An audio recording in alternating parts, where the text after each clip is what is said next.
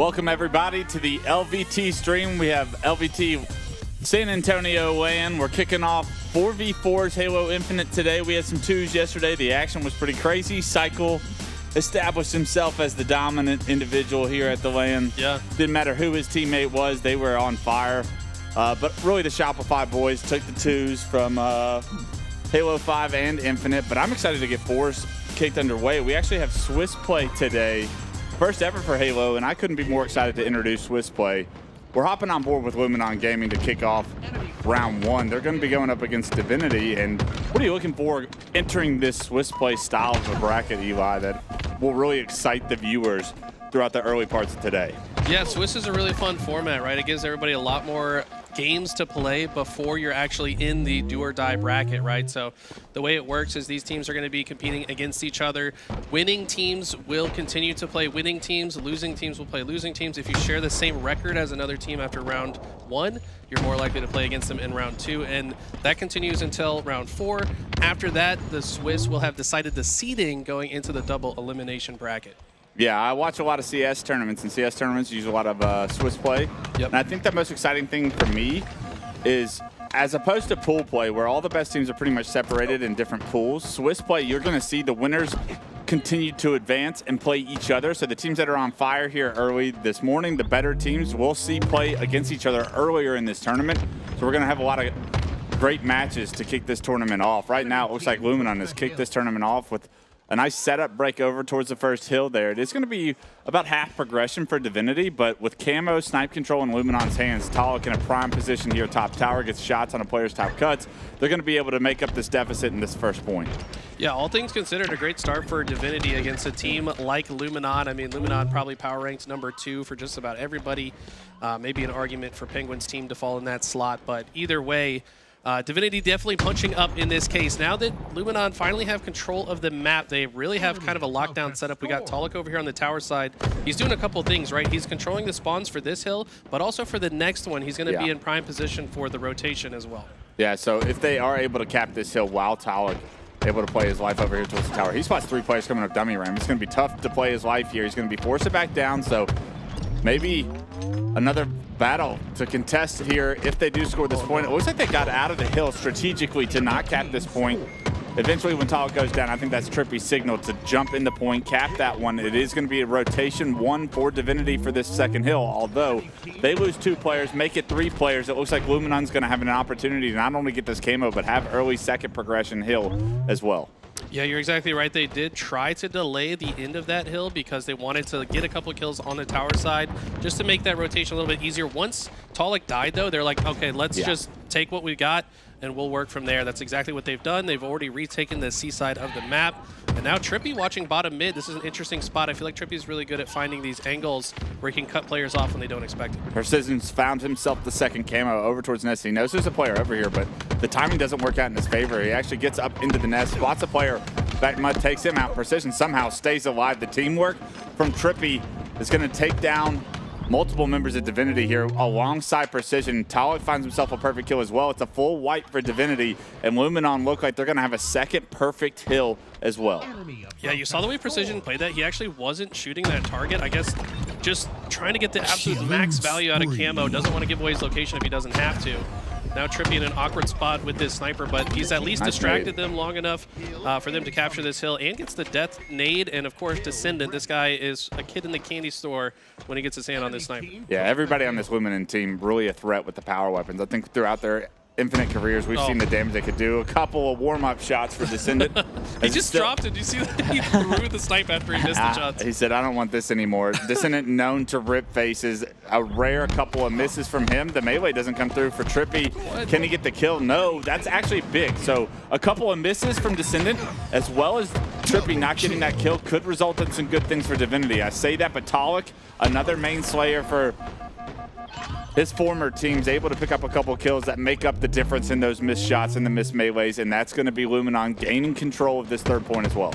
The players on this roster are so strong that even if 2 of them are having bad games, like the other one's going to step up to the occasion. Right now it looks like it's Talik who is popping up. He's got 14 kills already, just 3 deaths. The rest of his squad only at 8. And we talked a little bit about Talik, just you and I, you know, spitballing before the tournament, like this guy has one of the highest ceilings in the game. It's just a matter of, is he always going to show up like this? Yeah, and obviously he's going to give this team so much firepower when he does. 14-4-3 to kick this one off to send it, even though he missed a couple snipe shots, 10-2-8 right behind him. But this Luminon roster, we saw the success they had in the qualifiers for Birmingham coming into this event, and that gave their fans a lot of promise to say, hey, this could be the team that competes with Shopify here this weekend. This could be the team that upsets them. The talent on this roster is nothing to be shy of. Every single one of these 4 players was really a main slayer and a main component of their team's success previously. So putting them all together, we wondered how they would combine and how they would mesh well together. Well, so far, we've seen some great things from Luminon. Kicking this tournament off, game 1, 3-0 is a perfect scoreline to make you believe they're going to show up here this weekend as well. Absolutely. I mean, we're talking about the dominance of Shopify. Let's take a look at this nice setup here from Descendant. But the dominance of Shopify, if I'm not mistaken, Luminon is the first team to take a series off of Shopify since Charlotte of last year. Because, like, they just frankly haven't lost to any teams until now, of course. And they almost got 3-0'd in the finals before they pulled the reverse sweep. So Shopify still the top dog, but Luminon definitely chomping at their heels. Yeah, and I think all the fans want to see is somebody push Shopify to the limit. Somebody, can you break what is apparently the new God squad that is Shopify, the world champions that is Shopify. They have looked untouchable, to your point, for so long it feels like. But this Luminon team kind of scratched the surface of what it could be to create an upset against them, beating them in the winner's bracket finals of that qualifier, going to another game 5, and then ultimately losing. But right now, Luminon look like they've showed up here this weekend, and I can't wait to see what the rest of today even has in store for this team. Looks like game 1 heavily goes in their favor, and this Divinity team, we saw glimpses of Kells yesterday, glimpses of Fate, and the talent that they have. So these guys are no pushovers. So for the dominant performance we've seen here in game 1, that's got to give Luminon fans something to cheer about early on. Yeah, Divinity was the first team here this weekend. They were practicing back on Thursday before their 4th arrived. I actually got to play with these guys quite a bit, and so matchmaking, had some fun playing with them. They got good attitudes, man, and they're really individually talented. They have a good grasp on the game, so this is definitely a team you don't want to sleep on. The problem right now is they're just up against one of the best in the world. Yeah, when you match up round 1 against a team like Luminon, that's never a place you want to be, but a lot of gameplay left in store. To your point earlier when we're talking about Swiss play, even when they go down in this series, they're going to have plenty of games to make up for it, plenty of time to prove themselves amongst the other teams here at this tournament, but they are playing against probably the number 2 seed overall at this tournament and one of the favorites to take it all, I'd say. Yeah, Swiss is cool because it kind of guarantees that every match after round 1 is more competitive, right? Yeah. Because it's like, oh, we lost, but we're playing against another team that also lost. So it's going to be a bit more competitive on both the winning and the losing sides. So it's going to be a lot of fun action today. And Eli, you and I both know the coming into a tournament with maybe not one of the best seeds in the world, yeah, you always enjoy playing some of the top dogs, especially early on in the tournament. Yeah, it doesn't bode well, especially in double elimination formats where you get knocked to that elimination bracket. But in Swiss play here, getting to kick off your day against such a juggernaut team like Luminon is, it can only better your opportunity against teams that you're going to play after it, because you feel like you've taken the best punch you're going to take for the day, and nobody else is going to be playing at the pace that Luminon is. It's going to be hitting the shots that Luminon is that you're going to play against for the rest of Swiss play. So as long as you can show some promise, keep your confidence in a series like this, leaving it is only going to make you sharper. Yeah, playing against these guys, you got to feel like Rock Lee with the weights on, right? Yep. Once you find yourself in that next series, it's you're ready and warmed up, and you're probably going to be playing at a faster pace than whoever you're playing against, unless they got reps against Shopify, I guess. But regardless, you're going to definitely be feeling quite good about it. But here we go into Solitude Slayer. One of the Slayers that survived the game type changes, I think for good reason. This is always a good one. But it can also be a bit snowbally. I'm hoping to see some resilience out of Divinity if they can kind of keep this game from getting out of control. Yeah, looks like they haven't had a great start on the side of Divinity. It's going to be Trippy that finds the early camo. Descendant found the opening pick that opened up the map. And just like that, a 5-1 scoreline. Precision does go down as the first death. Dissector able to pick up that kill. But here comes Trippy with the shock rifle. Combining it with the camo is going to be a problem. Trippy was such a dominant power-up, power weapon controller throughout all of Halo Infinite, and it doesn't look like that story's changed much as he finds another kill towards LR. The patience, I love that. A lot of people would have shot that shot too early before they were fully clear on the headshot, but Trippy understands there's no reason to rush it. Kel's with a great pickup there, though. Finds his way to shut down camo and shock rifle. It's going to at least slow down Luminon a little bit.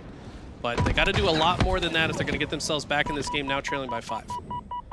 Game slows down for just a moment. 5-10 the score line, so a couple of kills from Divinity in disadvantageous positions have allowed them to stay in this game, and often we see the Slayer where the lesser seed, the lesser team can create the upset, can make the game a little bit closer than the objectives. Game 1 was obviously a 4-0. Right now, 5 kills separate the two as trades across the board. 9-14, Divinity try to get on their feet here towards the snipe.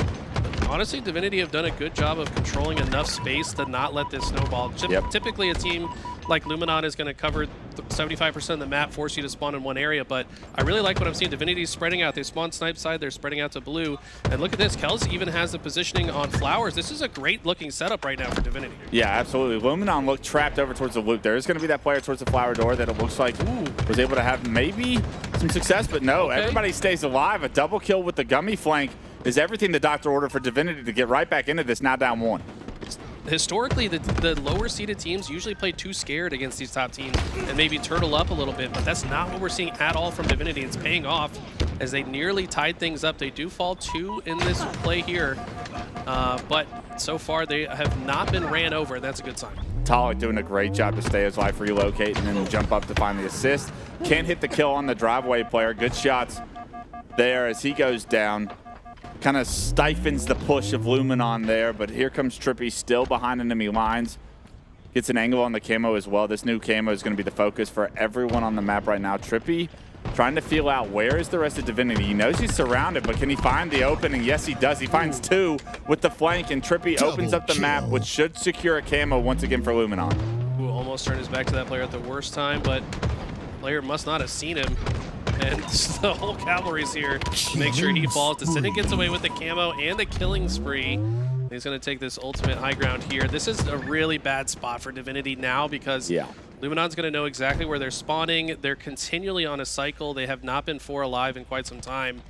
This might be where it gets out of hand. Yeah, Eli, you made the point last time around when Luminon was able to get that first camo. Divinity did a really good job of minimizing the damage that was done with that camo, but right now, Precision with the shock rifle in hand, Trippy with the camo, or Descendant with the camo, I'm sorry. This is going to be another difficult position, and if they're not successful in stifling the push, this is where we see the game blow out. 30-18 now. It was once a 2-kill game before that camo popped. All of a sudden blown up into a 12-kill game. Multiple members stuck, bottom snipe. And here comes Descendant. The killing spree for Descendants on the first. Thrust back to make sure he doesn't even take any damage. Precision has his back as well with the shock rifle. And it's almost a back-to-back perfect wipe of Divinity for Luminon Gaming. Oh, I love to see that. Decision is what I like to call them, the Descendant Precision duo. Always so in sync, keeping each other alive. They have not lost a moment. And by the way, you're doing a great job, Clutch. Is stifle a word? I swear it's stifle, right? Stifle the push?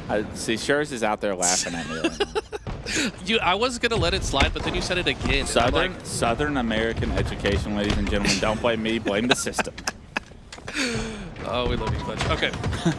This game, yeah, Luminon started to show us that snowball we talked about that could just really get out of hand. It just comes from, like, controlling the spawns, forcing them exactly where you want them. It's just... I was given props to Divinity for the space they had earlier. They have not had any space for the last 4 minutes or so. This is getting rough. Yeah, this is one of those maps specifically that really does snowball out of control, to a point you made earlier, and how good of a job Divinity did fighting from those like disadvantageous positions, but it's only a matter of time. The recipe is there for Luminon, and they know once they get that level of control, eventually they're going to have the level of success we've seen over the past few minutes now. 46-27, we're looking at a potential stake here. Multiple members are trying to push into blue to create some space. Kels found himself a camo, which could result in a few kills, but eating a melee with camo is never something you want to do. That's an easy trade on the side of Luminon. 3 go down, and now 29-40 now, 1 kill needed, and Luminon on the prowl. Talik with his mind set on the prize, but it's actually Trippy that finds the kill in the feed, ending at 50-29. So another dominant performance there from basically the second camo on for Luminon Gaming. Show you a 2-0 scoreline here early in Swiss play. Yeah, Divinity should take a lot away from that game, though. I feel like they did have moments where they were in control of the map and probably felt good about it. Even towards the end, they went on a little bit of a run, almost prevented the Staketacular, but at the end of the day, Luminon just a little bit too strong as we see 16 assists out of Talik. Bruh. That's insane. And Joey, 16 and 6 himself. We take a look at the damage. Look at how much more Talik is shooting than everyone. I mean, maybe he's using the VR. Yeah, you never know if it's commando rifle or battle rifle, damage. But still the damage, I think, is the telling story always for the player. And I mean, you don't get 16 assists without having a ton of damage. 4,700 for Talik, just blowing those stats out of the water in comparison to his team. And that's what Talik can bring to a team, right? When Talik is able to get posted up and find his flow, he can be such a problem on the map. If he's not picking up the kills, you know players like Descendant, Precision, and Trippy are feasting on weak players. We hopped on board with this flank from Trippy. You can almost guarantee that was a double assist for Talik. These two players, no shield. Descendant picking up some easy kills. The thrust back was perfect just to make sure you don't take any extra damage. And I think that those little things really start to add up here as the score starts to get out of hand. 100%. People celebrate winning a fight, but if you win the fight with more shields, you're going to be more ready for the next fight, which is like something that is super important in Halo, and I think Luminon really put that on display. They're so efficient in every fight, taking the minimal amount of damage so they can maximally be ready for the next one. But going into Origin Flag, I'll be honest, based on what we've seen so far, this one could be very fast. This one could be over in 2 minutes. Yeah, you got to think this is exactly what the doctor ordered for Luminon fans and the team coming into this weekend with the success they had online, with the opportunity to potentially take down a team like Shopify. You have to start and basically run this tournament in dominant fashion to bring that level of confidence to what is inevitably a winners finals, a grand finals, or even the end of Swiss play. Anytime you're going to go up against a team like Shopify, you have to have a unprecedented track record going into that series to believe that you have the opportunity there in front of you. You don't want to be struggling with the early round teams, and I think Luminon are here to make that a point every single time they hop on the server. So far in this series, they have looked flawless. They have looked perfect, and as we set our eyes here on Game 3, Origin CTF can be a very fast game if the power weapons go into your hands. Sniping rockets, obviously the name of the game, and when you look at players on Luminon, I mean, all you think of is their power weapon prowess and their control and the damage that can be done through all four of those players' point of views. They're really like the power weapon controllers for each of the teams that they were previously on throughout the past few years. Precision, when you think of him, you think of the snipe. When you think of Descendant, you think of the wild things he does with the S7. Trippy is always on top of snipes and rockets. And then Talik, traditionally one of the main slayers for his teams as well. So you always are playing fantasy in your head, especially when you're putting a team together. You're thinking, throughout all of Halo, just putting 4 main slayers on a team, is that going to work? We've seen it fail in the past, but this roster seems like they have the right components to make it all work. To me, when I look at this roster, like I see Descendant and Precision as very clear, like pure slayers. But I think Trippy and Talik are a little bit more all-arounders. Like they can be that guy, but they also have a lot more tools in the bag. You know what I'm saying? I think they can be the guys that kind of hold the objective or make the quick rotations to give, Descendant and Precision more room to do what they do best. To me, it's weird. Now that I'm starting to actually break down this team, a lot of them are the main slayers, the damage dealers for their respective teams in the past, but they do it in different ways. Yep. Descendant is an aggressor. He likes to fly. He likes to get into your face. Trippy's more of like that sneaky, he's a lurk, like flanker that finds his damage through that functionality.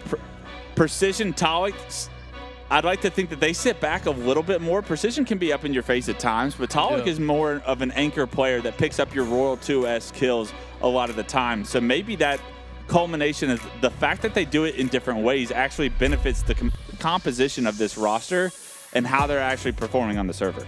Yeah, I see Talik as like a attention grabber. Like he will intentionally hold your attention by outputting max damage to you, forcing you to turn and look at him, and then of course Trippy's around in the corner and hitting him in the back. So I do think that, like, composition wise, this team kind of has all the right pieces to give Shopify issues, and they already have proven that. Like I said, defeating them in at least one series so far in the online series leading up to this. Yeah, my big question is, can they do it consistently? Yeah. I think the big knock on some of the players here on Luminon is how consistent are they playing at their ceiling, because we know what Descendant is capable of. He has taken over series with the best players in the world before when he is on fire. Can he find that fire here this weekend? Can he consistently play at that level? He's going to need to, for this Luminon team to have the ambitious run that you know that they came into this tournament trying to find. But as we take a little bit of a break here, getting ready for Game 3, taking a look at the players, obviously the setups aren't playing against each other. We get a look at Shopify. It looks like they're locked in on the right side, and then Luminon on the left. I mean, that's got to be some fun banter going on in between games for them and whatnot. You know that there's no love lost there. And shout out to these guys. This is the next row over. So everybody's got their own setup. It looks like they're playing against each other, but that's just where they're playing. Yep. But we got Penguin's team on the left, Boo Boo Doo Boo's on the far side with the hat on, the Falcated, Penguin, and Suppressed. That's going to be a monster That's going to be a great squad. On the other side, you got Yaxon, Piggy, Envor, and a Breaking Shot. And Coach Ramy. Love to see Ramy. He lives close to here, so I talked to him a bit yesterday. He was like, yeah, there's Halo near me. There's no way I'm not showing up. So got to respect that. Taking a look at the wider cam, we see Tools and Best Man. Best Man got himself his first tournament wins this past year. Couldn't be more happy to see that. You know, Eli, you were a teammate of Best Man. I teamed with Best Man for an event, and I've competed against him my entire career. And when I tell you, somebody that I thought was capable of winning so many tournaments, every single time I played Best Man, I had so much respect for the way he played the game. Not only his individual skill, but the actual way that he would just be at your power up on arrows, and it felt like he was there the entire game, and you couldn't flush him out to save your life. So often was he a thorn in my side, and so often did he have success against me. I couldn't say enough good things about him, so awesome to see him take the coaching role over at Shopify, put together himself one hell of a squad that find themselves to be the reigning world champions. You know it has something to do with Coach Bestman just as well as the players that we always praise. 100%. I mean, Bestman and I knew each other when we were very young, like 15 years old probably, grinding midship FFAs back in Halo 2. I was begging for an invite back then, couldn't get one. Yeah, sorry, kid. They let me in one, I get 8, they kick me out. You weren't much of a free-for-all guy back then. Nah. But no, I was not. Bestman, he's been one of my best friends ever since.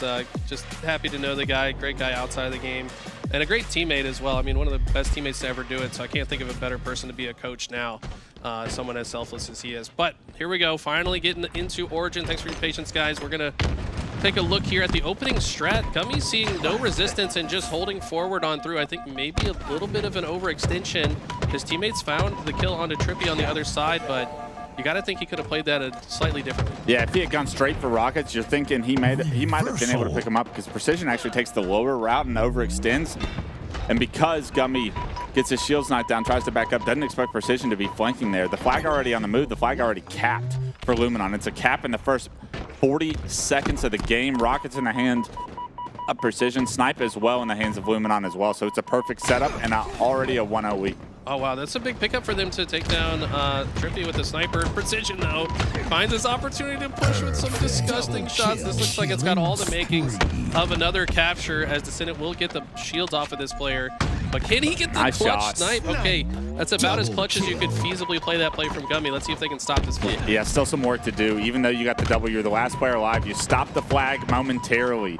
A couple of kills do go in their favor. Talek looks like he's going to be in a position to get a touch on that flag. Where are the respawners for Divinity here? Momentarily. 3 down. The flag's still on the move. Descendant, Precision both pick up a kill. Talek on the prowl for a third. And that's going to be another cap going in here shortly. Descendant keeps that flag alive. The kills come through, and Precision starts this game off 7-0-1 and gives everything to Luminon to go up to a 2-0 lead. I do want to take just a second to talk about Precision going into the window with rockets, thrusting past the first player, and using the rocket to kill the player towards cave, and then refocusing and prioritizing the player on the flag stand that he thrusts past. If he shoots that rocket at that player, he's no shield, probably gets traded out. But I mean, the decision making is perfect The shots are perfect so far for Luminon. The control is perfect, and this game could be a quick one. Yeah, you're talking about you having less than half a second to decide which target you're selecting and then choosing the right option. I mean, that's a skill that it's frankly probably one of the hardest things to teach, right? You kind of just have to have it, and precision certainly does. But so far, Divinity preventing this from being my prediction of a 2-minute-long game. They've extended this into 9 minutes. Let's see if they can continue and maybe get a flag of their own on the board. Yeah, for the first time, it looks like they have snipe control right here. They do lose Gummy here. They're wanting to push into the cave. Their flag is getting pulled in the meantime, however, so these kills are important. Fate falls off the map, and that is probably where the cookie crumbles, right? Last player alive here, stuck in the cave, trying to get a kill onto Talik with the flag, but not able to do so. Nobody able to take him out from across the map, and Talik's going to get the flag to someone else, but a little bit of a toy around. They're going to punch that flag finally in, but it's virtually a perfect CTF game, everything you expected after watching the first 2 games from Luminon. And they're going to advance here from the first round of Swiss play with a swift 3-0, and they look like the team we saw online. They look like they are primed and ready to compete with the world's best later on today. I think Descendant at the end there was like, hey, I already got the first 2 caps. Can I get the third one too? Like, and he ran those first 2 flags super fast. Everybody talks about like Legend for his insane flag run capabilities. Descendant's on that list too. His movement is absolutely insane, and that's how they were able to get those 2 caps so easily early on. As we take a look at some of the replays here. And yeah, Descendant didn't even get a kill for a while. I think he got his first kill around the same time he capped his second flag. So that just shows how all these guys are in the right spot. They need to be at the right time. They're all doing different things that add so much value. Yeah, efficiency is the name of the game, yes. Right? They turn these kills and their control into actual flag caps. It was 40 seconds for the first one. You get sniped, you get rockets, you expect to get a flag cap on the board. But you reach those expectations. And I think that that's what really separates a lot of top teams a lot of the time, especially teams that are just newly formed, is how efficient are they? Are they actually on their P's and Q's to translate the level of control and the gun skill and the fights that they win? Are they translating that into the score line? I think throughout this series we saw unbelievable efficiency from Luminon, whether it was the King of the Hill, whether it was control on Solitude with having the enemy team trapped, or whether it was 4 down, you have power weapons on a map like Kali. Can you figure out ways to translate that immediately into the score? They did a phenomenal job, perfect job so far here. We'll see if that translates and continues as the competition gets higher. But you love everything you saw from Luminon in that first series. Yeah, I mean, they did everything they were supposed to. As we take a look here at all the results that are flowing in from that round 1, it looks like 4 of the series are already over. Last one to go is Inconceivable. That is Boo Boo Dubu and Penguins team playing Fake It Till You Make It, which can't remember which team that is exactly, but either way, we expect Boo Boo Dubu squad to come out on top, and we'll get those round 2 matches started here shortly. Yeah, that Inconceivable team is one that we haven't talked about, but all the familiar household names, Boo Boo Dubu, Penguins, Suppressed, guys that have been there, done that, had their success in Infinite. And if you're looking at the top 2 teams, Luminon and Shopify Rebellion, you're wondering, is there anybody else in this tournament that can make some series interesting? It's got to be that Inconceivable roster. And if they're playing at their highest ceiling, I believe they can catch one of these 2 top dogs sleeping. It's just a matter of what are we getting out of players like Penguin? Are we getting the best version of them? And if so, I think we will see some highly contested series even as the Swiss play continues, because we're already past round 1, right? And that's the exciting thing we tried to touch on before getting in the game here early on the stream, that Swiss play is going to bring us. We're going to start seeing some banger matchups early on. Pool play is a thing of the past. It's no longer 4 of the best teams separated across all these different pools, and we won't see them till tomorrow. We're going to see high-level octane Halo here very shortly. Yeah, I'm a big fan of the Swiss structure personally, because like you said, in one pool and an HCS event, you kind of going into it already know who's going to win the pool, probably who's going to get second. Like, it's all the seeds are so far apart. There's usually like one interesting match in pool play that I'm like, yeah, Friday night, that's where I want to be. But this pretty much guarantees nonstop good games. Of course, that one felt like a blowout, but that's round 1 is the only time that you're going to see blowouts of that magnitude in Swiss. Excited to continue this underway. I'm sure a little bit of a break is necessary. Catch your breath. Speaking of catching your breath, I saw an article online that Renegade was attached to over the week, and very interesting. Doctors did a study that if you inhale when you swing, you're supposed to inhale oxygen to the brain. When you swing, that gives you a higher chance of hitting your shots. Made me start thinking, did I inhale? Did I exhale? Did I hold my breath? Yeah, I mean, is this just another way for players to head case now? Like, they're worried about their sensitivity. Now they're going to be worried about their breath when they're shooting their gun? Like 100%. I think of players like Ace that held his mouth open wide when he would play. Ogre, we're thinking about Ogre, too. He always had the head lean with the mouth open. Like thinking about Elamite moving with the he's always one-to-one with the character. Shout out to Kyle. He's probably watching. Yeah. Who else was out there? A lot of players, like the Snipe Downs of the world, they were specifically known for maybe not calling out while they were playing. Neighbor. Yeah.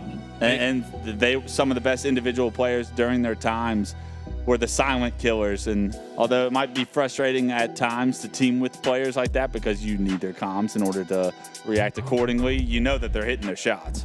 I'm having flashbacks of like Ola on his cam, like mouth open, like just flow state. Nothing in his brain but Halo. You know what I mean? Like that, I promise you, there's a lot of things in that kid's brain. A lot of interesting. That guy things. was a problem. But it looks like this is the last series of Winners 1, so we're actually able to hop in. Okay, so Fake It Till You Make It is Bandemonium's team. Shout out to Banda, awesome member of the community. I've been at numerous after parties with this guy. Always a joy to be around. This is a fun squad, but they're playing against a tough squad for them. Yeah, round ones, especially with the tournament with the teams sizes that we have here, it's everyone, especially when you have three of probably some of the best players in the world.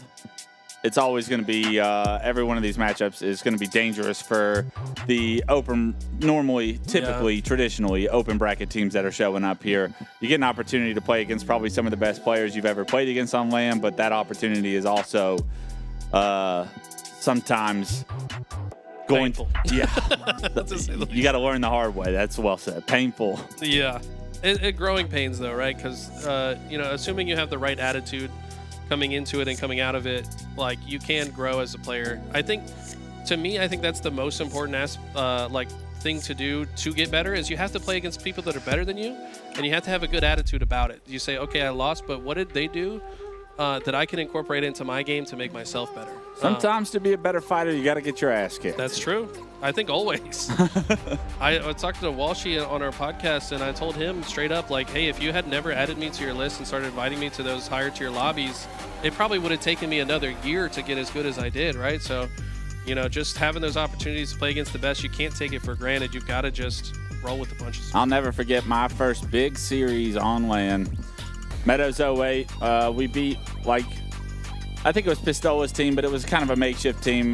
This is before Pistola was the god and was given an opportunity in fours. We played Pistola's team. That was nice. We won that series, and then we played against Final Boss on main stage. And let me tell you, I'll never forget just a moment. It was game one, pit flag, and I spawn Mauler. I walk out of my Mauler. My first two teammates just got sniped by side. And the second I walked out of Mauler, my Spartan's doing a backflip. And the crowd is going crazy. And I'll never forget just being like, we are outclassed, outmatched. And we had played close with FB online. I think we might have even beat them in a game battles tournament. But we got the hottest 3-0 I'd ever gotten on LAN up to that point. Yeah. And I was like, this is what it's like to play against Final Boss on LAN. No fun. So very similar story going around here in the first round of Swift play here. Inconceivable. Fake it till you make it. I like the squad name. I do too. It's difficult to say as a caster, so just what's that? FTYMI? Yeah, we're not doing that either. Okay, never mind. I was gonna make something out of it. Sometimes the acronyms help. Sometimes they don't. Falcade found himself to snipe off the break. It's gonna be rocket control as well. Flag on the move. So a very similar story from what we saw from the Luminon series here. Foul does get taken down, not without landing a couple of body shots. Both the rockets are finding home for Suppress. Finds himself a double, make it a triple. Last player alive, elbow. You know he wants the over, but he's knocked to no shield, so probably better that he plays his life. The snipe actually does get re-picked up in the hands of Penguin. Good control, perfect control. It's a triple kill back-to-back. We saw Suppress get one, now it's Penguin's turn, and Penguin gets that flag on the move. Another flag on the move. This could be an even faster game than we saw in the Luminon series. Yeah, these guys have been waiting for this game, and they're already ready to get it over with. As that second cap does go in. Oh, wow. Allocated. It's a disgusting. The angle that he chose to thrust is so hard for the low ground player to shoot at, and that's what makes him so dangerous. Well, in real time, to shoot that grenade on the ground as he's thrusting backwards, that's incredible. Incredible shots from Penguin. Thought he killed him with the first shot of the Bandit. Doesn't do so, but finds home. It's a triple from Penguin. Everyone getting triple kills. I think it's back-to-back triples from Penguin after he punches that second flag, and he continues to go to work. The flag on the move, of course, will end the game as Penguin's triple in back-to-back scenarios. You could never really get on your feet. You blink and you miss the game. It's a 3-0, and we will see them advance once again. And now all of a sudden we have the second round of Swiss play coming up, and 3 of the teams we expect to advance so quickly that they may be finding each other very shortly. I think that's the last time we have a super fast round. There's going to be a lot more hotly contested matches coming up as we enter round 2 of Swiss, where these top teams will start facing each other. It's a goose for Boo Boo. Boo Boo winning the game 0-1 and 8. That's not his first time doing that, by the way. He's done that several times. It's on purpose at some point. Yeah, no, I remember coaching him, and he did it on Catalyst. He's done it on, I think he did it on Catalyst twice. This guy is insane. Pandemonium with 4 shots hit. That's never a good sign. Usually you need 5 to get a kill. Yep. That's we don't need to talk about that. I like Bandit. Okay, well, thank you guys for watching. I hope you guys are having fun. We're going to take a short break. Don't go anywhere. And when we come back, we'll have that round 2 action for you.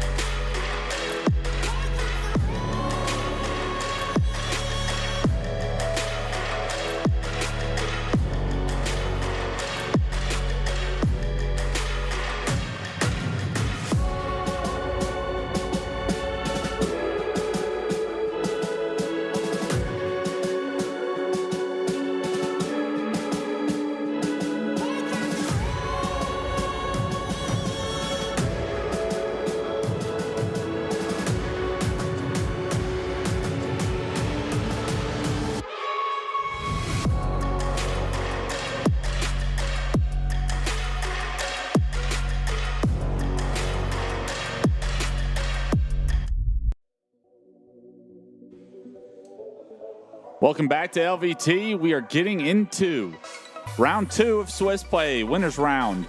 And this is going to be Shopify Rebellion, I believe, versus Kraken Seas. Kraken Seas has a lot of familiar names here. Recharge Oddball is the name of the game for game 1, and we're getting to see the former world champions, the reigning world champions, respectfully, go at it. And this is what I would say is probably the first series we'll see some very familiar names on both sides. Piggy, Envor, Breaking Shot, Yaxon put themselves together a little squad. We'll see how they fare against the reigning world champions. Envor able to pick up the BR, put it to use on that player catwalks, finds himself a kill. Tries to open up the map. 2 actually go down for Shopify, so it is Kraken Seas that win the opening break.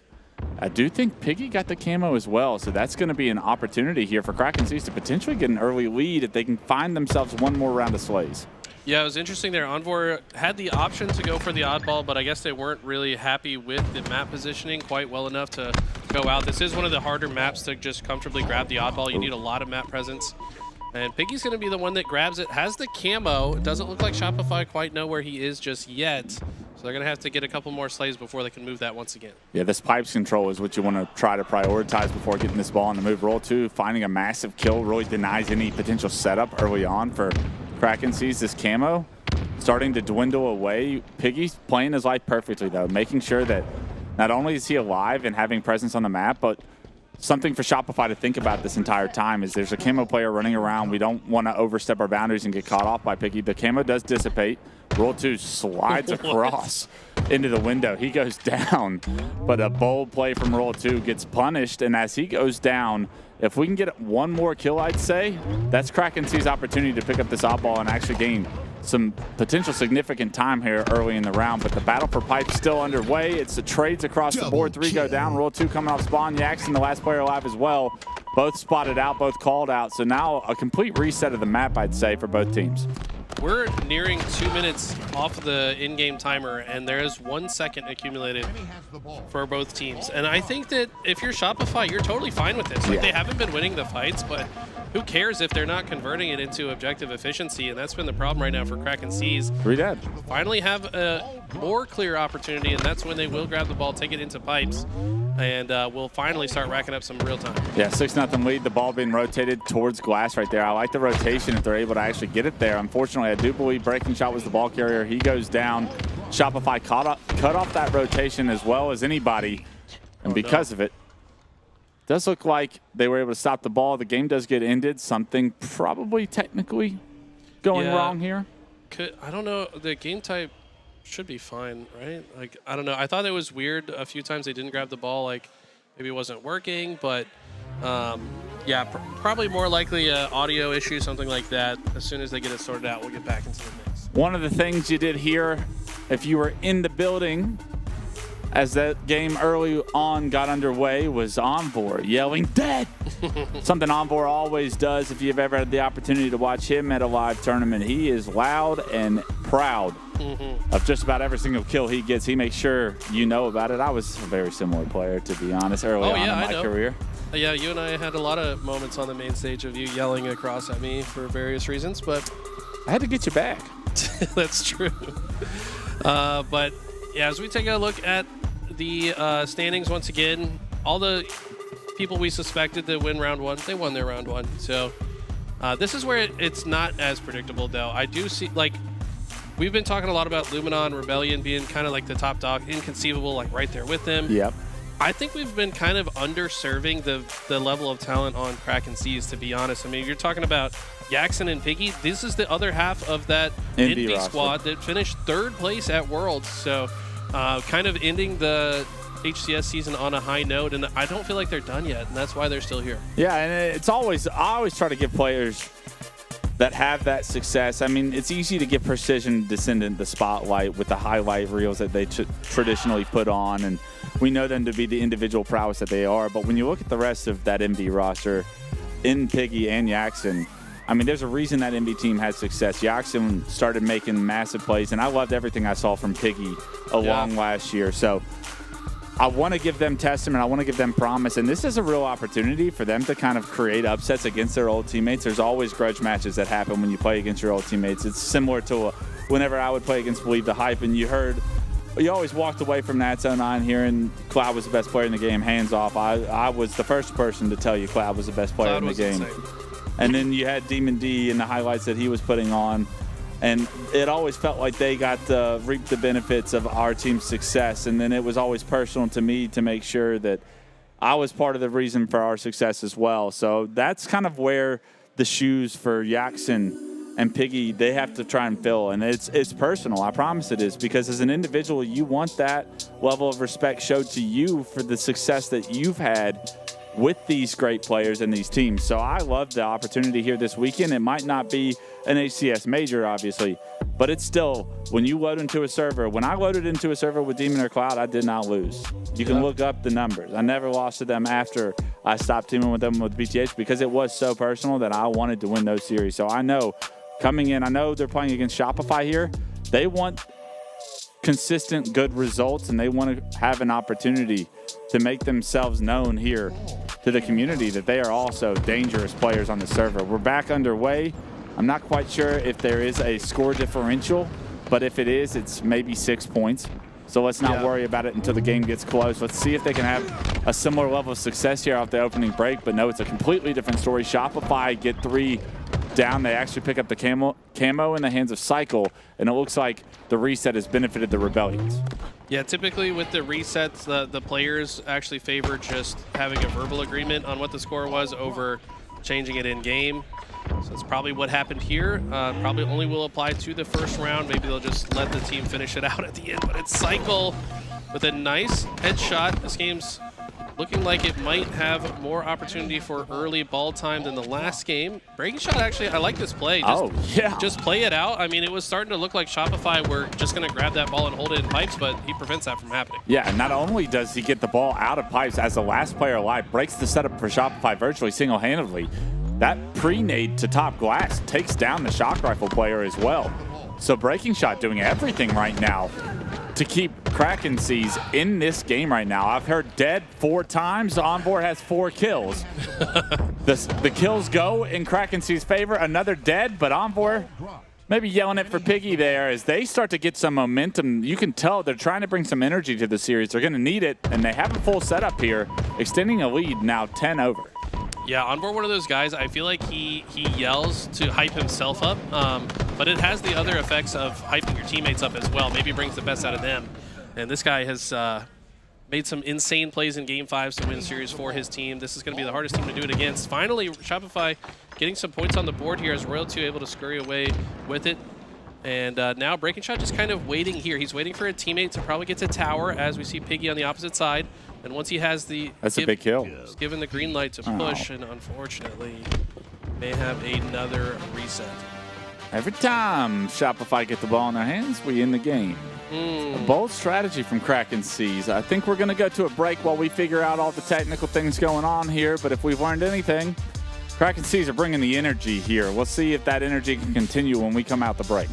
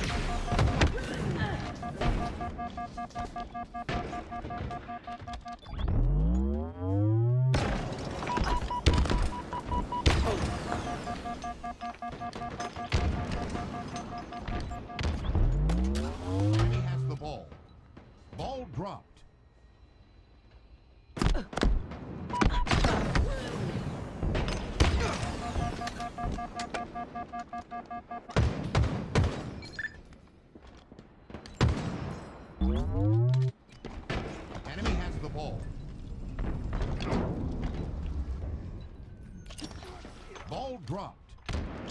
Enemy has the ball. Ball dropped. Enemy has the ball.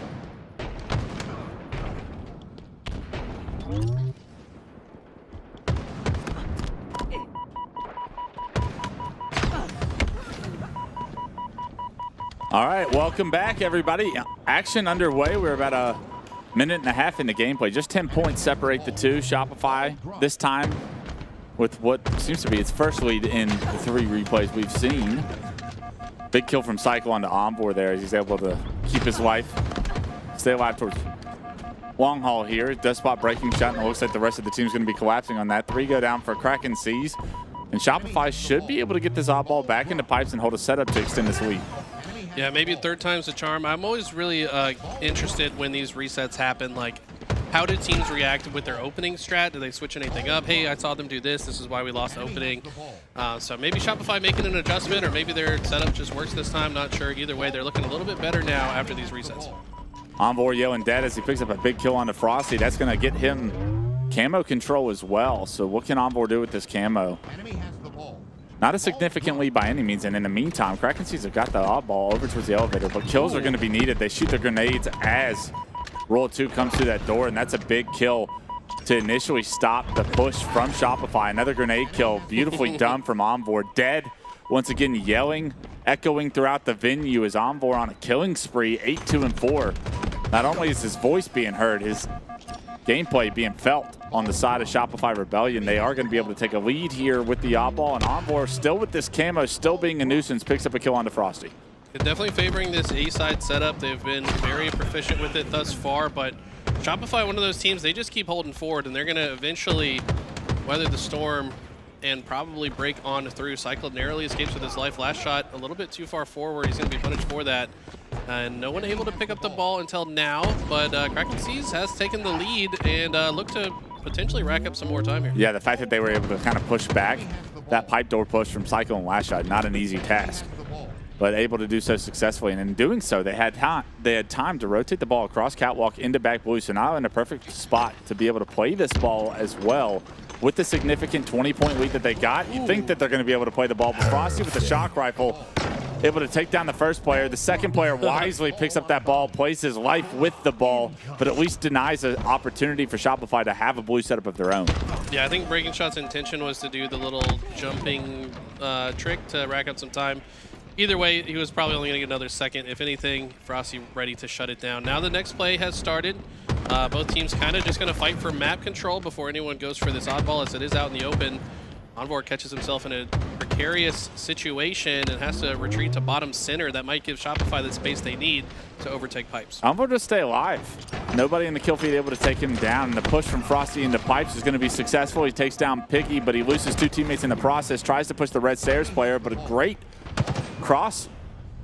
Jackson was actually right behind him there. I don't know how he slid right through him, basically. Yeah, the timing had to be crazy. But Jackson now controlling the pipes, watching the bottom side, knows they're likely spawning in A, and going to use this plasma pistol to see if he can shut somebody down quickly, dating back to 2004 hiding on the plat with the new combo here. And new camo's up, all eyes on that.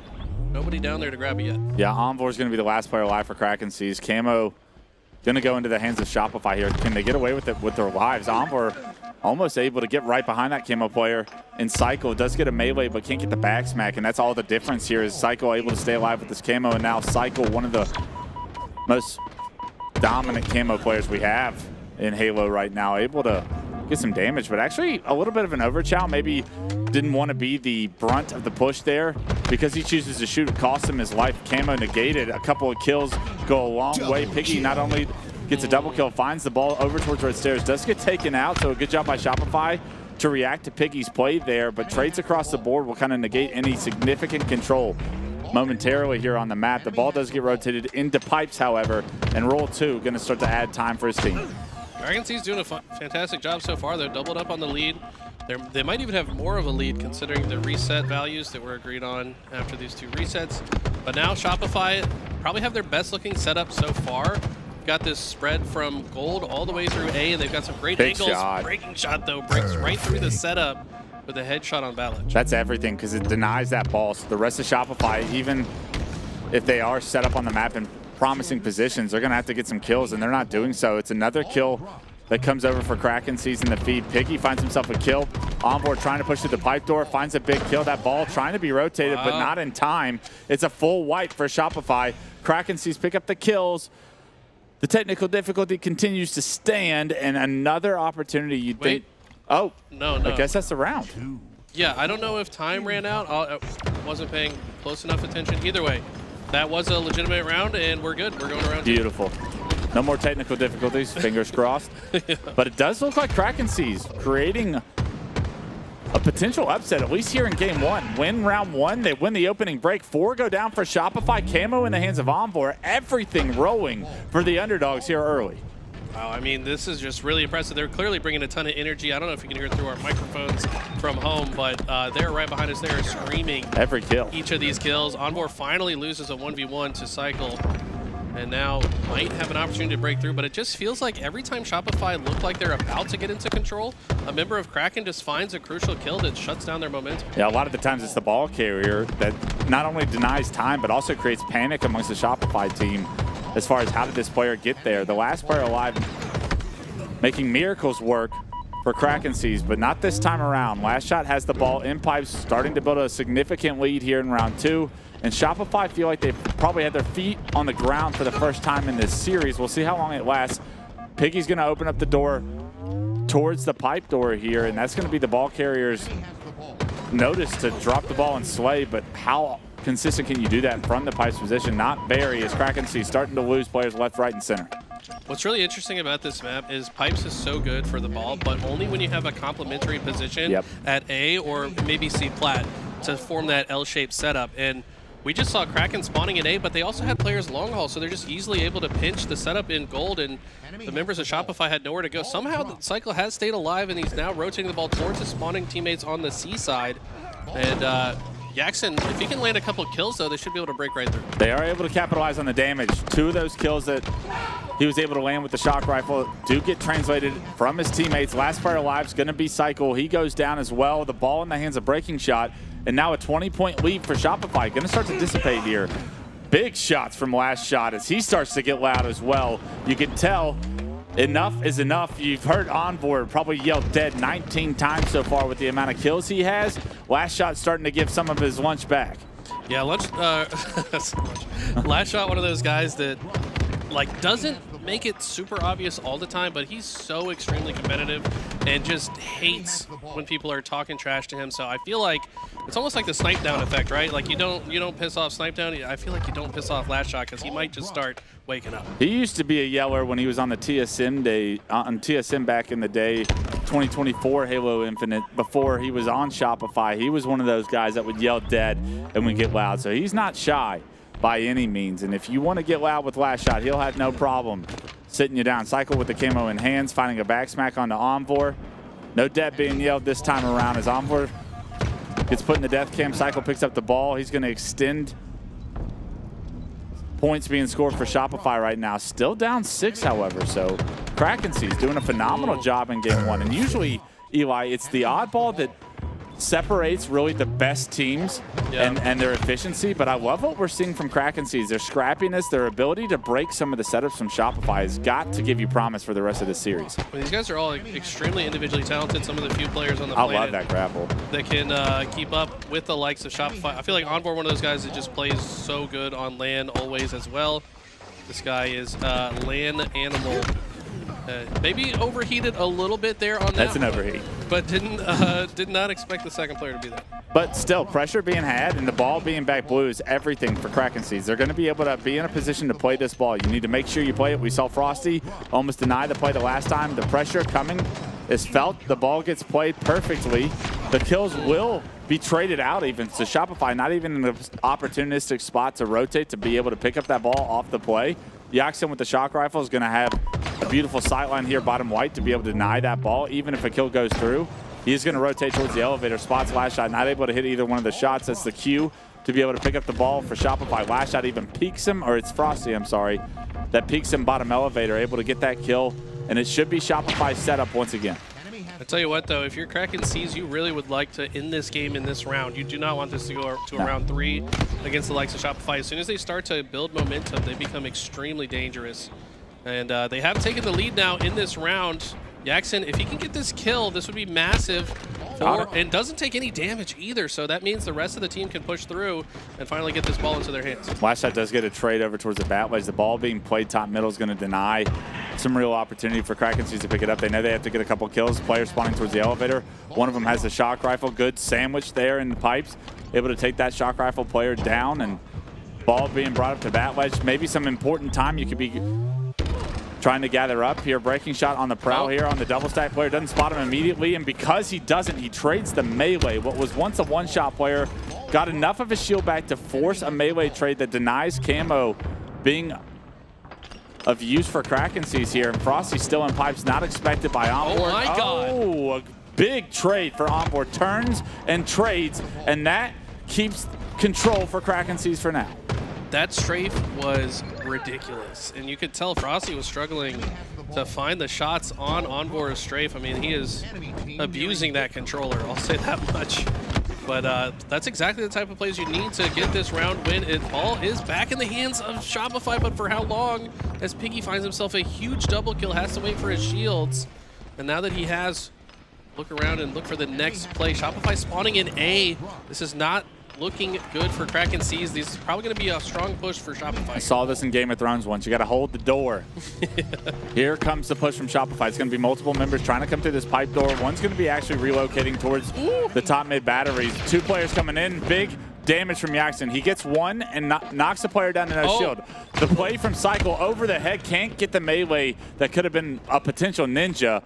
Will actually keep Kraken Seas in control of this ball. And now, Eli, they're going to take the lead here, 88. You're going to have one push from Shopify. These kills are everything for Kraken Seas to stop that push from being as powerful as it once could be. The ball gets rotated towards elevator, a beautiful rotation. So now that the reinforcements are going to be so much closer to this ball carrier, the kill will come through, but it's all for naught, you'd think. 1 second. Shopify actually get it done. 3 go down on the side of Kraken Seas. Wow. They need 10 points. It's up to Onboard. Can he break the setup alone? He gets the first kill. He gets through the door. The plasma grenade dodged by the oddball carrier, and Cycle will take this to a round 3 on the side of Shopify Rebellion. That is an absolute heartbreaker for Kraken Seas. Like I said, when you're against the best in the world and you have a lead, you really want the game to end as quickly as possible. Yeah. You don't want to give them a chance back in, but this now going to round 3 means Shopify have more time to correct their mistakes, more time to warm up and become the powerhouse we know they can be. Yeah, and you got to think there was moments of desperation, probably chaos there towards the end at the elevator. It looked like it was a promising situation for Kraken Seas. But let's refocus on the round 3. It's going to be everything to try and get a series lead for Kraken Seas against the reigning world champions. Onboard picked up the camo, now putting that camo to use, finds a kill into pipes, has the grapple to be able to grab that oddball as well, and it will be Kraken Seas getting off to an early lead. Onboard having himself a great game. 29 kills, 25 deaths. I feel like he's been the most impactful player as well. Just a lot of damage here. Creating openings. Jackson here, yeah, I love the confidence as well. These guys are not shy about holding forward against the best in the world. It's a clean 4 dead for Shopify. And look at this, great block of the spawns on the A side. This is going to force all of Shopify to come through the long haul. Onboard's got to be careful. He's brought the ball towards where the respawners are happening. A great job by Jackson to block elevator. Gives you so much information and power and map control here. But as he's watching the cross, he gets pushed up close. No one watching his cross, and he gets punished because of it. Yeah, you really got to have a secondary person in this setup, but the pressure from Shopify doesn't allow it. Got to focus on all these players in your face, and that's why Shopify's push was so successful. Ball now still in the hands of Kraken, but they've got a lot less map to work with, and Cycle's breaking his way through. Yeah, Piggy knows that's his cue to play the ball. He does just that. Cycle with his plasma pistol has been a problem. The plasma pistol doesn't come through here. Cycle gets a little bit of help from last shot. The duo find that kill, flush out pipes. The ball being played will negate any time. But 35-0, a straight 35-second scoreline with that setup is everything Kraken Seas needed to get back on their feet after a dramatic round 2 loss. Yeah, honestly, I mean, this is feeling a little bit uncharacteristic of Shopify. They're not feeling quite as tight and coordinated as we're used to seeing from them, but I think it's mostly because the individual gunfight wins on the side of Kraken Seas. They are playing so confident, they're hitting their shots, and frankly, it doesn't look like Shopify is ready for this this punch they're facing. Here comes the setup for Shopify. It's over towards the elevator. Breaking shot, the last player alive. Does try to play his life, but then pushes, and Cycle finds himself a double from across the map. The cross is strong. You know Shopify setups are going to be strong. You got to find that opening pick, and unfortunately, Kraken is not able to find that opening pick this time around, and that's going to be almost the entire lead being erased. In the meantime, however, Envor has picked up the second camo. So great camo control and power-up control so far. Frosty finds a double in the feed, so Envor's got to slow it down and wait for his teammates to respawn. Yeah, that's one of the worst feelings. You're the camo Big guy. kill. You see your two teammates die in the kill feed. You know that it's going to be difficult to make a play with that camo. And he did get that big kill, like you said, but unfortunately gets cut down shortly thereafter. Cycle with some great use of the plasma pistol, and he looks to add the shock rifle to his repertoire here. And Frosty's got the right part of the battery lined up, and now Cycle will be able to accumulate even more time. Envor didn't expect the re-peek of Cycle there with the shock rifle. Fortunately, Cycle misses it.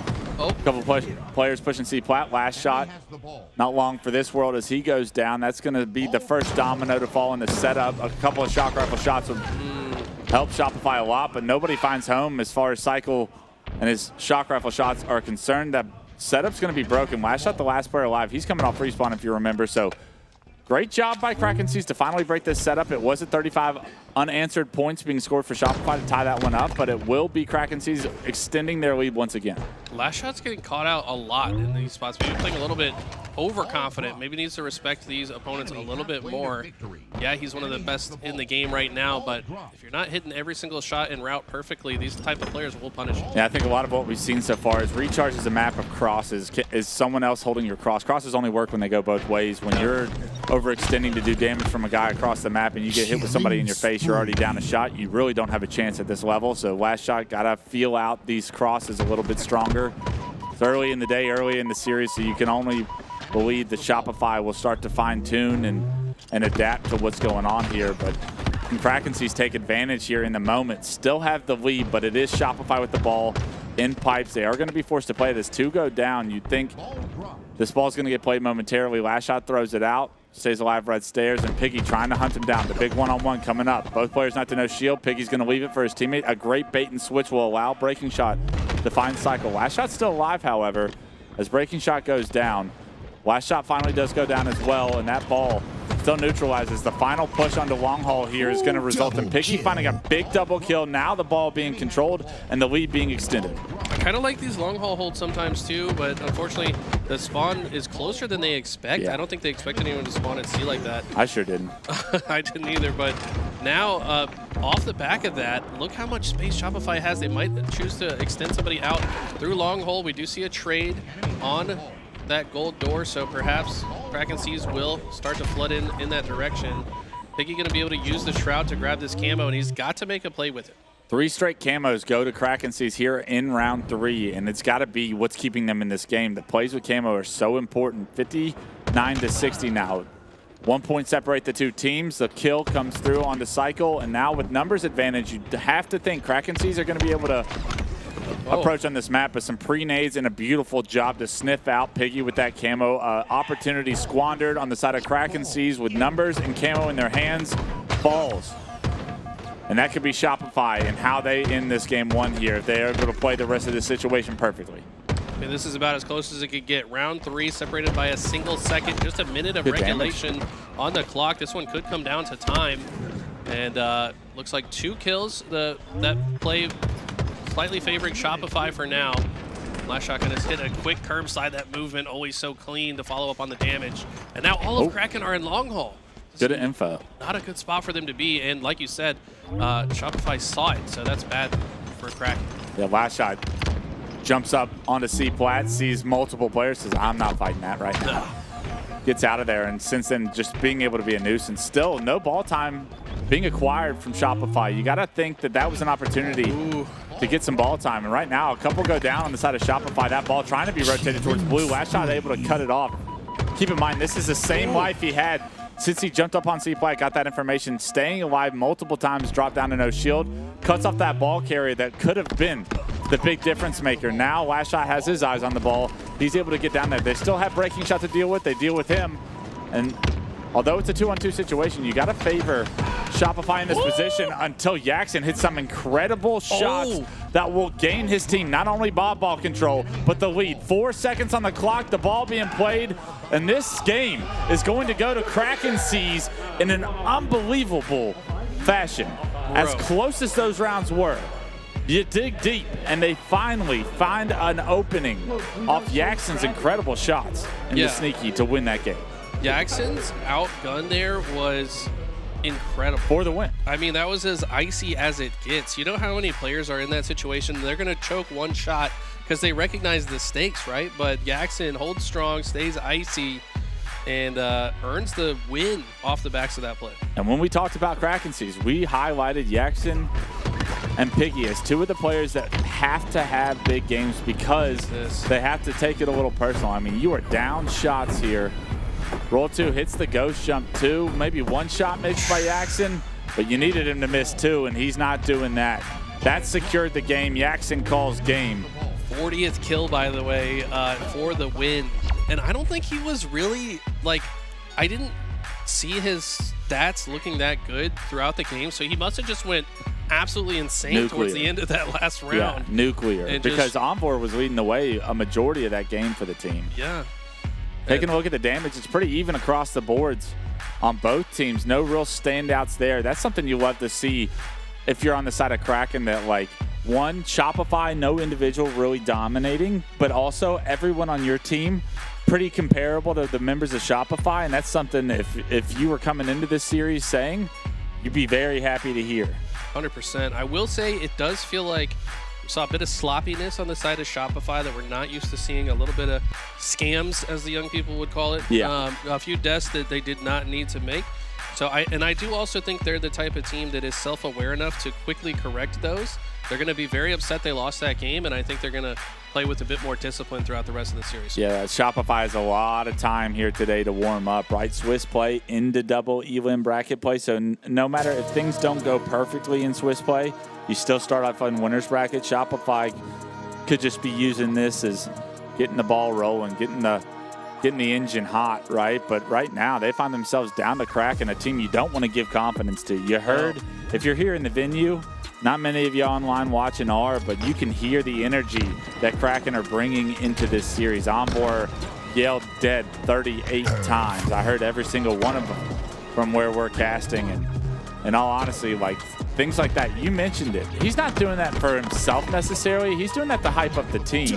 And you can tell this team now, after winning game 1, believes that they belong in the series. I mean, when you look across the board on this Kraken Seas team, every member of this team has been responsible for some of the biggest upsets that we have seen in HCS. Period. That's a good point. Like, Envor is typically that guy that's in a game 5 again, as the underdog, finds a way to drop 20 to win the series for his team.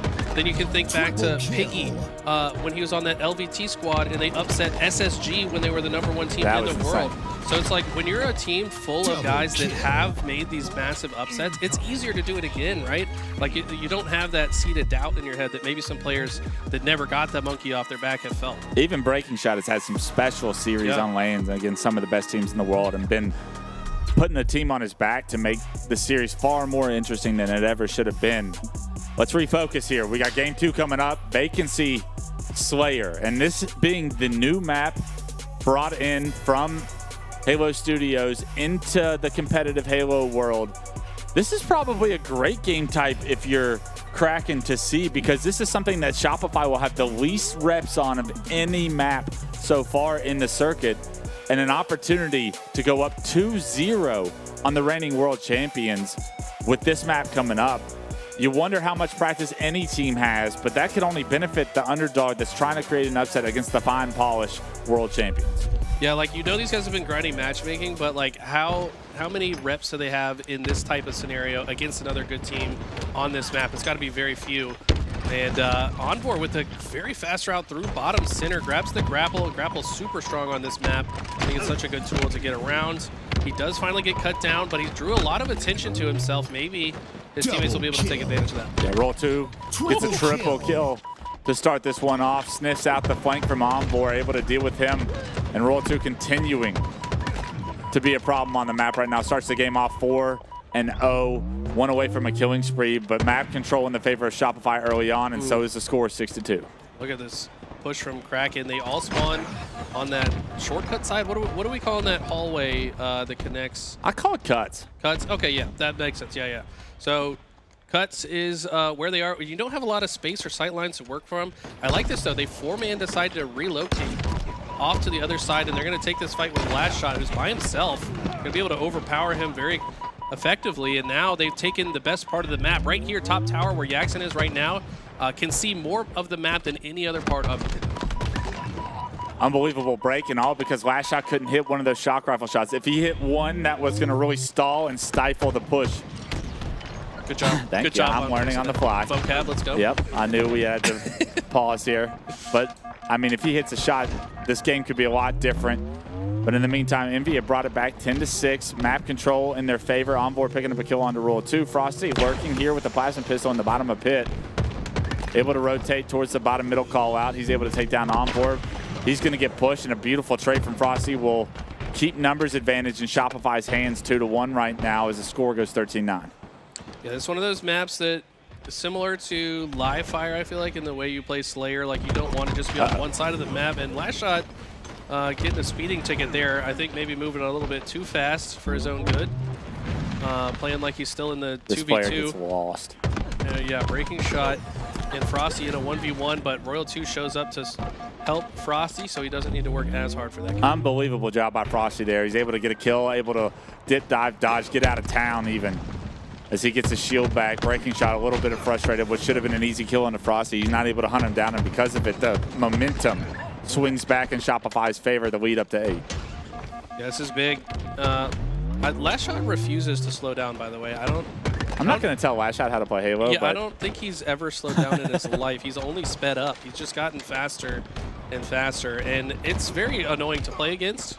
Yeah. But I do feel like at a certain point, like there's definitely times that it's okay to stand still for he like can fall 1 into second. traps. Yeah, exactly. They could just chill around the corner and know he's going to fly through. But it's working out for them so far as they extend the lead to 10. Triple from Frosty. How did he? Shot the nade on the ground, make it an over, and there's a potential kill tag coming up. His breaking shot gets flushed out. The grenades are going to get the kill. Unfortunately, Frosty licking his chops at what could have been the clip of the weekend if he's able to get a kill tag, but still on a reign of terror, I should say. 11-4-3. Frosty has no problem adapting to the new map, it appears, as he gets finally taken down, but not without damage being done. The lead up to 10. Yeah, I feel like Royal 2 and Frosty were a little bit slow to warm up in the last game, but like I said, these are the type of guys that loss just fuels them to play even better the next game. It's exactly what we're seeing from these guys. That's what makes them world champions, in my opinion. Hardly ever, I don't think if ever, are you going to see Frosty and players like Frosty and Royal 2 go quietly in the night throughout a series. They are always going to make their presence known, whether it takes a game or two to warm up, but right now a dominant performance so far. It is just a 7-kill game, so Kraken C's still in this one, but they need like one clean wipe and map control to really convince me that they can get back into this. And right now, it feels like they're fighting for any footing on the map right now. A place you don't want to be is bottom cut, stuck not only at the disadvantage of height advantage that Cycle is going to have here as he relocates. He's trying to sandwich them with the rest of the team, and Kraken sees their lack of experience on this map is going to show as 4 go down. It's a perfect push from Shopify to extend the lead back to 11. Look at that. They saw that Last Shot spawned, or maybe he blocked that side on purpose so they could force these spawns at yellow once again, which is just going to be like shooting fish in the barrel. I mean, they're going to extend this lead even further because of the perfect positioning they put themselves in after the last play. Roll 2 playing this map perfectly right now. That top middle position is so important, especially when players are spawning back yellow. He gets knocked to no shield, but the second he turns that corner top mid, you're never going to get that kill before Roll 2 is able to get his shield back. More kills going in their favor. The lead up to 12 right now. Shopify showing you that they've adapted very quickly to the new map. Yeah, I really love the way that Shopify are playing this game. It feels like their timing has gotten way better. We saw it on that flank through cut cycle actually slowing down a little bit just to buy time for teammates to push on the other side. Those type of pinches, so powerful on any map in Halo Infinite, but they're clearly adjusting to this one as well. I mean, the teamwork is looking crispy right now. Cycle gets a kill, jumps off that tower, perfectly angles himself right next to the wall to where he can't be seen until that player believes he's cleared all of what is front that tower. Cycle actually catches him off guard. It's just perfect play. 45-46 now to 29. Shopify answered back from the game 1 performance that left more on the table for Shopify fans wanting as they found themselves down 1-0 in the series. They're going to tie this up here momentarily. Just one more kill, and Jackson, you're going to be it. Royal 2 leading the way with 16 will tie this series up. Shopify have shown that they will not go down without a fight. I tell you what, man, we did not hear as many yells. I don't think I heard a dead that whole game. And that means that Kraken Seas felt that loss, you know? Like, I feel like if they're unable to even build any type of momentum, and the type of team that like thrives in that momentum, if you have none going into this next game, it's hard to kind of rebuild it, you know? Yeah, absolutely. It's Frosty with 17, Royal 2 with 16. The multi-world champions doing their best to get their team back in this series, tie this one up. Usually it's the young guns that put up the stats and last shot and cycle, but they could take a back seat on that one. Still a ton of damage across the board for Shopify. So although the kills go into Frosty and Royal 2's hands, looking at the damage, I mean, it's everybody putting up over 3K. And on the other side, you have some players that maybe didn't have the best game, but it's such a difficult map in Vacancy with how fast that map can play, specifically when Shopify have full control.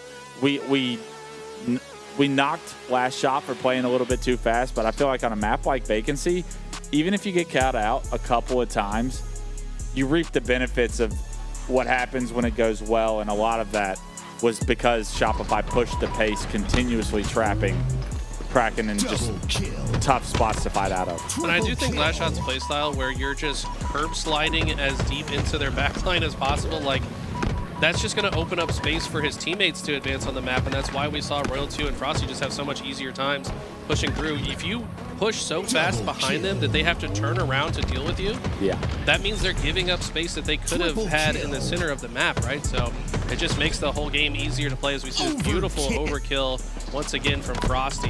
Love to see that. First over of the weekend goes to Frosty. No surprise there. If you were a gambler, I'm sure the odds were probably Frosty being the favorite, as he is a human highlight reel and has been for about a decade now. Frosty always finds himself into the top 10 clips of the weekend, and you can guarantee that overkill is going to be part of it.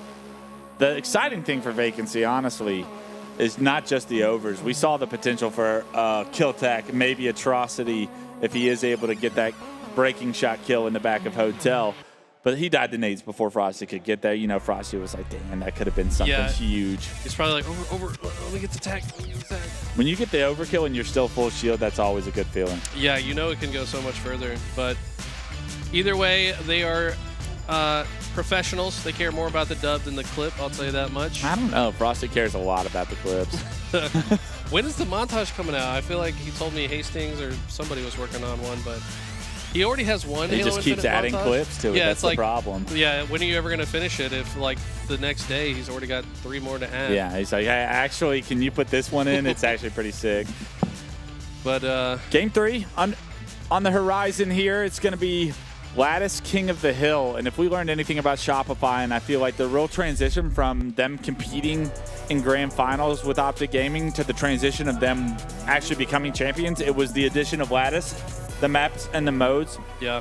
Where Shopify really made up a lot of the distance in between themselves and Optic Gaming last year, and this is their specialty. They thrive on Lattice. King of the Hill, the name of the game, and we're going to learn a lot about where this Kraken Seas team actually stands now that they've kind of been knocked off their podium of energy, right? Like, it's easy to have energy in Game 1. We heard it here in the venue. We saw it through the gameplay in Game 1, but we didn't hear much in Game 2. Does that flatten out the vibes for this Kraken team going into Game 3? I want to see some promising moments early on that give Kraken the awareness that they are in this series and they can still create this upset. 100%. This is going to be a difficult map, like you said, though. I feel like one thing that Shopify is so good at is when new game types arise, they're so good at practicing it and coming up with the meta that they want to push on it. But let's see how they approach the opening here. Breaking shot gets enough damage to earn an assist. And both teams still kind of fighting for the map. Frosty was able to grab the sniper, which is not easy to do off the rip. Got the thrust as well, which he'll utilize to try to keep himself alive. Yeah, you can tell Shopify opted to really favor towards the snipe side of the map. The hill being on the completely opposite side of the map is where Kraken Seas opted to put their chips. Priority of focus, yeah. Their chips all in on towards the hill. It's only gotten them about, we'll call it 20% of the progression. There's no real number to be had, but my eyes serve me purposefully. I don't know what I'm saying now. Frosty's got the snipe. Piggy in the hill. Continuing to build progression. Frosty's got to hit the shot. The hill player playing perfectly behind the rock doesn't give Frosty an angle, and that's kind of put Frosty in a bad position, and he gets caught off. The numbers go favorably in Kraken C's way. That player breaking shot, maybe not able to get that kill by the mice, but stays alive, waits for his teammates to get the kill, and now over half progression on this first point. I love breaking shot relocating towards the hill. This is going to put the pressure on Shopify to compete for this first point. We talked about not hearing any shouting through all of game 2. We're already hearing it from Envor, who starts the game 5-2, and they've got 65 to 70% of this hill completed. And this is exactly how you needed to start this game if you're Kraken. They do go 3 dead in this moment, though, spawning on the red side of the map. It's honestly not that bad for this hill. You want to be there. Yeah, so they're doing a good job anchoring the spawns on this side. Piggy always so deadly from afar. Finally gets taken out, but I think he bought enough time for his teammates to move forward. Yeah, where is the rest of Kraken C's in this situation? Cycle's going to be popping the Quantum. Actually chooses to rotate all the way back towards the upper ice. He gets flanked by Yaxon. Doesn't expect Yaxon to be pushing in that direction. Because of that, Yaxon able to get not just 1 kill, but 2. That should open up the door to get back in the hill for Kraken C's. It does just that. And this boxes spot, we've seen Shopify kind of stuck in this area. Yes, they have a height advantage, but because that ice rock is in that hill, you can kind of play around it. And because Kraken C's are able to do so, they're able to score the first point and actually gain some early momentum, some much needed momentum here in game 3. They also were able to block the red spawns once again, which is so important for the second hill. So Shopify now in a tough spot where they're spawning in blue and green, and you got to figure out a way to cross all this open space safely. Piggy with a beautiful QT play, almost expiring, able to use it at the last second to get that kill, but Kraken honestly content to burn time off the clock here. As long as they hold this space on red, they're totally happy with that. Yeah, I actually love what Kraken C's just did there. Because they lost their members in the middle of the map, they backed out of hill and played towards the back. More Geo to play around. You're not going to get average nearly as bad, and because of it, they actually spawned their teammate in the back of red as well. Unfortunately for them, they are going to lose a couple of players in the back due to some flankers. In the meantime, Yaxon's been able to pick up that snipe, put it to work, and keep his last player alive that was stuck at red. Yaxon keeps him alive, and that's going to continue the pressure and the hill time going in Kraken C's favor. Yaxon hits a nice body shot onto Frosty. Doesn't expect him to be here.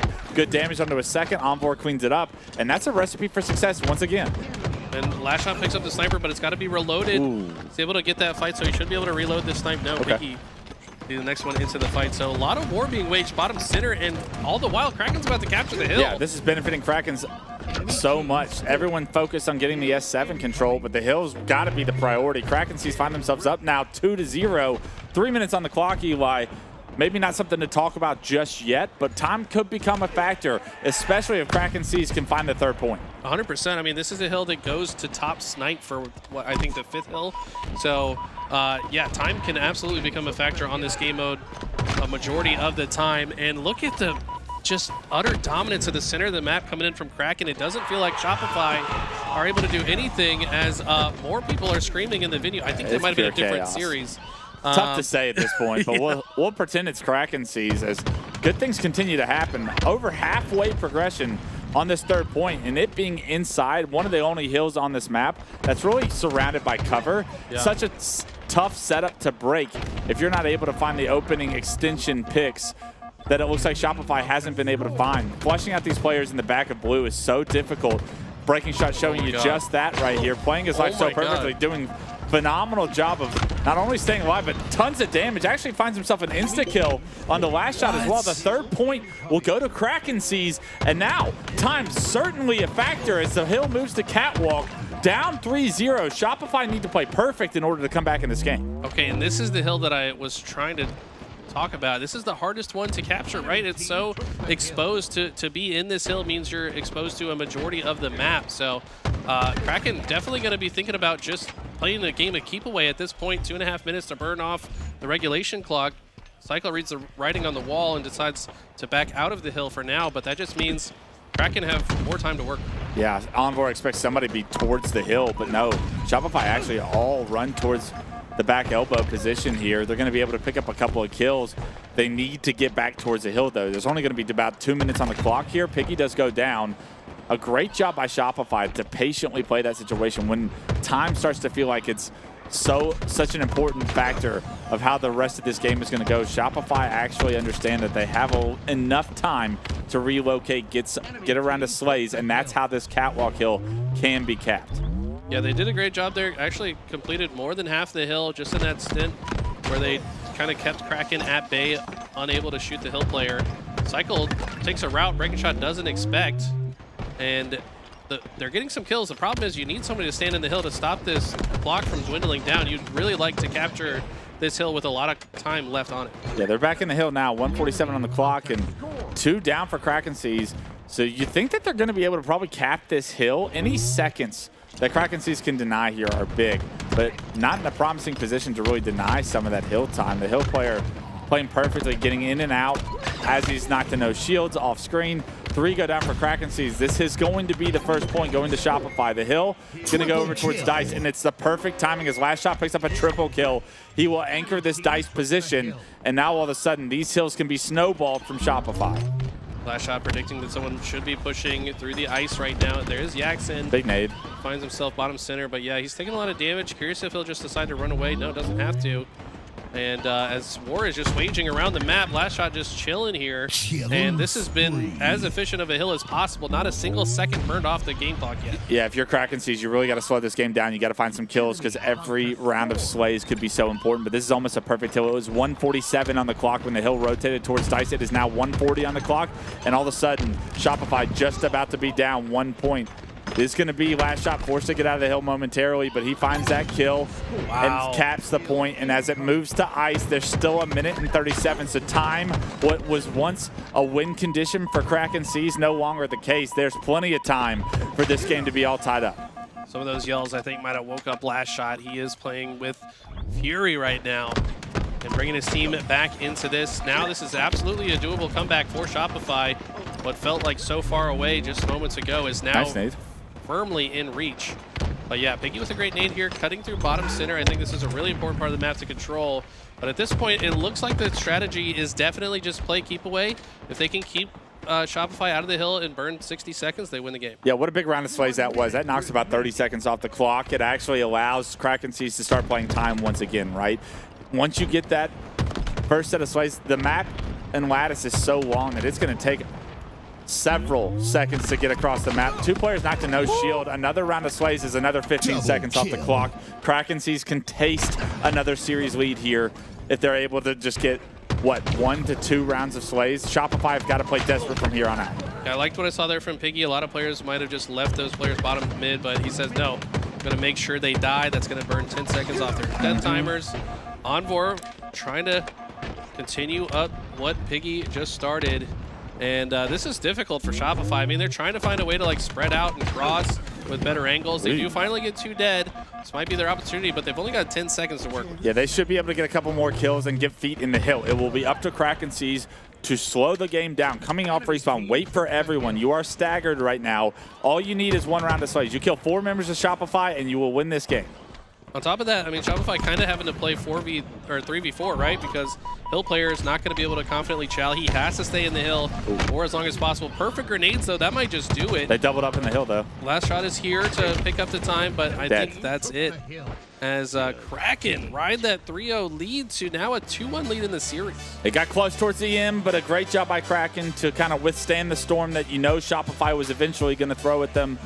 And they earned such a significant lead early on in that game that they were able to take advantage of it, punch their ticket to another series, lead 2-1, and now, Eli, we have the best seats in the house because either we're going to see the upset, potentially the biggest upset of the tournament here so early on in Swiss play, or we're going to see a Game 5, and I always love a Game 5 when the pressure's on.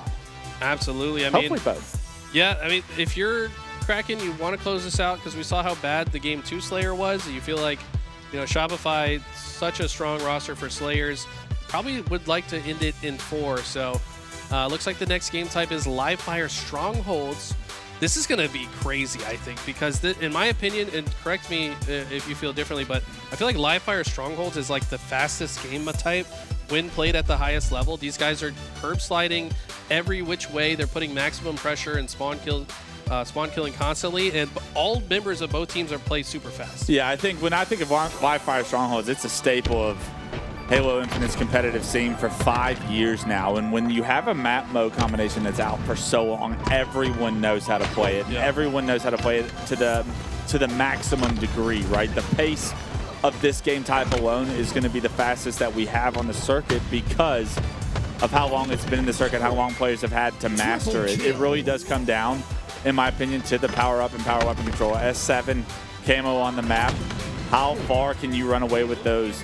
Because I think the way that Kraken Seas are playing, we've seen them have so much success with the power-ups and the power weapons, but the second that you give it to a player like Frosty or Last Shot or Cycle, like the game can get out of control very fast. So often did I think we see in the last year of the HCS, this map in specific was blowout central. It was 250 to 10 a lot of the time because of how these teams know how to press their advantages and split spawn you and force you into such difficult positions to try and way out of. Are Kraken Seas as defined when they get put in these positions? Because it's inevitable that Shopify will have control at some point in this game. Are you efficient enough and put together well enough to be able to break out of it with minimal damage done? I'm talking like 50 points and a trip cap, because you know Shopify are kicking themselves for having this series not in their favor right now going into Game 4.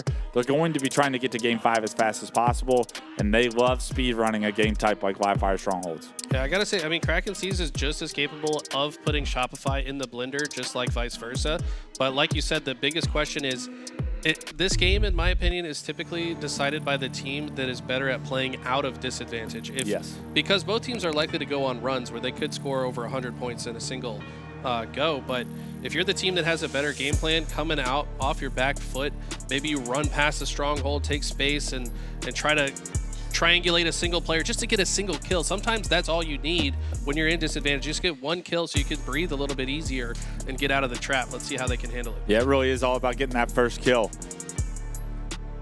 Game 4 just about underway, and I really want to see how this game kicks off. We've seen Kraken Seas actually get off to pretty strong starts throughout this series. Multiple rounds of oddball, and also Game 3, they got off to a very strong start. It's going to be on board with Roll 2 now as he pushes up towards the cuts.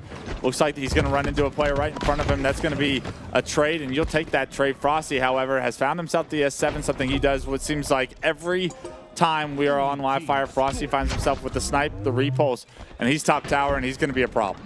Yeah, repulse really adds a lot to his kit too, right? Because he can use it defensively, offensively. In this case, he's going to actually use it to push out towards the Gimma. Did not expect this spawn, I doubt. Gimma doesn't get burned, though. Yeah, Jackson tries to take advantage of his fortunate spawn, but doesn't matter when Bradley Bergstrom has the sniper rifle. Now combined with the camo, I mean, this is looking like bad news for Kraken. Yeah, this is what I was worried about. Shot loses his face. The power-ups, the power weapons, they transition into so much control, and when a team like Shopify gets those, especially paired together, they're going to push the trip cap.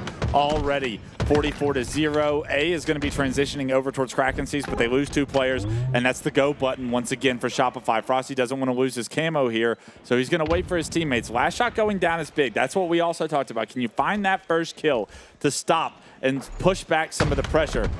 But still, Frosty to deal with. 2 players in the same spot. Frosty rips the face off one. It's a killing spree to kick off Game 4. That's one of the harder shots to hit, too. Both players jumping, awkward flick angle, and Frosty just making it look easy as he's finding 2 targets with the Was that a return to Cinder stick? It had to be, right? Or did he throw it? He didn't get the medal, so I think he threw it as he repulsed there, but still, the bouncer of the club denies access to the key door, finds the double kill, continues the lead for Shopify. Already 87 and climbing, make it 90. A going to be the focus for Kraken Seas. The trip cap is in effect. Multiple members surrounding the action, I believe. He is able to get that first kill that subsides the pressure once again, but look how much damage is done. It's a 100-point lead off the opening break and run with the power-ups and power weapons for Shopify Rebellion. Not only that, but this is a really tough spot to play out of. I mean, you're trying to get out of big door when you've got two people staring at you from inside B or Nest, and you see the collapse is good. And it looks like there was some partial cap of B, but the trip cap going to go right back to Shopify. And I mean, I just got to talk about why it's so hard to play out a disadvantage. Like, you have to cap not one, but two strongholds just to start scoring. And you've got four of the best players in the world gunning at you as soon as you spawn. I mean, you've got to work together to get out of this. Yeah, easier said than done right now. Shopify pedal to the metal right now. 140 and climbing. B is not the only stronghold that you want to hold. If you're Kraken C's, they are able to have a nice dummies push. They find that opening kill. They're trying to push onto C. Okay. They get through last shot with a little bit of damage done. They lose a player in breaking shot, but the points should stop for Shopify here. Frosty trying to play for that new snipe, down multiple members, not really able to, but they're not able to capitalize on C. The flank comes through, Cycle finds a double. The reset on C comes through. And once again, Shopify continue to score. We could be looking at a 250-0 very shortly if that snipe ends up in Shopify's hands. Yeah, I mean, that was the best looking moment for Kraken so far, and they just still were unable to fully finish it as Shopify came so fast off spawn, flipped the situation right back in their favor. And guess what? Frosty's got a full snipe once again, and he's got information on where Kraken C's are spawning. Yeah, they're trying to take down Frosty here. Jackson relocates to the top tower, trying to overextend, but is getting hunted from behind. So frustrating. You try to take down Frosty. He's not an easy kill. And in the meantime, his teammates are listening to call-outs. In the meantime, your teammates are getting their face ripped off. Breaking shot gets knocked to no shield as well.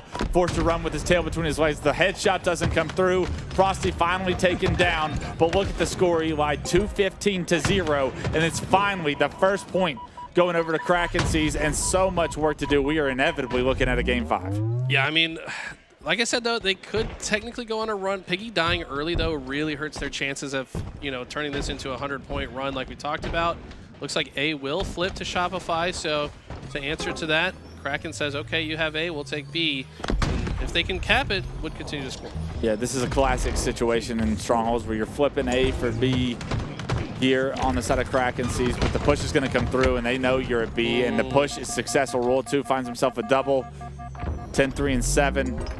They are going to lose A, however. An overextender did flank through A, but Frosty able to get there in time, and the reset will come through. Roll 2 after capturing B, able to make it over towards A. C in control of Kraken C's, but all for naught right now. 226 and climbing. You don't even need a trip cap if you're Shopify. If you're pushing it, it's just for control purposes right now. B is going to be transferred over here momentarily for Kraken C's. It actually is going to be a complete trip cap as Shopify prioritizes the camouflage. Kraken C's take advantage on the map, but can they deal with this camo player in Roll 2? It looks like they've spotted him out screens, but he's not going to give it to him for free. Does eventually go down, and this trip cap has got to be perfect for a very long time on the side of Kraken C's if they want to get that back into this Game 4 and deny a Game 5.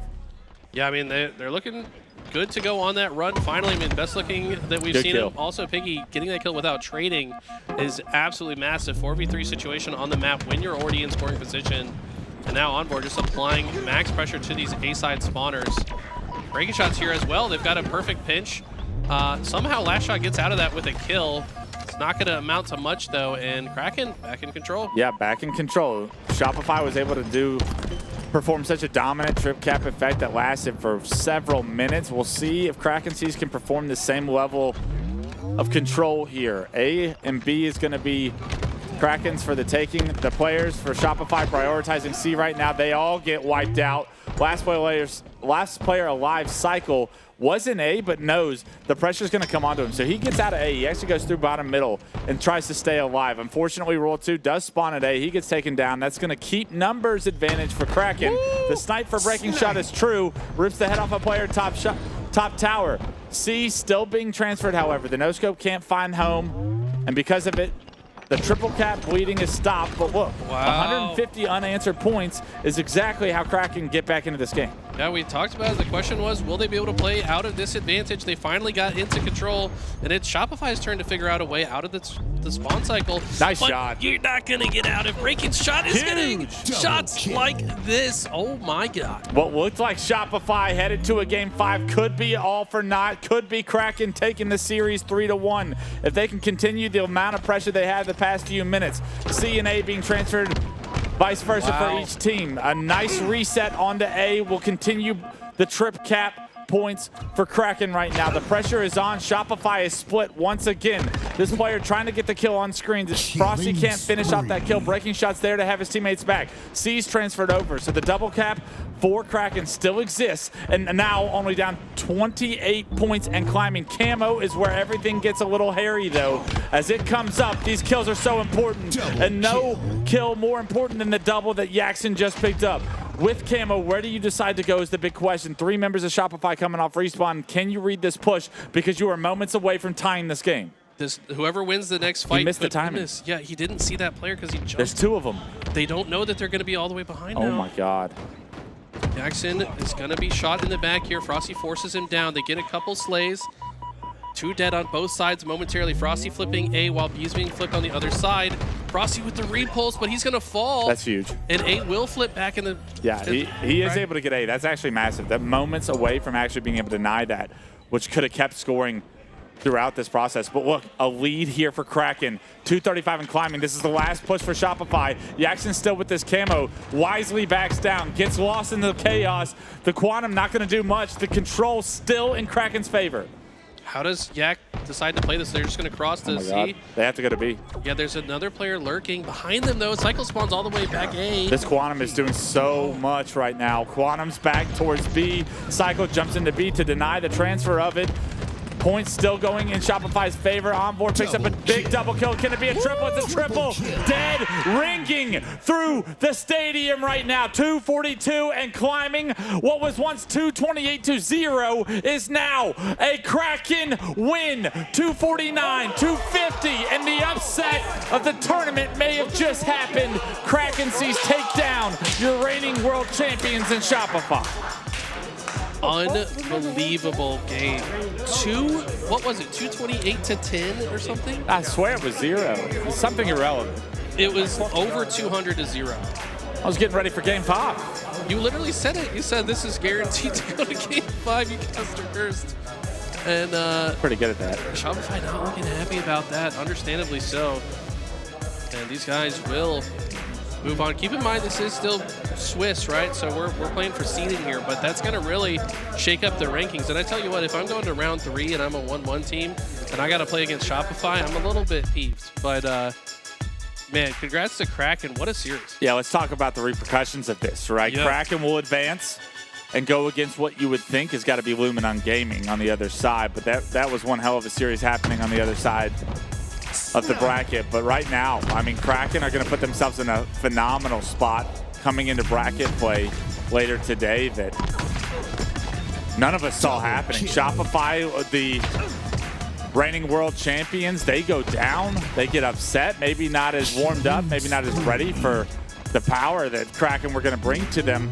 It is Swiss play. You did mention this. Because it's Swiss play, this loss hurts Shopify's real tournament run a lot less than it would have if it was maybe even pool play or especially in winner's bracket. Right now, Shopify have more Swiss play rounds to play, and once they do, they will still go into a winner's bracket position, but their winner's bracket just got a lot more difficult earlier on than it ever should be. So this is going to honestly tee off everybody that's left going into winner's bracket, because you're going to play Shopify in a spot that you probably shouldn't have had to. But maybe you want to at this point. Shopify not looking as crisp, and Kraken looking like they are an actual threat to win this tournament. Like I said, Onboard going big, 22-11, I want to say his stats were 22-13, something like that. This guy just shows up on land, man. He's yelling at you the whole time. He's an annoying player to play against. There's something to yelling at people. Yeah. I used to do it. I tell you what, man, this just made this tournament a lot more interesting, because a lot of people are like, oh, yeah, Shop's just going to, they're just going to 3-0 everybody. It's going to be easy, right? No. These guys are here to play, and this tournament is anyone's game now.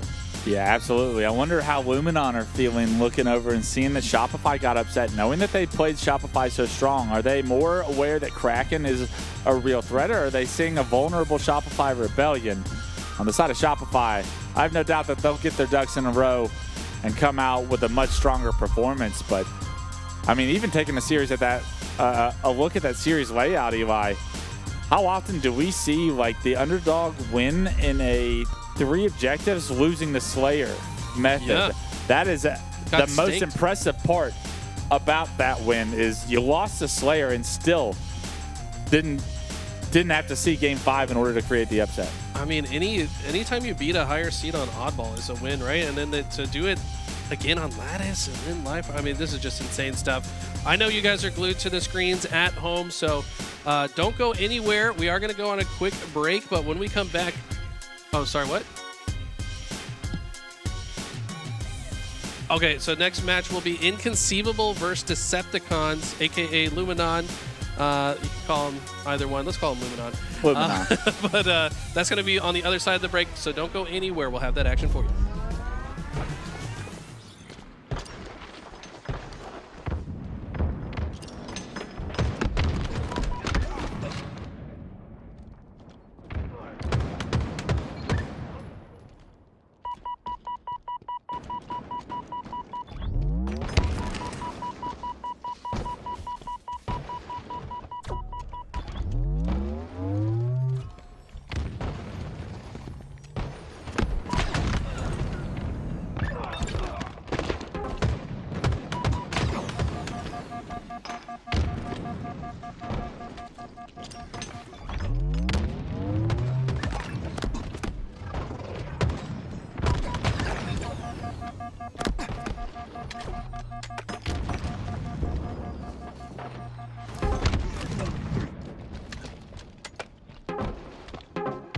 Enemy team score.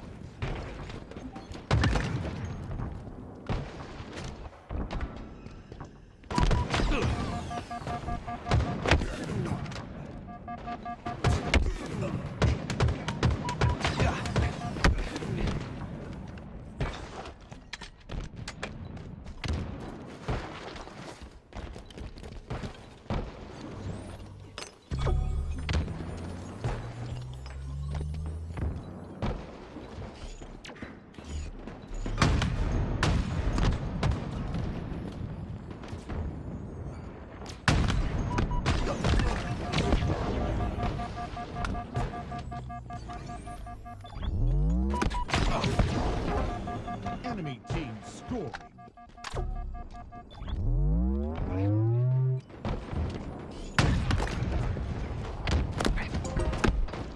Team scoring. Double kill.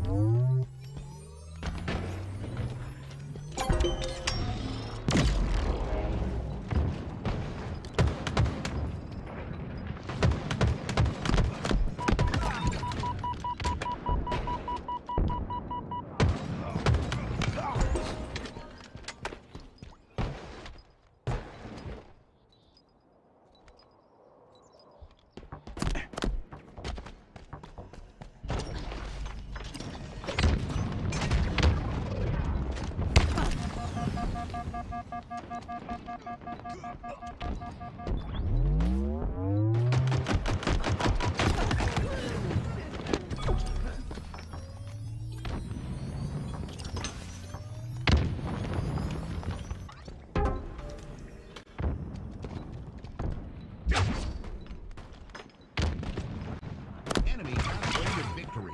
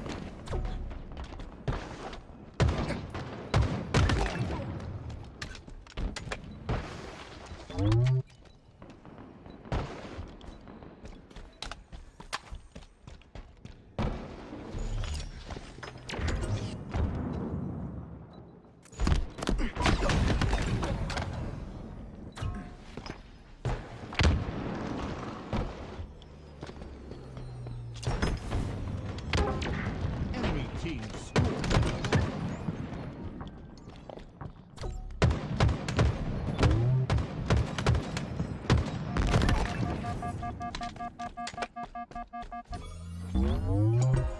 Enemy team score.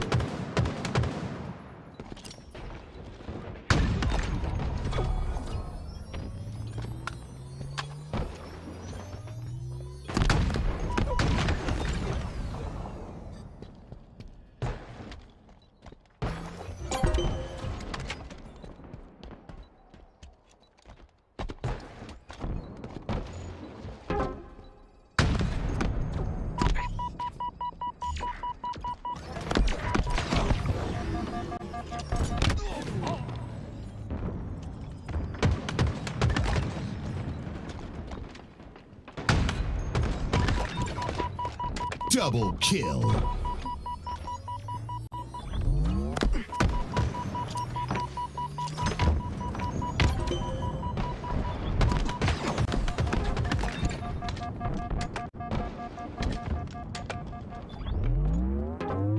Enemy team score.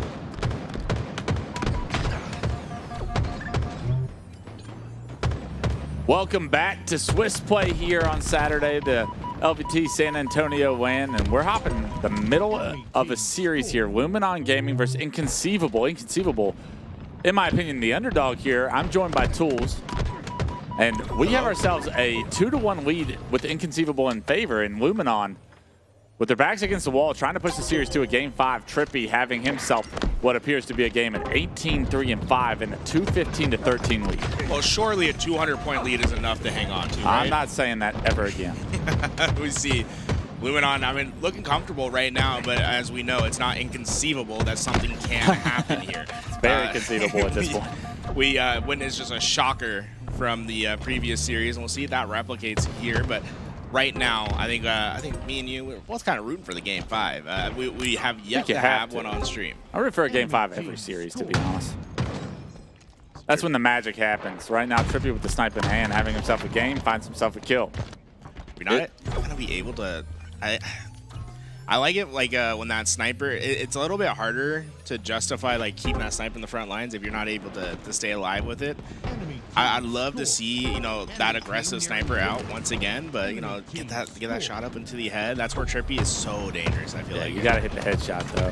The trading with the melee is everything that the other team wants in those situations. Right now, Talik trying to transfer over A. A beautiful death nade, finds himself a second kill in that situation. Should stop a lot of the control that Inconceivable might have just tried to gain there. It is going to be a 2-2 split right now on the map. C and A in the control of Inconceivable, but as A gets hopped in and is being transferred from Luminon, that's Inconceivable's real notion to get your ass in B before this game gets over. Suppress the nice shot. That's two. The insta split. Not going to get around the corner, but I like the noob combo grab. He's going to hit him with the poor man sniper. Damage. Woo! Yeah, the suppress is so fun to watch, especially when his back's against the wall. It's like, what is he going to pull out of his bag? One of those special type of players. 100%. His individual skill is known across the Halo scene. He's on. He is something to watch right now. Precision finds himself this next camouflage, and a 235-40 lead. You just got the responsibility to just get a couple of kills. It doesn't really matter if it's near an objective or what's going on. Just find yourself some kills. Open up the map for the boys. Does just that with the back smack on the Boo Boo Doo Boo. Has his eyes transferred over on B, but gets spotted out. The camo eyes in year 5 are insane.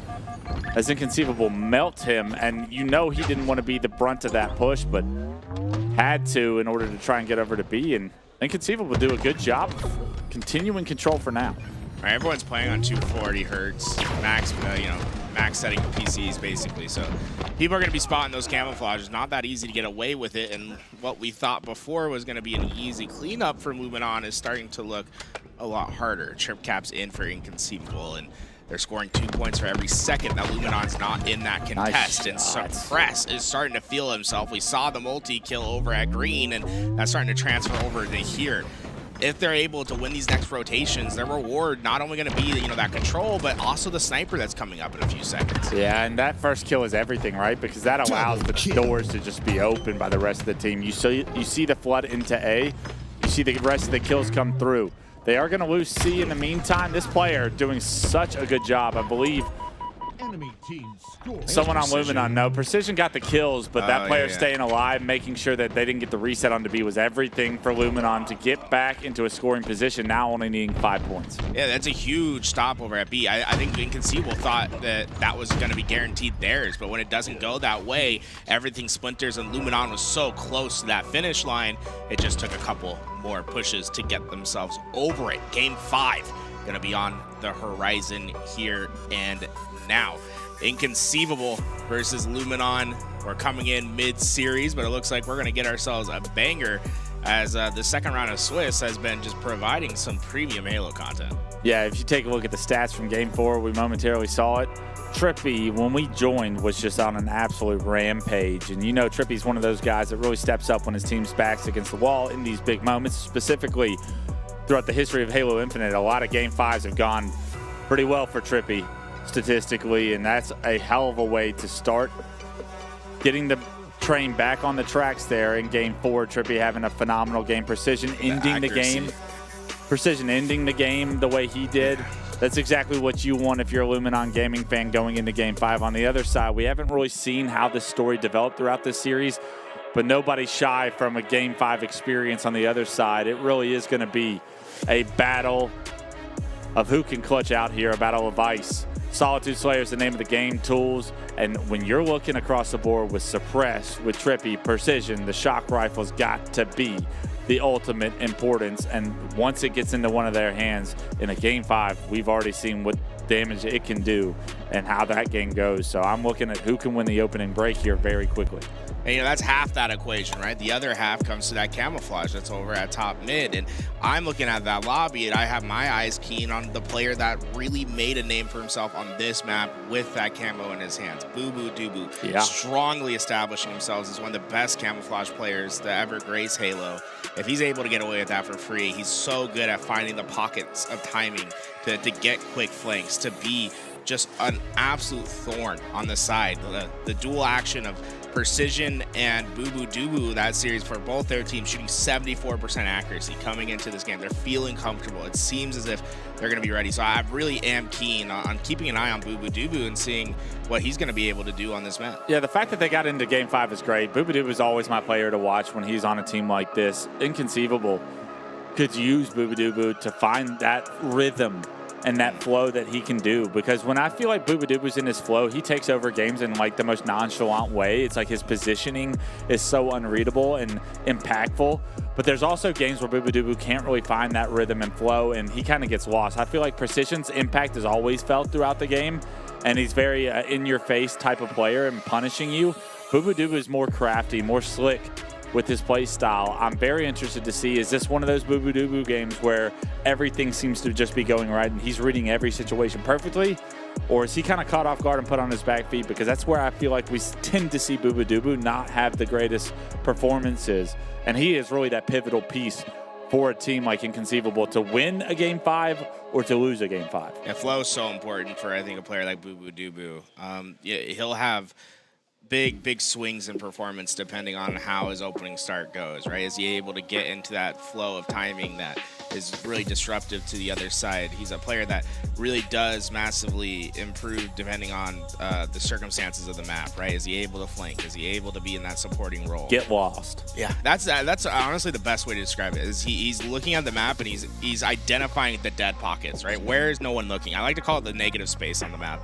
And when you're looking for players to develop well-timed flanks to maneuver throughout a dead space, Boo Boo Doo Boo, it provides a masterclass.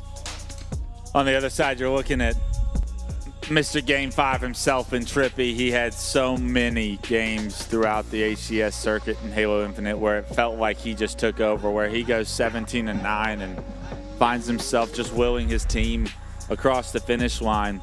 Solitude Slayer, actually a game that's haunted both Penguin and Trippy from their days on FaZe, where they were up against the Optic Gamings of the world, or the Shopifys. It felt like they were up 10 plus, maybe 15 kills early on, 28-13 leads. And then all of a sudden, this is a game type, a map that can, one round of slays, one set of control can put you really in a bad position and difficult to play out of. So we'll see if that previous history kind of rears its ugly head, or have they found solutions into minimizing the damage when those situations arise? That's fun is Penguin's dad. Can we go to the Penguin line shot?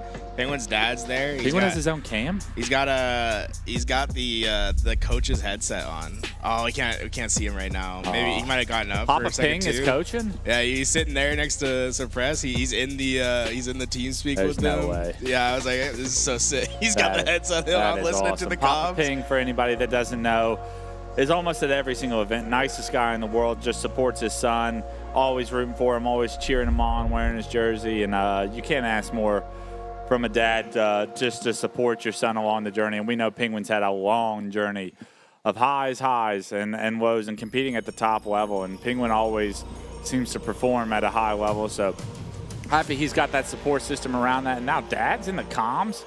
I just want my dad saying shit on every time I get a kill. Dude, imagine him being like, yo, Cam was up in 10 seconds. The max dope I'd get from that. It'd be unbelievable. I like that Talik and Trippy. I feel like they're really walking, like they're becoming a duo, and I think that's replicated there with the tags. You know what they're doing there. They got the pills together. I'm staying away from that one. TNT, trying to keep them together, and Descendant Precision, they're chefing it up. Is that what that is? It's a little Master Chief chef? It's a little Master Chef. Okay. Master Chef. Then you see, the Penguins always had that one for a long time. You ever change your emblem up, or are you like ride or no, die? I was always a grunt back in the Halo 2, Halo 3 days, but they got rid of my grunt coming into Infinite, so I just rocked all of the pig. It's a 343 exclusive. But all of the pig is a go-to for me. You pick up my snipe, it's got a pig stamp on it. You're the guy that's like, it's like, yo, what do you, like, what watch do you have? Oh, yeah, this is like my $50,000 Rolex. Only there's like 5 of them that have been made. It's just like, a bomber, bro. I'm wearing a watch right now. Yeah, that's true. That's true. This is a birthday present to myself about 7 years ago. Nobody else is getting me shit, so. Well, when October 17th comes around, I'll be there, man. Is that your birthday? I was imagine if I peaked it though, right? Like if that was right, you did I 1 in 365, right? But yeah, you had 1 in 365 chance. As a gambling man, I'll take those odds. And we see who's milking us right now. Valkade's in, Suppress is in, Penguin's in. There's always a Game 5 bathroom break. Kind of reset your focus, go wash the hands, take a deep breath. Well, some players, I won't say who. Not here. I haven't seen them here. But sometimes you go to a LAN, you see one of those pro players go use the restroom, and it's like, they wash their hands? I don't think they did. Maybe it's bad juju. That's what that really is like a thing though. And I was talking to Best Man. He's like, yeah, I have to sit when I coach because like I sat one time and we won. And then it's like, gotta sit. Best Man's lazy. Now he's like got the Saratoga water with him. I would never time. get caught like, dead sitting when I coached. You kidding me? Get to work. Oh yeah, you're also hoisting trophies, winning rings. So is Best Man. Yeah, I mean. It took you 1 year. Best Man got there though. Best Man got there. Let's see who can cross this finish line here in this best of 5. We are in Game 5. Swiss play, ladies and gentlemen. So not the end of the world if you don't win this one, but a lot of confidence to be gained here. And a lot of talent in this server. This is 2 of the best 3 teams in my opinion. I say that, and Kraken just beat Shopify, so I really don't know what I'm talking about anymore. You guys just have to listen to me. But I mean, that's really like Halo Infinite at this late stages. I mean, even if you go look Year at 5. Worlds. Yeah, it's like Worlds last year. The games, what really made Shopify Rebellion so good was their ability to close out the close games. Like, you can't win 100% of them. They go the other way, and you can have a bracket that goes crazy. You can have rounds that go the other way. And right now, I think Inconceivable trying to find their own upset. They were up 2-1 in this series. Luminon brings it back to a Game 5. Who's going to be ice here for the next 50 kills? Wow. Suppress pushes through Flower Doors as the last guy live. Cuts off the angle of the other player from Luminon that would have taken him down and actually denies the camo. Single-handedly from Luminon Gaming. Inconceivable actually get back on their feet here. What looked like a clean wipe of a start will actually be a pretty even kill. I say that as Descendant with the shock rifle off respawn has been able to pick up that camo, pick up the shock rifle, and this is where the game could get out of hand if Descendant can hit some shots. It felt like Suppress got away with so much at the start, but didn't end up having a huge impact on the score. Instead, Camo and Shock had gone over to Descendant, who was only able to get 1 before those trades came through. Tied 7 all here as Boo Boo Doo Boo will break that ice. Double kill for him. And now about expansion onto the map. Players moving out to the left and to the right. I mean, you have a 1-kill lead and you got smoked at the start of the game if you're Inconceivable. I'll take that every day of the week. Boobadooboo with some good nade damage there. Also information that they're pushing Soda Steps. So Boobadooboo wisely backs up, gets his shield back, and now he's going to re-engage in this combat loop. Everybody from Luminon on the bottom of the map, but it doesn't matter where you are when you shoot like precision. Perfect shots to take down Boobadooboo. Kills being traded across the board. The score stays tied. Well, the big thing right now that I've seen for Inconceivable, it's multi-kills that have been coming through. Foul, I think he can't believe he's alive. Tala just didn't even try to commit for that fight. Instead, tucked himself in this corner and finds himself in a different 1v2 where it doesn't go his way. Trippy with the double in the feed. Trippy now on screen, pressuring the last 2 players alive back. Loop and all 4 players from Inconceivable are going to be stuck back here. This is a dangerous spot to try and fight out of. Precision maybe takes off a little bit more than he can chew there as he gets taken down. And you never want to be the first player to die in that push when the players are trapped. Still a 1-kill lead for Luminon Gaming. Descendant starting this game off 5-2-3 now on screen. Got a player back. Loop here stuck. He gets that kill. Kill does go back towards Falcated in the feed. However, it's a 2-kill lead after all is said and done for Luminon Gaming. Falcated's in trouble. They're going to swing in from the backside. Nice stab. Getting value where he probably shouldn't have any. That was a big kill there, and it might just be enough to open up this camo play for Inconceivable. Suppressed, able to get through. He gets a melee on that player. Yeah, that's the double kill. And look, Suppressed, he has 7 kills. 6 of his kills have come in the form of double kills this game. This is what we wanted to see when Suppressed joined SSU. We wanted to see a powerhouse. We wanted to see the young kid with the amount of individual skill really step up for his team. Suppressed doing just that here early in game 5 for Inconceivable. 7-4-3 to kick this one off. Penguin found himself the camo because Suppressed was able to get those kills. And now it's Luminon kind of in that difficult position. 3 players stuck, 4 players in the back of BR, only 2 players on the Inconceivable push up the driveway, and because of it, it's a 4-on-2 situation. It's been a very tight game thus far. And what I mean by tight, not the score, but rather how close these players have been playing together. We've seen a lot of stacking into these pushes, and because of that, you look at the scoreboard, take a look at that assist column. Heavy assists so far this game. Very rare you see a game having that many assists with the score line that we're seeing now. I believe it's 16 for every 22 kills. That's incredible because it takes 50% damage or more to get those assists, and this is the reason why. Jesus 3 players standing on top of each other. There's nothing you can do. How many times have we seen the entire team be back BR right now, whether or not it's a push or it's a hold from either team, but the teamwork shining through keeps this at a 1-kill game for now, 26-25.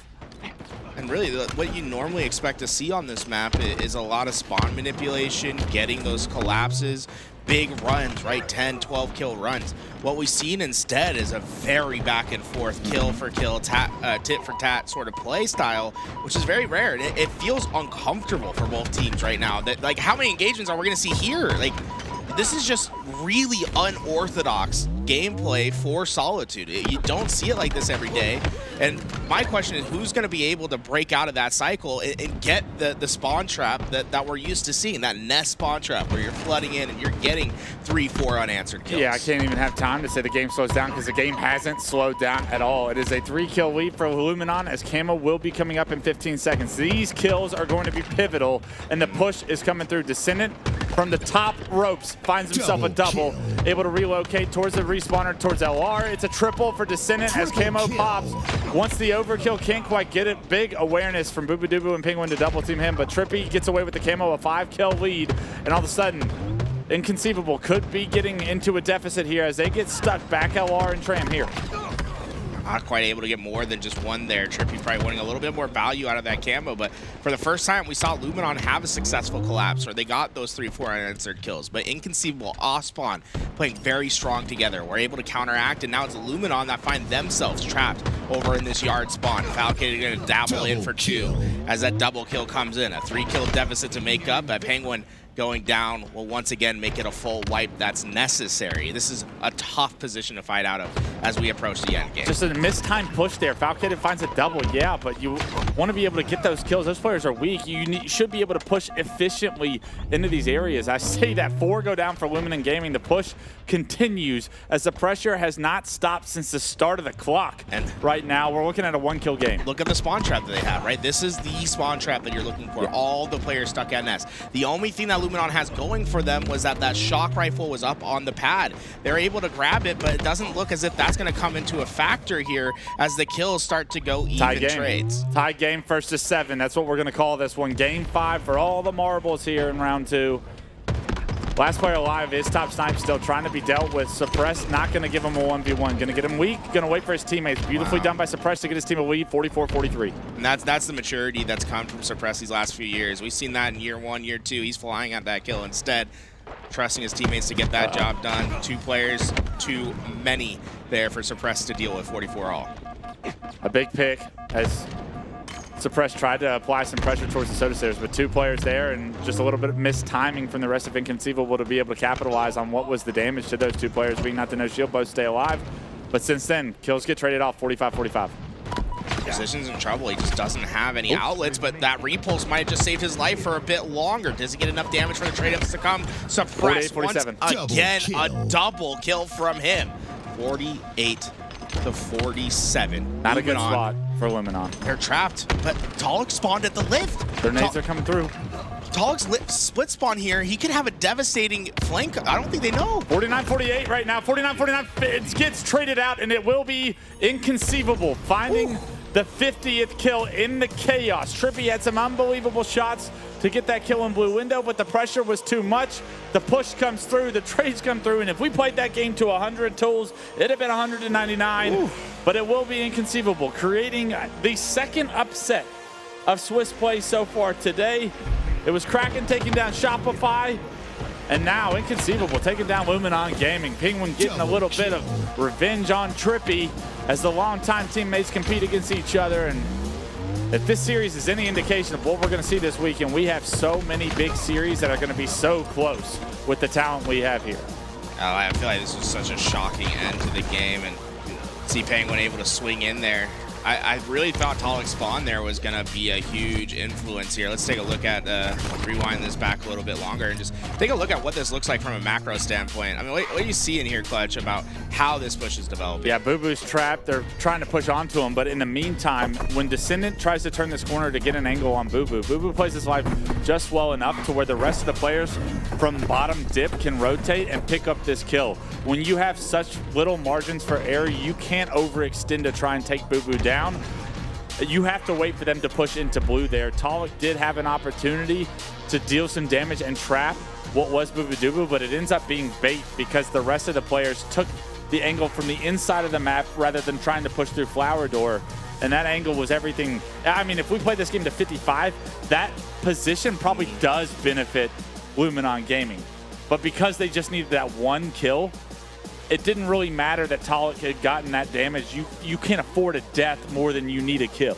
Or like, I love what you said about the margins being thin to victory in those situations, right? Because as we slowed down that clip, we saw that the headshot was missed, right? They did damage. They could have gotten the kill 1 shot earlier. Boo Boo Doo Boo staying alive for that extra shot there makes a huge difference, right? Breaking down those shields, allowing Penguin to be able to swing and get that kill, right? If Penguin has to wait an extra couple shots there to get that kill, then Talik probably has that help necessary to have that team shot be successful and to get those kills. Yeah, and if that game's continued to play, Penguin probably does die. It probably is an overextension to try and finish that kill, but when you have that 49 mark, you've earned the right to just need that 1 kill. Right. So Boo Boo Doo Boo actually, because he stays alive and he forces the overextension towards him, that was everything that they needed to just find that 1 kill. It literally came down to that. If it's played to 55 or 60, that's probably a mistake. But because of the exact circumstances of the moment, Inconceivable can come out on top with just that 1 kill. And look, shockers. I mean, I think those are 2 big upsets in our 2nd round of Swiss, and that's going to set up our 3rd round of Swiss. Look at Penguin. You guys saw. Oh, that's not Penguin's question. Sorry, that says Penguin on the back, but that's his dad. I was seeing Breaking Shot doing some twist, loosening it up. No, I like the Breaking Shot's been good vibes over there. I'll say that Kraken Seas roster is really, really fun just to sit back behind. We're gonna go hear them from here. Yeah, dude, they're getting hyped. We're gonna go on a quick break here, guys. We'll get ourselves set up for our next round, but before we go, let me tell you about one thing here. Go on. That's gonna be GameSir. GameSir coming in supporting the tournament here today. Yo, Clutch, you want to grab the? We got a GameSir cookie there for you. Where's the See that? GameSir cookie? Is this it? Yeah, it's a GameSir cookie. See, can we get on screen right here? Let's show Had off my the eyes on GameSir these cookie. cookies for a little bit, but now it looks like I have permission. Yeah, no, that's going to be yours right at the break. 10% off your GameSir controllers when you use code LVT LAN at GameSir today. Go get yourself in the queue for some 10% off. That's 10% off. Store wide, guys. So just Yeah. go get what you need. Get yourself unlocked, unleash yourself with the 8K controllers come out. Yo, they sent over like 4 of those 8K controllers. No, let me get one of those. I'm gonna crack one open, see what this 8K is all about on the GameSir, man. I got one at home.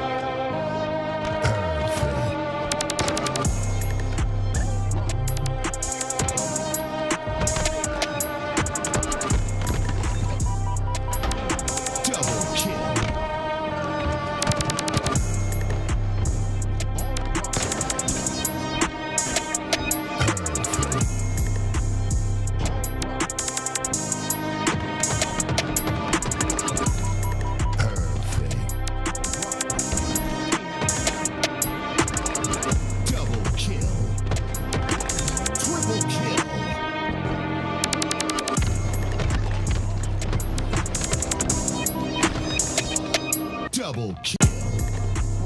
Incoming.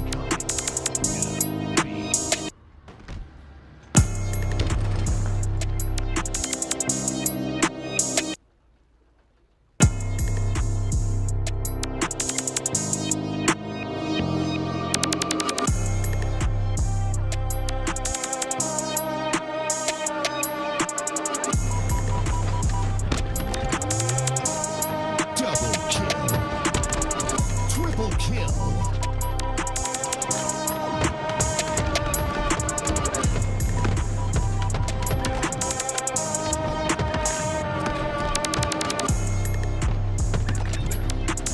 Double kill. Triple kill. Overkill.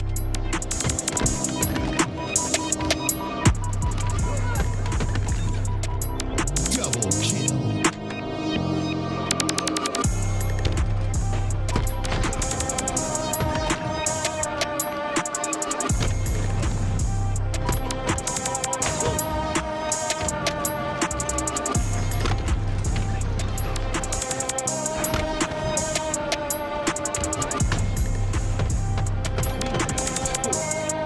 Triple kill.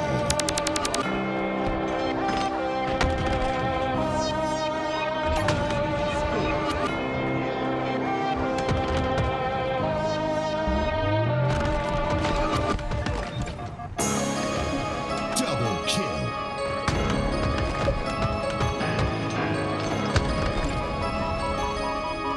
Double kill.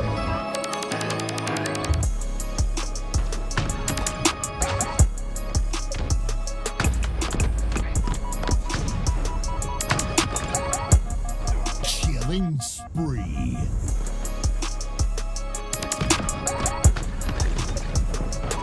Double kill.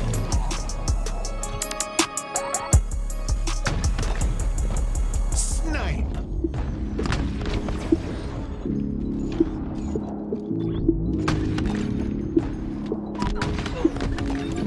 Double kill.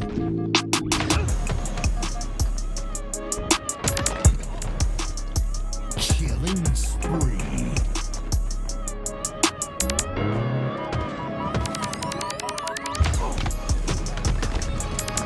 Double kill.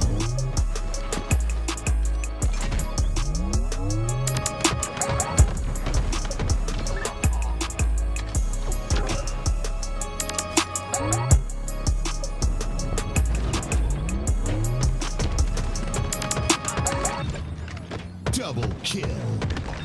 Triple kill.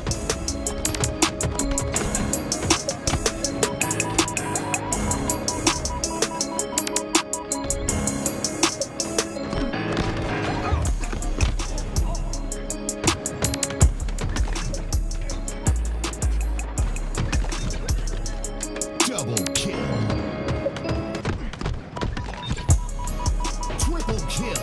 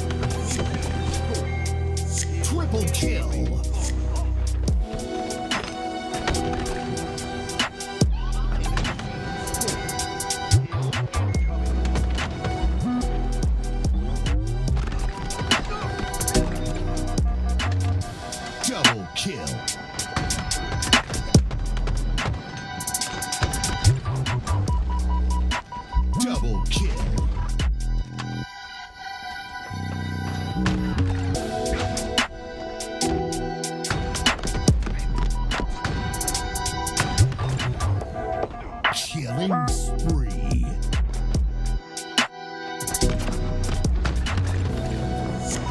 Double kill.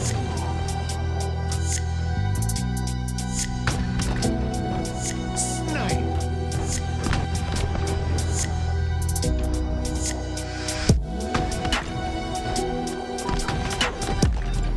Double kill.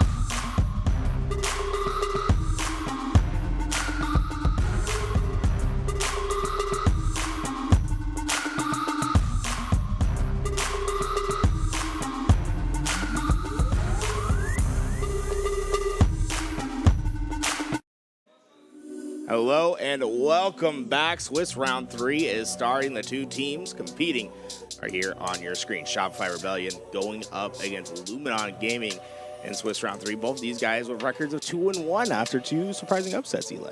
Yeah, this is definitely a matchup we expected to see this weekend. However, we did not expect to see them in a round that has any blemishes on it in Swiss. But both these teams were upset by the 3rd and 4th ranked teams in the tournament, and this is going to be a bloodbath. Precision taking heavy damage early on. Last Shot going to be able to take advantage of that camo. Still up for grabs, and surprisingly, no one from Luminon there to stop that from going into the hands of Last Shot. Takes a couple damage as he pops it, but other than that, he should be able to have a lot of freedom to move out here.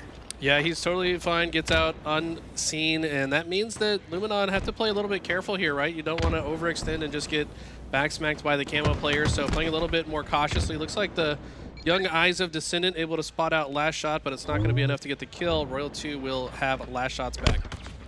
Almost gets the back, but will get the assist instead. Last Shot gonna get pinged up by that Threat Seeker, so despite having that camo, he's gonna be spotted on the map.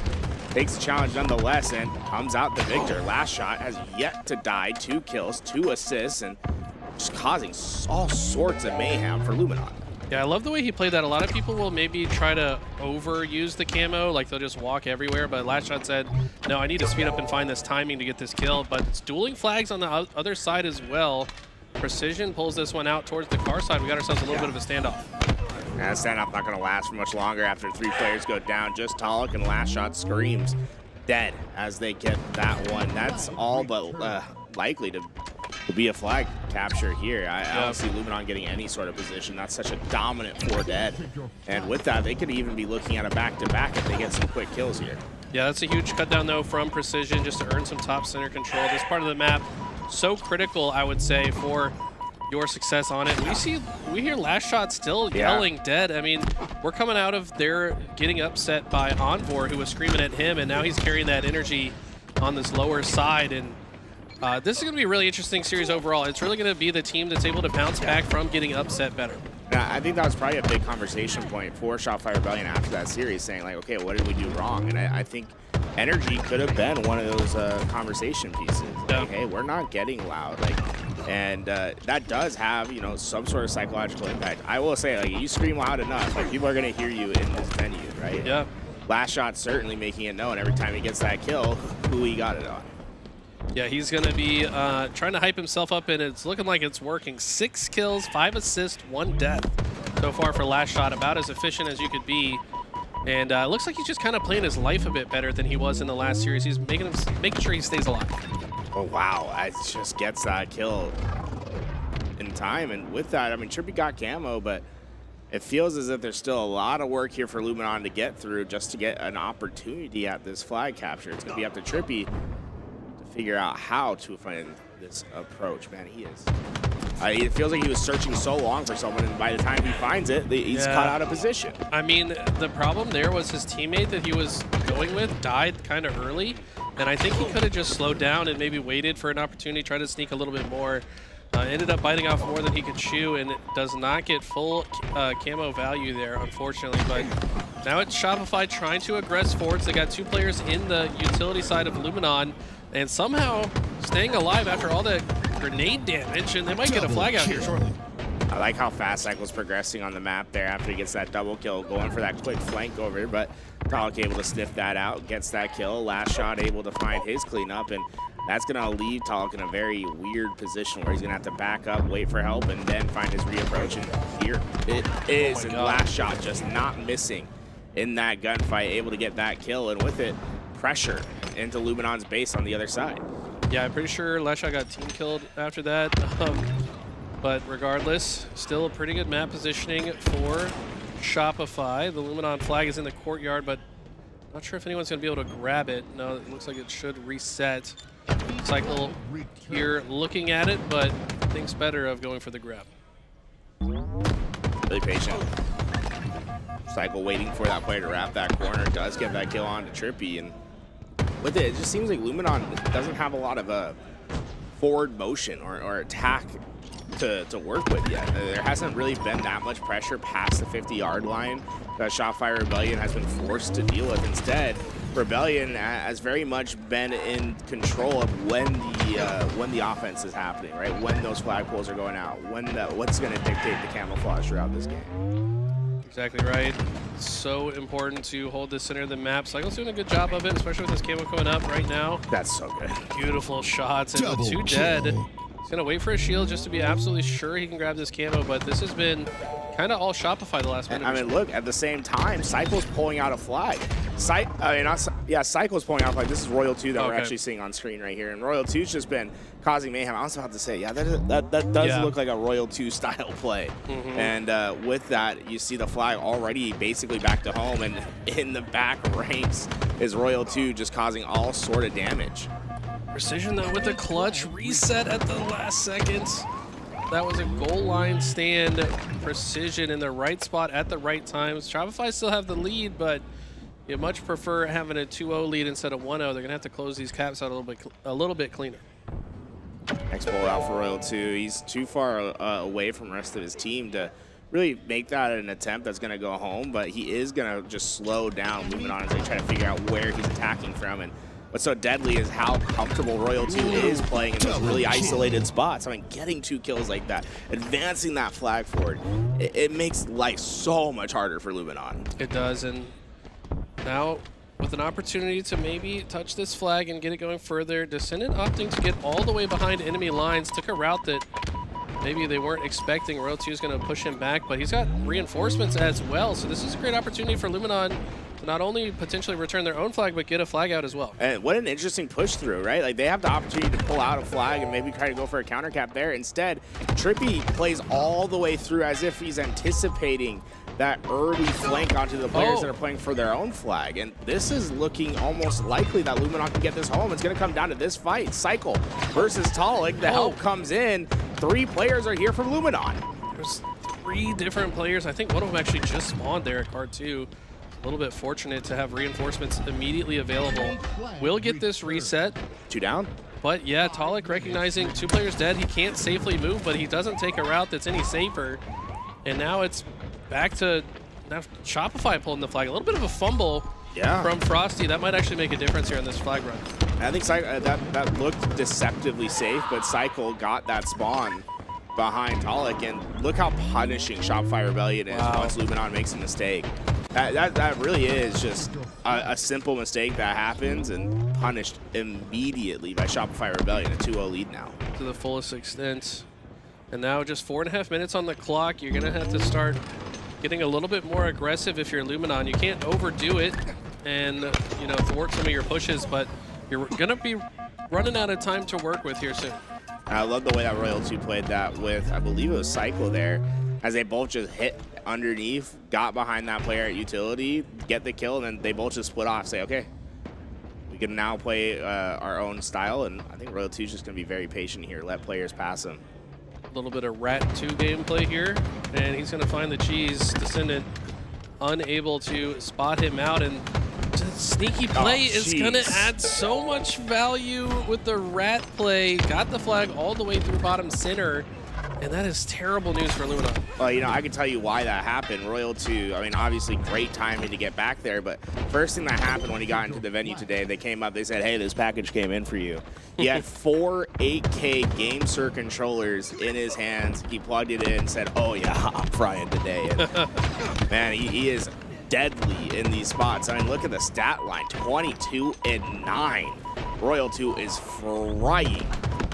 And not that he tried to use this as an excuse for their previous loss, but he did ask me for some help fixing his setup. His PC did not have Windows activated, so we made sure that happened. And then he updated it, so I don't know if that's making an impact, but he certainly looks a lot more comfortable now than he did in the last series. They only have 3 minutes here to find 3 flag captures that are going to be unanswered, and they're still just sitting on their back foot. Really, the line of scrimmage this game has really been on Luminon's doorstep, and it's made it so much more difficult for them in this. I mean, look, last shot gets past that 50-yard line. That's all but guaranteed to go back to home now. And Luminon, at this point, they're probably going to wave the white flag in this flag and start focusing in on what's going to happen in this Double kill. Yeah, I mean, this one's over. I mean, they're going for 5. They don't even care about the score, or sorry, the time. They want to just end this based on caps, and it looks like they're going to do that, especially as Descendant falls, one of the last players that could have potentially stopped this flag run. We're going to see Shopify take a strong, dominant 5-0 game 1. And it's very interesting, that 5th flag capture. I think when you're up by that, it's a good chance to experiment with different flag runs and such. You don't usually see that sort of P-style run, but they basically played for it as a team, right? They crashed in on the Fridge side, got the double kill, and said, hey, we have the timing, let's do this. And you know, I think that's a perfect opportunity in a tournament to be like, okay, let's like work on the other aspects of our game. The P-side run doesn't come up that much, but this is a great chance to execute it. Yeah, you bring up a great point. I feel like when I'm in, I don't know, lower Onyx lobbies, there's a lot of players that think you never run the flag P side. You always 100% run it car side. They think that's just the correct strategy. And it's true most of the time, but these professional players are adaptable to the situation and recognize, hey, we're blocking P side. It's impossible for us to just flip the map in an instant. Let's just run it this side and cut off on the opposite. So love to see the adaptability there. There are situations to kind of change the MO of your strategy.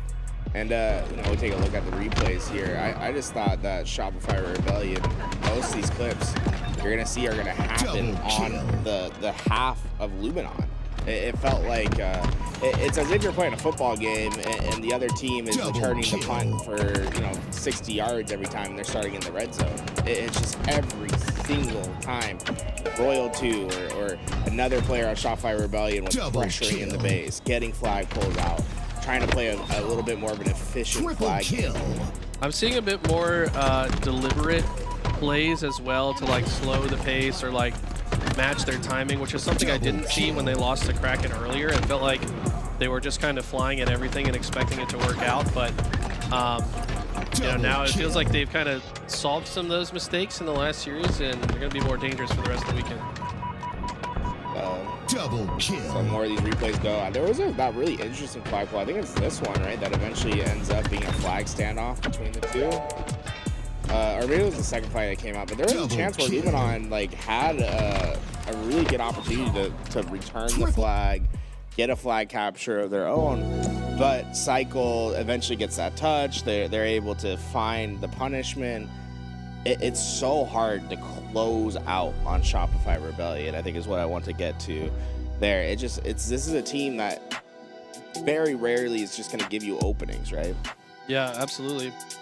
And if you're on the side of Luminon, you got to start, correcting the mistakes, stop the bleeding. It should be Origin Slayer, not CTF, as the thing says here. But regardless, it's going to be really important, I think, for Luminon to get on track in a hurry here. Go. Here we are, Shopify Rebellion going up against Luminon, and see already, this is what Shopify Rebellion loves to do. Cycle going up, getting those rockets. They very much heavily play for for rocket control first, and then wrap back to try to win sniper after. It's so effective for them. But I mean, this time moving on, usually you see a couple players go down during that action. Only one player went down. I don't know if that's going to be enough for them to secure that sniper away. Descendant did such a good job playing his life right there. Took some splash damage from the rocket for sure, but isolated his angles from all parts of the map to stay alive and then made an impact in the following play. Precision playing quite sneaky here at the bottom of the snipe side of the map. Frosty goes for a crazy pickup play. He didn't hit the headshot. I thought he just hit the snipe shot like it was nothing there, but the nade got it. And the last shot is getting louder and louder as this game continues on. That's got to be the loudest I've ever heard him. Well, to be fair, he is like facing us. He is very close to us. Yeah. So it's like we get to hear it a little bit louder than others, but he is very much wearing out his vocal cords here. He is screaming at the other side. I mean, it seems to be working because we did not really see the normal last shot in the last series, in my opinion. Now really correcting that. A lot of perfect shots from multiple members of Shopify right now. And guess who's got the sniper? It's your boy. Yeah, that's such a dangerous thing about Shopify Rebellion is you have, I mean, Cycle's a great sniper, but you have S-tier snipers and Royal 2, Last Shot, and Frosty on this team, right? And it's like having the ability of any of these guys being able to pick up this weapon and put it to maximum use is such a blessing for a team. This is what we saw toward the end of last year. I feel like they've really solved this game mode to force these spawn traps where, I mean, if you're Luminon, you literally have nowhere to go. It looked like Precision thought he had an out, but not until his face gets peeled right out of his Spartan armor. That was rough. That was really well played by Precision there to like just get lost. Last player alive oftentimes, or I mean Talik, to get lost down there. Yeah, definitely want to just find some way out of the spawn trap. And honestly, Luminon have done a beautiful job here in the last sequence. Like 4 kills in a row. Triple kill. Thanks to the triple kill from Trippy, but look at this, answered immediately by another triple kill from Frosty. Shout out to the Observer for catching both of them. Shout out for Dog for giving him the overkill challenge. Say, yeah, I'll give it to you. Yeah, these guys got a lot of respect for each other. I have to imagine. No, the prediction. Yo, the prediction rocket into a snipe pickup into a triple kill at a bit high. Yeah, I want to see him go up the lift and then like thrust mid lift, so you get like the extra bonus. You were talking about this earlier about how well they spawn trap teams and how they're set up these spawn traps, but we've seen it multiple times now in this game where Shopify Rebellion is looking at spawners as they spawn up. Yeah, and it's just showing a supreme confidence on how this map works. And look, they have 30 kills right now. It's largely being done by, you know, just mass front-loaded damage from individuals. The assist count isn't as high as you'd anticipate with a 31 kill margin. I mean, these guys are running and just finishing kills before any help can even come in. Yeah, I mean, that's the nature of it, right? It's one thing to spawn them where you want them, but then you also have to apply pressure to them to keep them from being able to get out. And that's exactly what we're seeing from Shopify. They're just watching all the exit points. They know where Luminon want to go, and they're saying, sorry, you shall not pass, and keeping them stuck. But now they do finally have some of the map on the side of Luminon. How long can they hold it, though, is the question. What do you think you have to do to have a spot named after you in Halo? Like, cause I mean, you are like one of the. Are you the OG spot name? Like, who was the first person to get a spot named after them?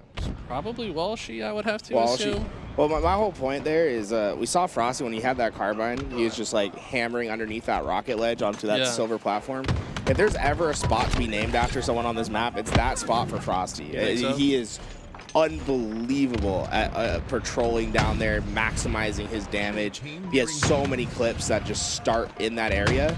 It's counterintuitive because it's so open, but he makes the most of it. Royal 2 hammered 2 shots there. He'll get his 6th with that, and wow, I mean, Cycle has 17. We haven't even said his name this game yet. He's 17 kills in this lobby as well. Dude, he's plus 10.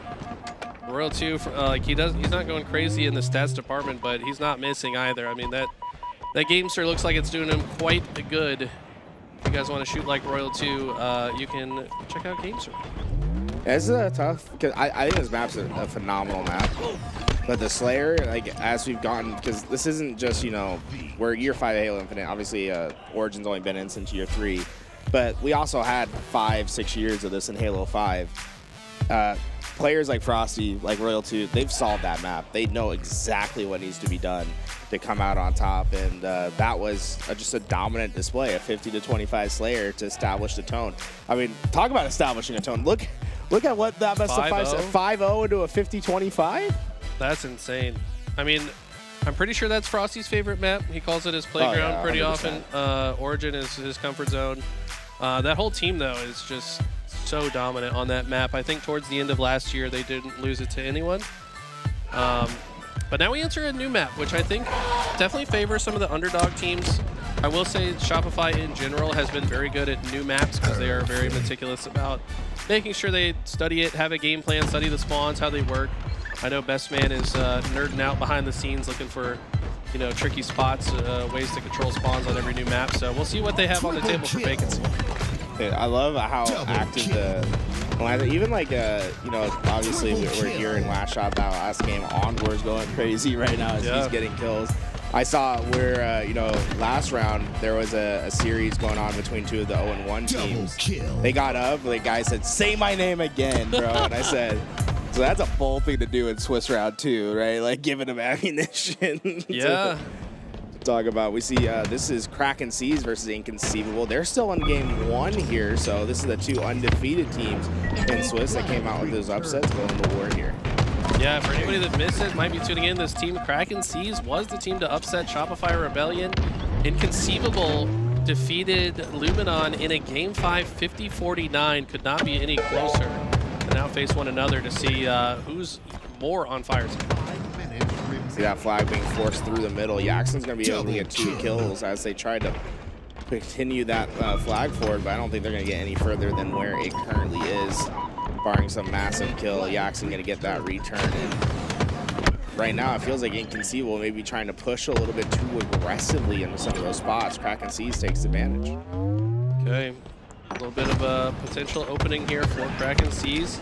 Yeah, 3 dead momentarily. Spawn's definitely coming out on the fridge side. Gonna relay this flag through the Jin side, and Penguin is just getting hunted down by Envor. He is not letting any spawners get eyes on this flag run. Yeah, it's such an efficient flag run at the moment. Maybe a stop can happen from the P2 tower. No, Boo goes down. Cockade wasn't there quite quick enough to pull out a flag either, so that flag going to come back home, and Kraken C is going to go up 3-1. This team is looking so good. This is a team that, you know, coming in, all of us and probably anybody watching, probably assume would be the 4th best team in this tournament, but they're making the case to be the most on fire, at least today, as they are so in control. Envor's 24-10, by the way. Yeah, Envor, I feel like this is the perfect environment for him. Is like these smaller scale lands where it's intimate.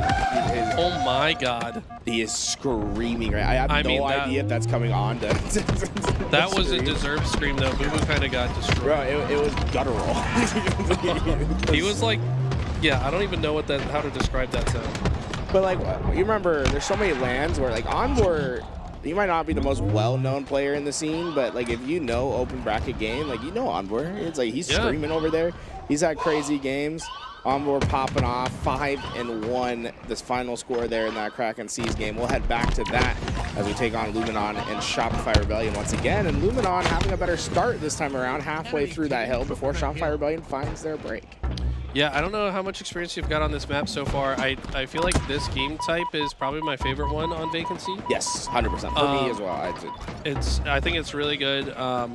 Bottom mid becomes so important for rotations on this map as well. Curious to see how teams start to adjust on it, but for now, it is Shopify now holding the hill very comfortably. Cycle with the shock rifle in the hill, and his teammates are killing everyone, so he doesn't have to do anything.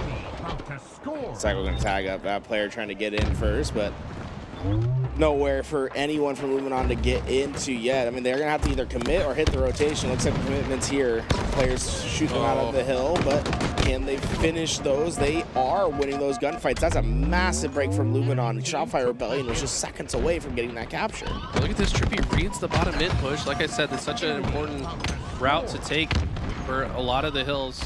But unfortunately, leaves Talik alone. Let's see if that comes back to bite them, or if they come back to reinforce. He does get taken down at the last second. Shopify. And that was Frosty yelling. That was Frosty getting loud right there, Oh. saying dead. Triple kill for him, and they're going to get to that hill. That's a big one to set the tone into this game 3. Yeah, I love when players bark back. Like, you're getting barked at, you got to bark back. And we're seeing a lot of back and forth today. As Descendant and his teammate pushing through here on the yellow side. Completely clearing every corner. Maybe a little paranoid that somebody is That means one hiding. player's lost, right? Yeah. Like they got 3 down. Someone was there, and it looks like maybe it was last shot that had opted to go back into bottom mid. It's such an interesting play, but a lot of times, like, lack of knowledge can really hurt a team. And like, if you know that they don't know where you're at, you have a lot of freedom to make interesting plays and to force teams to keep looking for them. 100% as we see Precision. It's 1 kill but cut down. Descendant yet to get on the board in the kills department, but has 5 assists. 5 assists, though. I mean, Yeah, he's definitely in the mix. And whoa. that was a weird. That nade looked like it landed on him, but he's still alive back there. And this is an interesting place to stay alive. Like, Cycle, look at where Cycle's at, right? Staying alive, and where the hill is, where the action is happening. Cycle is causing all sorts of mayhem on the map. I mean, as he always says, I feel this guy is such a problem. Playing against him is the least fun I've had playing Halo, I'm pretty sure. Baits out the melee. I love plays like that where you're close enough range, but you back up, force your opponent to swing and miss. He does get cut down by the rest of Luminon who come to the rescue. Interesting little sequence there where, like, Cycle being that far back, it seemed like he influenced the spawn so that Luminon got the closer spawn. But his pressure forced them to deal with those kills first. They weren't able to get in and to find hill time while that was all happening. Instead, having to focus on those slays in the mid-map, and that's still, like, until this moment, what was happening. A lot of slaying around the perimeter of the map rather than getting into the hill. How, Trippy? How? That was such a good play. I mean, and you could tell Last Shot was kind of predicting it, but just could not land the melee grapple. Makes it so difficult to play against. And Trippy is continuing to slay out. Like you said, though, it hasn't amounted to much time, despite it feeling like Luminon's been on this half of the map for a while. What we see Shopify Rebellion do is they're focusing really heavily on that red tower side.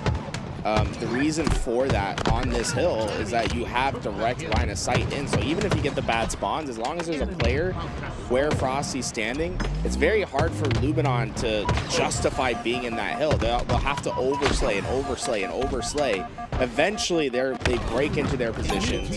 Shopify Rebellion get the remaining amount of time. I think that was really just showing how much better they understand this map than most teams right now. It hasn't been out for that long. Like, they're developing their meta in real time. That was so impressive, just the way they managed that whole situation. They had position across the map. They didn't even have to get any kills. All they had to do was weaken players and back them up to earn their second hill. But now it's Luminon. They were able to get a few kills off the back of the end of that play and now have a very strong setup. Until now, Tolix is getting flanked and will likely get taken out of the equation. Will this be Shopify's chance to get control of this side? And don't you hate it when you're flanking and your flanking flank gets flanked? Yeah. I feel like it happens a lot in this game because of the way spawn system works. Yeah, I think the other part is, like, when you're trying to create those flanks, a lot of times you know where you want to go and you're going to take the fastest available route. Very rarely do you see players do a full clear out. I mean, and when they do and there's no one there, because it looks goofy, right? Like, we saw Descendant when he came over to that part of the map, like, fully checking every corner. It's like, well, no one's there. Like, why would you do that? But that's the reason why. A lot of times the player will spawn on top of each other. They'll have those, like, deep pockets occupied, and you need to clear everything. You just have to have a keen awareness of spawn timers, too. Like, you're not sure, like, okay, did he spawn before I crossed the halfway threshold of the map, or did he spawn, like, right after? And sometimes the difference of 1 second of a respawn timer can completely flip where they spawn. So that's why they're a little bit extra paranoid in spots like that if they maybe miss the timer. Luminon Gaming on the board here, and they've won the rotation to the next side, though this fight through the bottom of the map could be big for either side. Frosty on that flanking play gets 2, and with that is going to make his presence known over at the red tower, but big kills that still need to be achieved here to at least feel secure in their spot. And that grapple hit him around the corner and barely stayed on him in time. Yeah, Cycle had the right idea with the nade to try to stop him in his tracks, but Descendant doesn't know how to stop. He's just going to continue to hold forward. And we're hearing more loud shouting from right behind us. Trippy with a big double that could bring Luminon closer to tying up his game.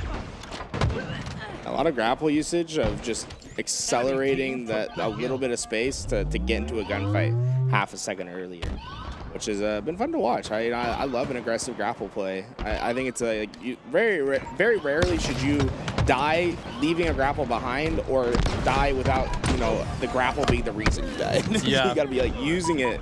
Like you don't leave any behind for anyone else. 100%. Cycle was in a very difficult position there, had the high ground and damage on several players, but Luminon just kind of played their lives beautifully, bait and switched until finally we're able to take him down. Now they got a good position here. This double door hill, I think one of the harder ones to hold, but with good positioning across the map, they might be able to. I'm surprised Frosty's alive. They weren't able to clean him up. That shroud screen kept him alive. Double kill here for Royal 2. And now we're rushing through bottom center. Doesn't get the trade. That's another huge double from Trippy. And look, that's going to get them basically to 99%. I don't think they're going to be able to stop the second from coming in. And there it is. Luminon tie it up. Back-to-back hills in their possession. Yeah, and just so you guys know, Trippy was having some weird issues, like tech issues earlier, to the point that he had to borrow my controller, so he's getting used to a new controller. You don't want to talk to Luminon Gaming about some of the tech issues. Yeah, well, like Trippy had his problem, and then Talik was having a problem with his controller as well. He had to go to his backup. Oh yeah. Yeah, he couldn't move forward with it for some reason. I literally was going over to say hi to him, and like I get to him, and he's like, "Oh, what the hell?" And then he's like, his controller just stopped working with matchmaking. It's so weird because Trippy's controller was the opposite. It would only move forward, and then Talik's would not move forward. Yeah, it's like, like they had the opposite problem. Yin and yang. But we got them all hooked up. Yeah. Fortunately for us, we have a huge supply of G7 Pros. Yep. He had them all disassembled and reassembled there. I heard he's using your controller as well. Yeah, so. It's mostly because I already had the scuff sticks in it, which is the same way he uses his. So. Got them all squared away. But this game has gotten a lot closer. I mean, very possibly the next team to score could win this. With just minute 32 on the clock, it's feasible the time ends up deciding it after this hill. And Descendants not really being contested too much. Good job from his teammates to keep the members of Shopify at bay. I think Shopify are belly. From Steel, Birds of Steel there to play that the way that they did. They waited until the very last second so that all four could push in, but they weren't able to execute cleanly. And because of that, Trippy's able just to come in, clean up that last kill, and they get that one hill lead now. 3 in a row for them. And Shopify Rebellion now going to have to rack their brains about how to tie this game. Yeah, this hilltop mid is very tricky. I feel like you kind of want somebody on both sides of it, like top tower and on the opposite side, but you need somebody floating around to reinforce the side that's being pushed. Right now, good trade out there for the last shot, I think. I wonder if he heard the reload. I doubt it, right? Yeah, probably not. I feel like there's not much of an audio cue for that. I was like, man, he really was basically optimal for last shot there to get as much damage as he did there and caught Talik in the mid reload. Okay, cycle in the hill. There's 51 seconds on the clock, and I feel like the way Luminon intends to play this is to just play keep away. I think their clock is their best method to winning this game at this point. Just Trippy that's alive on the map. And they're going to stagger his death as well. You see how Descendant spawning as Trippy goes down? That's going to make it a very long window of them not having 4 players alive on the map. And if Talik goes down before Trippy spawns, they can get very dangerous. That's a huge lid by Talik to get us to escape down there bottom mid to keep 4 players up on the map. But every member of Luminon somehow stayed alive. They were facing so much pressure. Finally, Precision, the first one to fall on their side. But Shopify's getting a lot of hill time. Cycle's in a sneaky spot, like against the wall. I guess there's a little corner here at the top of Cuts. And he finally gets taken down, just 30 seconds on the clock. Yeah, but I mean, at this point, it feels likely that Shopify Rebellion does get this hill. And then they'll go into the next round. The first 2 hills they captured in this game were the last 2 hills in rotation. Oh, so no. That's filthy. That hurts, too, because like if he had just landed the first shot on the grenade, I think Descendant would have been close enough to it to die. Last shot is losing it right now after that back smack, screaming at the opposition. And now we are officially in sudden death. Next hill wins. Yeah, I like the way that Precision is playing now with his teammate there. They're not trying to get too eager, forcing Last Shot to go check it. Now, Last Shot to his benefit had the grapple, so he's not caught being too far deep there. Instead, like, look, in 5 seconds, he's able to go from Shroud Screen corner to top red tower. Yeah, dude, he's playing so fast. Every engagement and continues to just speed around the map. Shopify broke apart the setup of Luminon. Precision has a shock. I find it hard to get value on this map with the shock personally, but I'm not Precision, so let's see what he can do with it. I think the value comes when you get a clean 4 down and you force like the spawners in your reticle. Yeah. But that's not like a guarantee ever. I like the way Last Shot's playing this, just holding this space. He knows how important it is to make sure that his team does not allow any spawners back here. And the longer he stays alive, the longer Shopify should be able to hold on to this side. Frosty should just keep himself hidden, I think. His teammate went down. He's going to commit for the gunfights. He gets 2. Whoa! TNT go down. Frosty has struck dynamite as he hits those shots. Descending going to be last alive, and Royal 2 in a powerful spot to punish him. Wow. That was crazy. That's so hard to fight Descendant in the one-on-ones. Yeah, he's going to use every piece of geometry to his advantage throughout the fight. Cycle's back in that spot again. Okay, he's not going to stay there. I was like, it's been interesting how often he's found himself like very back on the map. Yeah. I like the way Trippy's playing this. He's kind of just lurking through bottom center, checking. There's like 3 different ways to get into bottom mid. And just trying to shut down that lane. He does get taken down, so now Shopify might opt to use this route as they do. That Cycle just got his clean triple. I think that's a full. I'm pretty sure it's a triple. That's all him. Just a 1v3 basically, yeah. Yeah, wow. Just perfect shots to end that one too. It's that's filthy, and that completely shifts the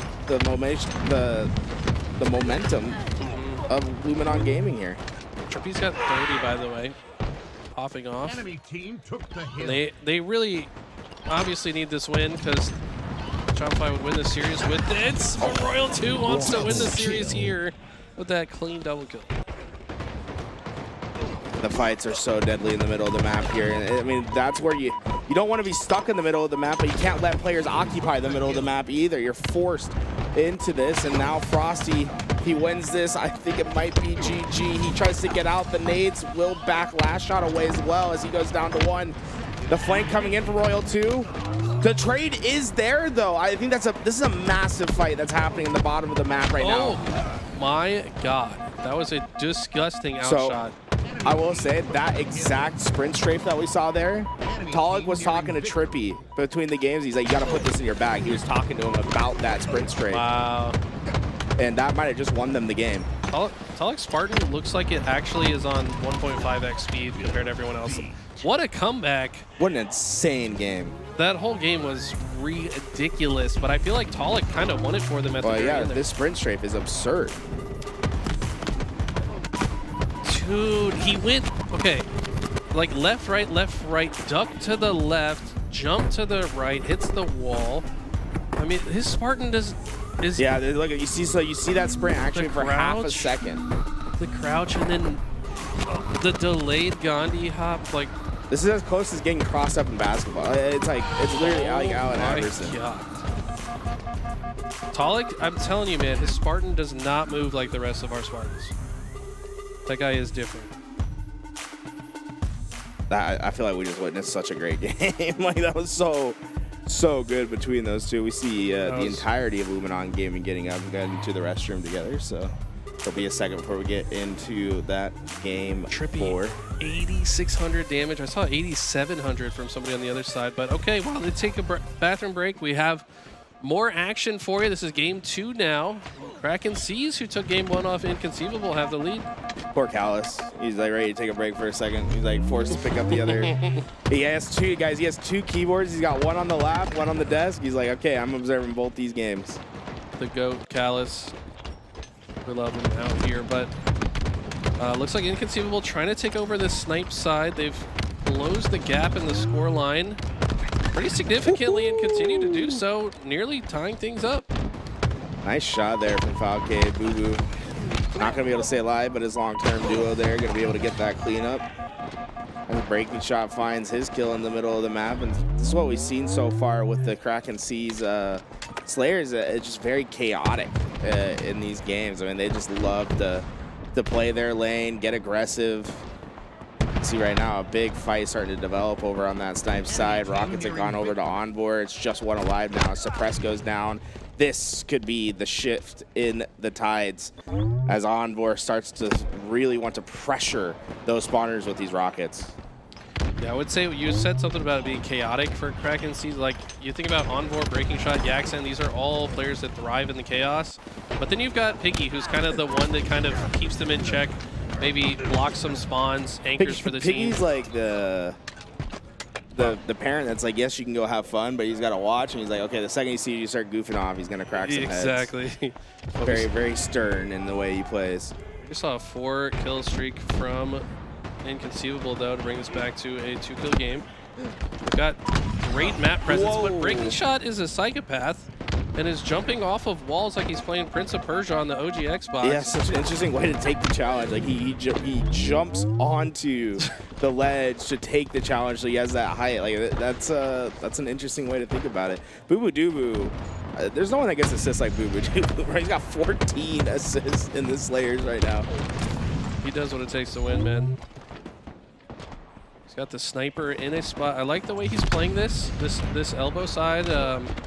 Safer, you know, he's got options to run away if he needs to, but can also see a lot of the map. Opts to not burn the ammo. I think would have preferred to see him burn the ammo there. Boo Boo unfortunately unable to do much at the end there. See that with that a 2-0 lead now, right? As they go into game 3. Yeah, and if I'm not mistaken, were we looking at the rounds wrong? Is there only 3 rounds of Swiss? Because after this, they'll be the only undefeated team, right? I think it's still 4 rounds of Swiss. The Swiss is only 4 standings. Okay. So it shouldn't matter. I trust our admins to know what's up. So 4 rounds, but regardless, I mean, basically what happens if you start off 3-0 though is that your tiebreaker is going to be so much stronger than everyone else's. So. Usually it just like guarantees you the top spot, but I don't know. It's like math, some kind of math, bro. I'll say like the work that admins put in. So like this is a big shout out to the DSA group because they're fantastic. If you ever have to like admin a tournament and you get to see like the work and the effort that they put in and the things that they do, like the framework that they have to like put into place to operate a tournament. Is literally heroes work. I want to give a big shout out to the DSA group helping us out this weekend and doing it remote too. Celeste still in Bittersweet still in Canada, just helping us out. I think Frag Out also Canadian, if I'm not mistaken. Yeah, I think he's doing an event in Boston for like Rocket League. Oh, he's at the Boston major. Yeah, he's That's at the Boston crazy. major for Rocket League. But no, Celeste is so impressive as an admin. She literally makes entire Discord servers for events. Like she made a whole Discord server. She makes it dummy proof. And then makes a whole like Excel spreadsheet that has 10 or more tabs that are all color coded and beautiful, and like it's just the level of effort that she puts in behind the scenes does not get shouted out enough. See, we're currently waiting on that game 4. I saw Luminon all get up to the restroom. We saw Shopify Rebellion also all get up, but it looks like they just walked back in and sat down. So I believe they're loading into their game number 4. It's Live Fire Oddball. And, the first 2 games was just an unbelievable performance for Shopify Rebellion, but Luminon finding their fight after going down 0-2, scored 3 hills in a row, and eventually got that final hill capture off the big play from Talib. That shows a lot of grit, right? I mean, to get dominated in the first 2 games, and then also be down heavily in the 3rd game, but then just dig deep and find a way to battle back is so impressive, I think, on the side of Luminon. The first blood going to go to Precision here as he gets that kill. Last shot was able to get the sniper, and, we saw him hit some crazy shots in the 2v2 yesterday. We'll see if he can replicate that here as he gets the first one to his name. Descendant got a good stick before falling there, so will slow the momentum of last shot for now. Frosty also going to be able to grab this camo and immediately put it to work while his teammate gets ball time right next to him. I mean, Frosty trying to stay hidden with this camouflage, but trippy instead. What? It's like it was like there's no camo there at all. That was absurd. I mean, I know it was just single shot Maybe he was trying to shoot someone behind him. Nah, that looked like he was shooting. The reaction time on camo is crazy. Yeah, I don't see like that. But I wear glasses, so. See, I'm old. That's my excuse. Yeah, unfortunately, I don't think I can take that one yet. But you're getting close. Don't want to talk about it. Last shot. One nice kill, but gets shut down. That's a 3 dead for Shop. Luminon need to get this ball in hand, though. Feels like they should have accumulated more time by now, and the most awkward fight of all time just happened Rats home. Yeah, it really be like that sometimes. So one person thinks they have it one way, the other person has it the other. Trippy going to be able to get that 1 bullet snipe left, and he will put it into the body a last shot. There's no more sniper until the next spawn here in a minute and a half, I think. Talik knew these players were weak, and unfortunately he's in the awkward scenario. Frosty with a beautiful flank to help keep his teammate alive. And ball's still in the back of garage here. Nobody comfortable enough to really hold it for very long. Talik going to spawn towards that QT, but is immediately feeling pressure. He doesn't have that QT to try to escape to, but with players looking at all sort of area, all the areas at green, there was no escape to be found. Yeah, they had the front watch, they had the portal watch. Whoa, Descendants. He had something to say about that one too. That's one where you just hit it. You're like, yeah, like that's just, you get it. That's why you play Halo, right? It's for the feeling of like winning kills like that. Winning a fight when you're behind is the most dope that I get in Halo for sure. Yeah, for me, it's when I capture a flag. Okay, Mr. Selfless over here. Whatever you say, just helping buddy. my team win the objective.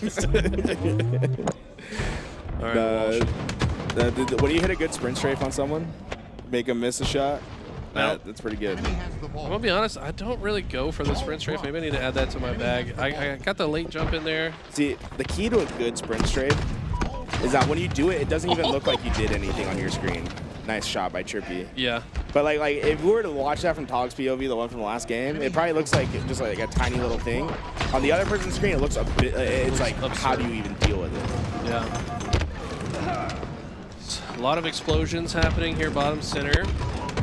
Both teams falling. Random snipe shot coming through. All out war and madness down here.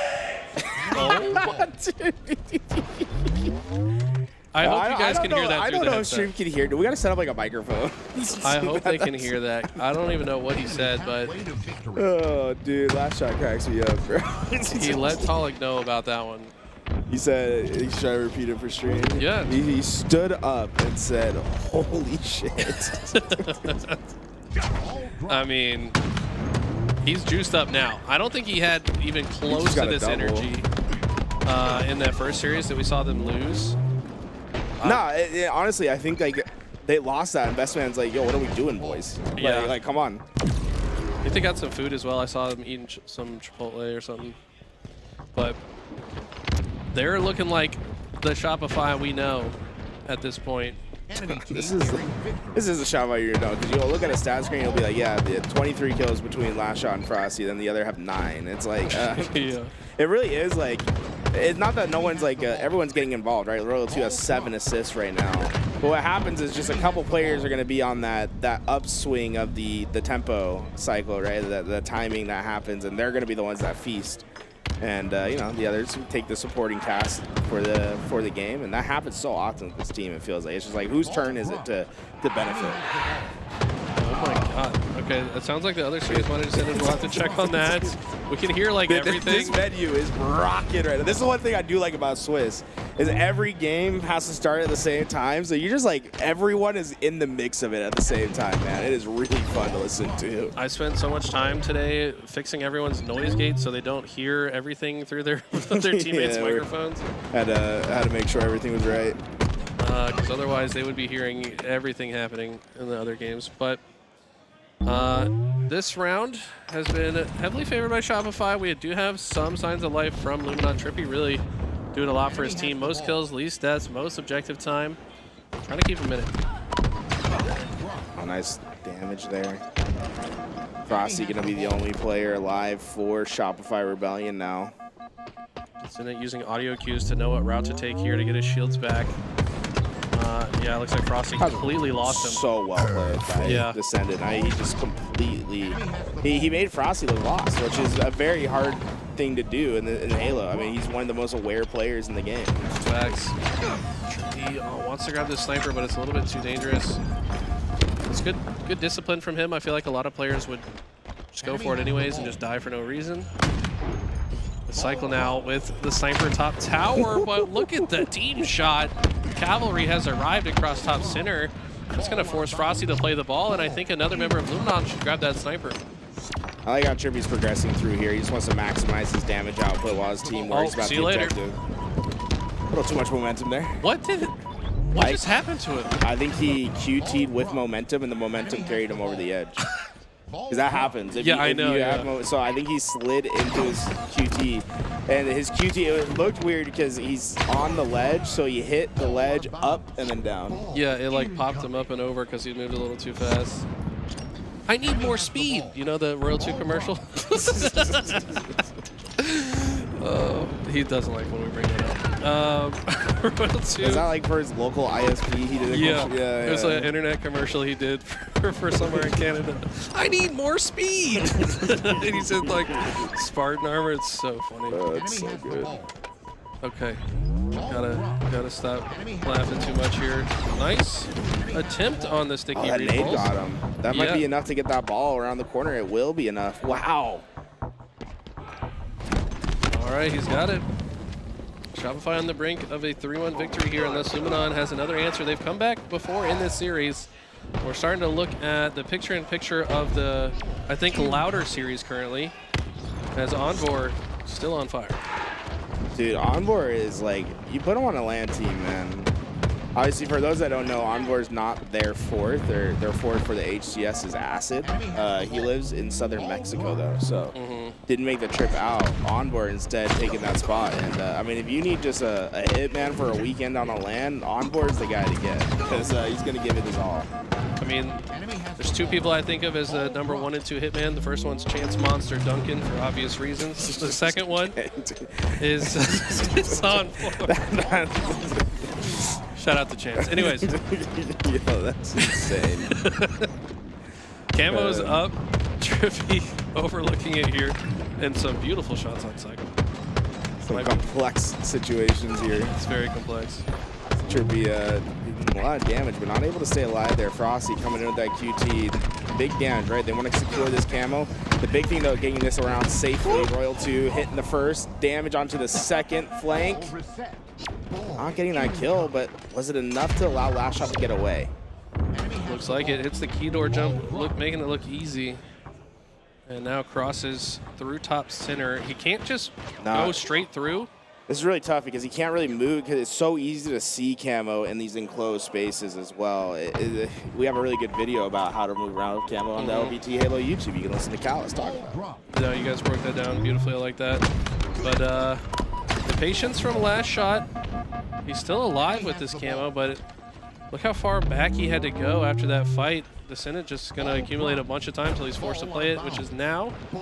And Last Shot, seeing if he can clean up this fight. It's a 2-for-2 trade. Both teams still need to get map control. Last Shot going to be the first one down. I think he's surprised that no one was around, but the kill feed starts to light up red. Going to give him that information. Left that and catches Trippy.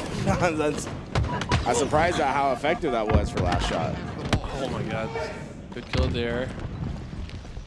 Oh, it looks like Kraken Seas took their game 2-1. So I think that's a 3-0 unless it was a server crash. But I heard Lee get really excited. So I think Kraken Seas officially sweep. Wow.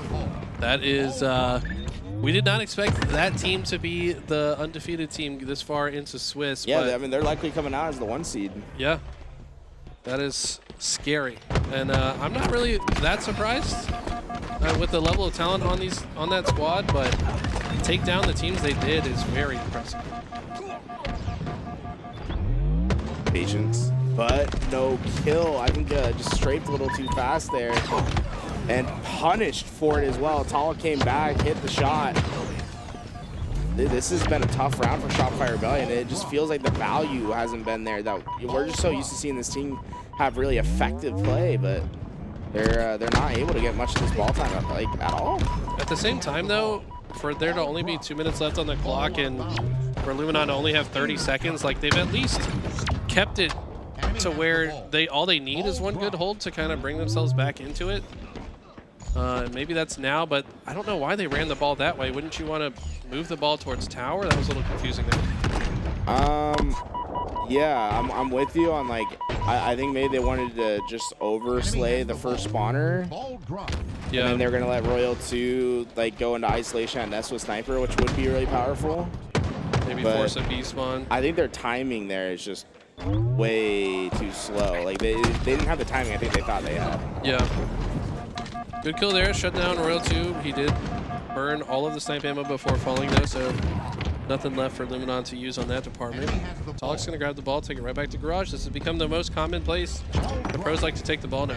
Yeah, and you know, as you talk to more players, the reason they give for, you know, that Garage side being the primary spot now is that when you're set up there, it's a lot easier to play defensively because of how many corners there are in that room. So you have the option to really slow yourself down and force the other team to check so many corners to get their breaks. Yeah, the way Precision just played the key door there, he's just kind of cutting off a lot of the routes that Shopify want to take and makes their life difficult. Look at the decision to switch targets. Yeah, it's like he said, I'm not committing to that fight at all. And I think he's anticipating, like, he's playing in Shopify Rebellion. Like, why wouldn't there be a player there helping in half a second, right? So, interesting thought process from Precision. I mean, even then, like, he was like, oh, I guess no one's coming. Let me slowly turn back into my fight. It does kind of show how paranoid you have to play when you're playing against a team as fast as this. Like, yeah, just gotta constantly check. I think of it like a shot clock in the NBA, right? Like when you're playing basketball, you have 24 seconds to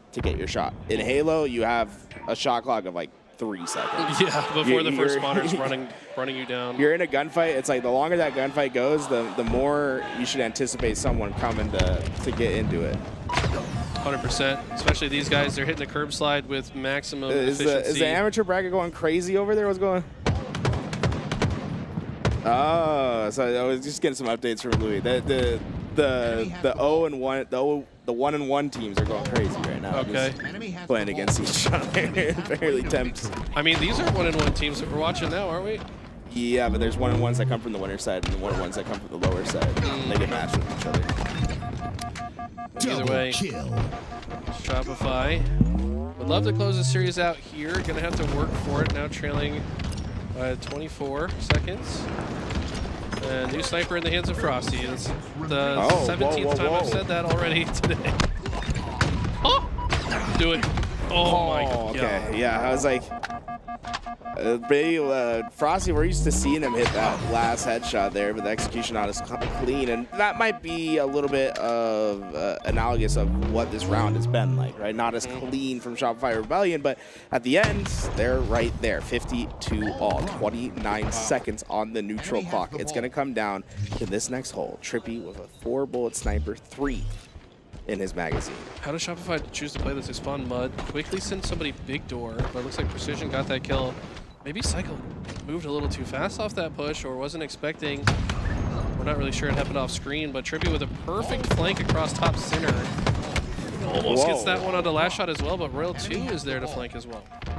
Yeah, but they're getting a bigger and bigger lead as the time goes on. I mean, look, 22 seconds of lead time with only 19 seconds of neutral time. So Shopify Rebellion have a very tough path ahead of them. They don't have a lot of time to overslay. Trippy, the only one alive, but that ball is still on the ground. And finally, it's picked up, but there's 6 seconds? We're going to make it 5-4. Someone needs to pick up the ball. Yeah. They're just giving up on it. Might have blacked out a little bit at the end there, but that's all right. No one available to pick it up. We're going to a round 3 here, and Luminon saying we're not going to go quietly into the night. Yeah, I think if he hits that headshot, they win the round. Yeah, probably. Which is it's all. I don't want to put that pressure on all Frosty to hit like the sickest clip of the tournament. Like, it's like. Leader in the KD department is Trippy, 33 and 25. And you know, the better he plays with my controller, the less excuses I have. Yeah, you see, when I gave Bound my controller, he had the worst tournament of his life. So. It must be the controller. You got plenty of excuses. Yeah. That's my excuse. Royal 2 going to be giving that sniper there. Has camouflage in his hand. 2 players going to split out. And Oh. Dude, Talik, I swear he has a sixth sense for, like, window. Dude, he got nuked. It was like World War I right there. Off the planet. The Battle of Versailles. Oh. Dude, these fights are so intense. And what year is this? Year 5 of Halo Infinite? I don't even know. Yeah, you think these guys are like holding their breath in their gunfights? You see that too? Yeah, Wes actually brought it up when we were on cast earlier. Oh, dude. I was like, I gotta start holding. So, for anyone that doesn't know, there's a report that came out that said if you hold your breath while you take your gunfight, you're more likely to hit your shots. So. I mean, isn't that just like a classic military sniper training thing? Like, That's just to keep your fingers still, right? Like, no. your like, shots still. I don't know, man. Who knows? Too high level. Enemy has the ball. But this is another great start for Luminon here. Enemy has the ball. Take the lead. Last shot has one bullet, a sniper in his back pocket. Repost as well. 360 no scope for the people, right? Oh, ridiculous. Predicted that route, cuts him off. Talik's there with the long shot, though, and they just sneak away with the ball. Talik must have jumped up from the camo position to get that angle on him because he was deep into C plat there. Yeah. Talik got that kill. You can see pretty far right there. You got to use that. Oh. Every single fight is so intense between these two teams. Last shot up to 36 kills out of nowhere, it feels like. Yeah, I mean, right now it's been the fight between Last Shot and Trippy, 36 and 38 respectively between the two. But even then, like, they're still getting a lot of ball time for their team as well. That's the other thing to show. I mean, look, the ball time is being well distributed between everyone in the lobby thus far. I mean, it's just been a very intense game. Like, it's just, everyone's having to do their role whenever it comes up. Wow, Last Shot just played that perfectly. Basically gives that player 0 options to escape. And now, Road 2 is going to try to be a part of this fight to make sure his teammate can get out with camo. That's more important than holding the ball in that particular moment. I like the double back to screens, right? Because you know those pre-nades are going to come out. You heard the nades land behind him. Last Shot in a very predicament, like in a very harsh predicament, is able to come out away with that camo and maybe get that sniper to go alongside it. Frosty, is he going to give it? I mean, you hit a shot like that, you don't give it up, right? Even if your teammate has camo. I mean, he's Frosty. His name is on the sniper. Like, he's not dropping. Body. And you see how they're collapsing in on those kills as well. Cypher not going to let any of that get away from him. I gotta say too, Frosty, like, it's one thing to hit shots, but the fact that he just always has the sniper, like, he's always taking the perfect position so that he can even give himself the opportunity to hit these shots, right? Yeah, I'm convinced he does the Eric Rona though. Oh, made him a unicorn. What's the Eric Rona? It's when you go and you die in a gunfight so that you spawn to your snipe. Yeah. Strategic death. Strategic on death. He's like, ah, man, I died. I spawned on snipe. Oh, snipe's coming up. I guess I'll get that when I spawn, guys. Mine. Don't worry. Don't worry. Play for it. I'll fill your position. Yeah, play forward. Play forward. I got snipe. Now that's a classic Halo 3 thing on Narrows or Pit. Like, that's definitely a thing. See 3 players already occupying at B, gonna get that ball a free rotation here. I think they just need to be a little preemptive with the play. If you don't play early, they're just gonna collapse in on you and they'll get the ball possession. I think Last Shot might be the best QT player, man. This guy does some crazy stuff, perfect timing. Get in and out of these fights. How do you fight against that, bro? Like, that's insane. Look, they went 3 down. Last Shot was the last player alive with QT, and they didn't lose ball control. That was insane. They're now backtracking to Garage. I think Frosty just wants to reinforce just in case someone's sneaking through. There. Yeah, they knew Precision was lurking somewhere. Now that he's out of the equation, I expect Frosty to maybe take a little more space if he has the opportunity. Cycle's a demon, bro. That flank is crazy there. How many times have we seen? We're talking about it a little bit on the King of the Hill. The man's just in the opposite end of the map, just being a nuisance. So hard to play against. Last Shot got his 43rd kill and let the whole lobby know.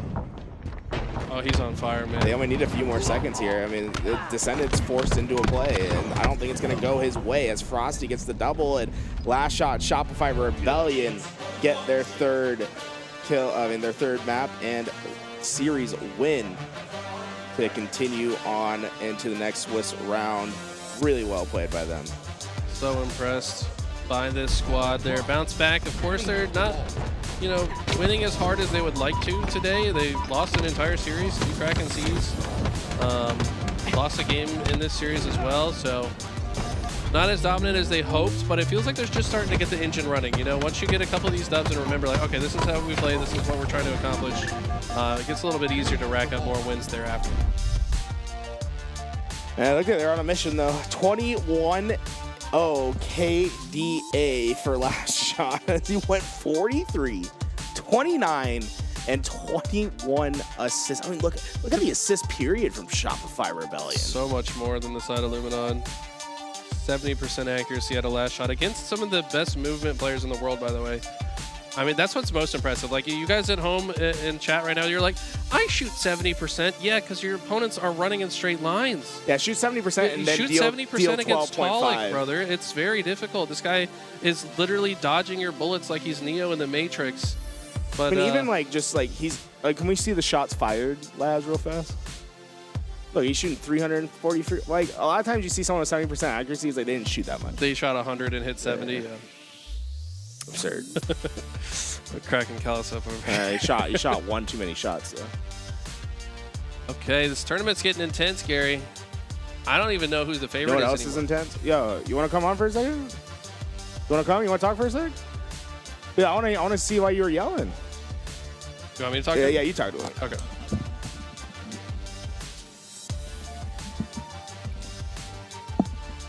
We got the man, the myth, the legend, last shot.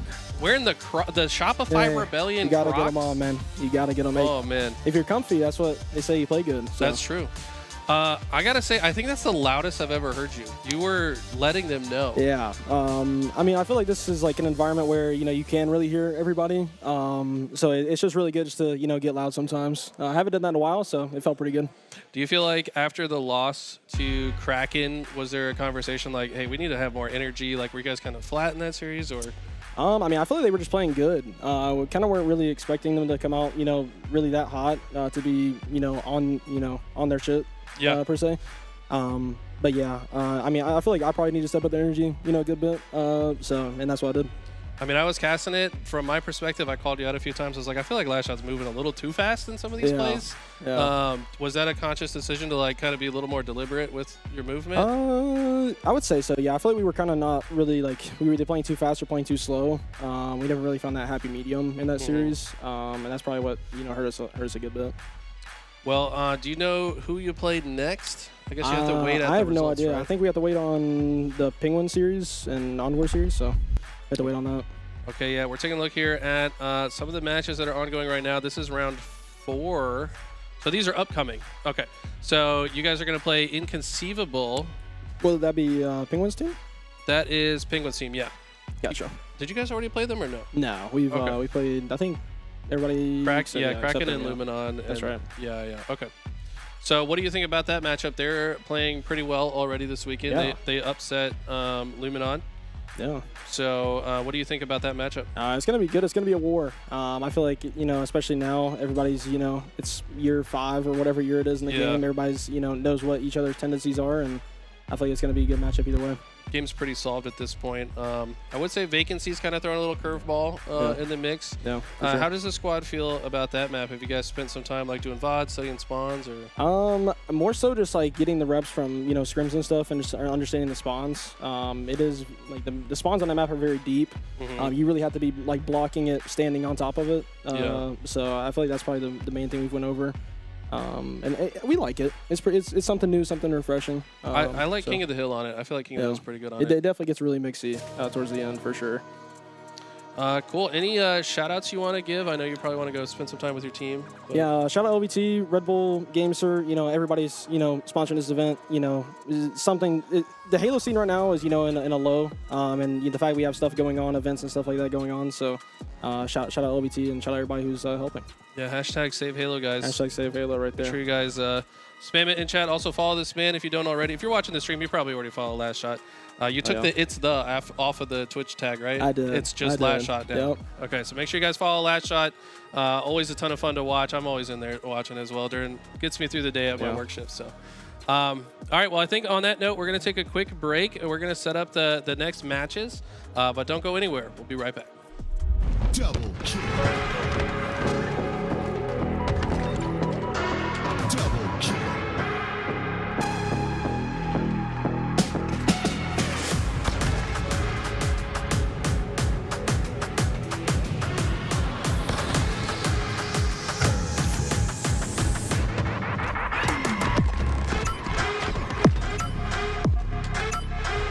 Double kill.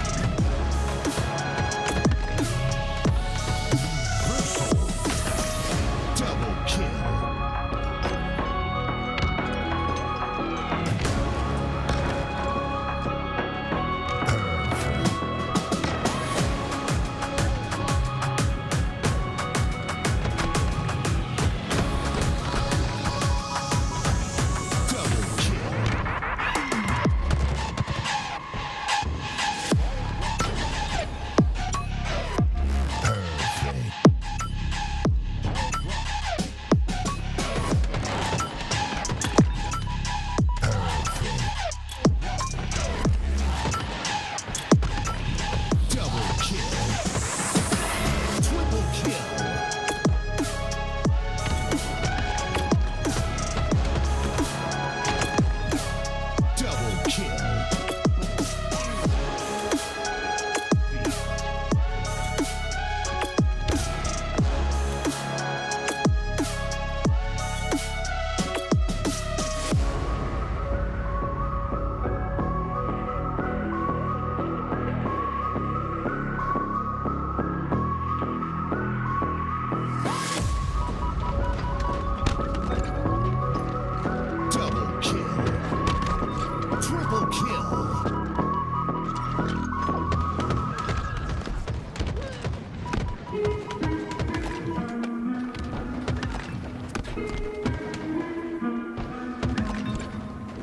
Double kill.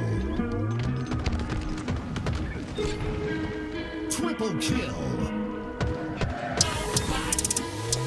Overkill.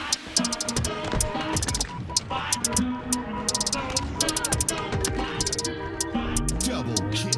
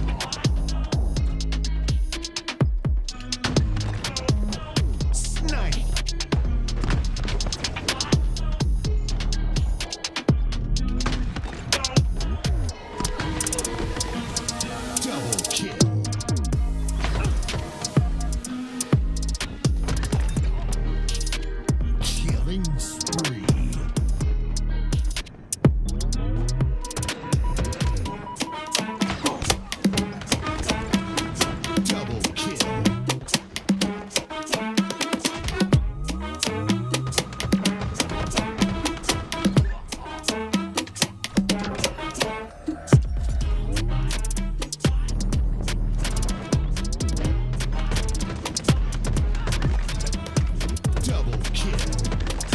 Triple kill.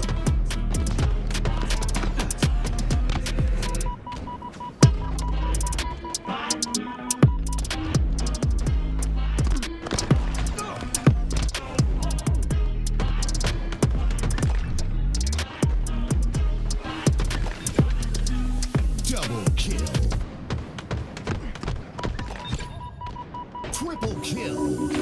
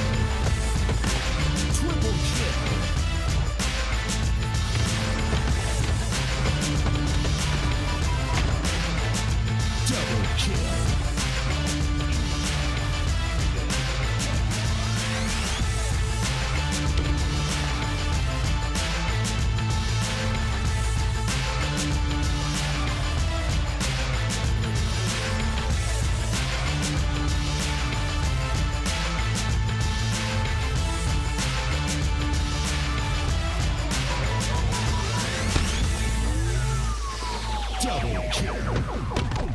Triple kill.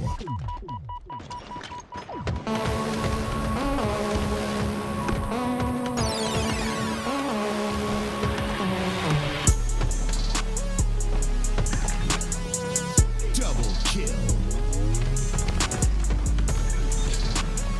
Triple kill. Overkill.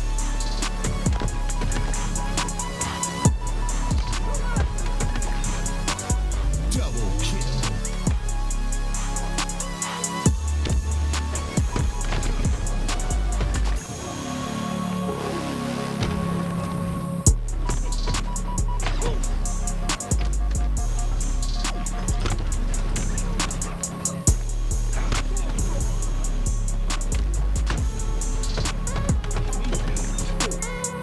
Triple kill.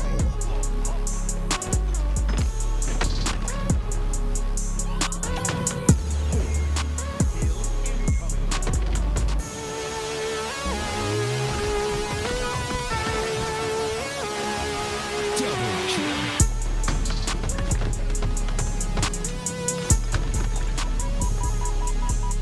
Double kill.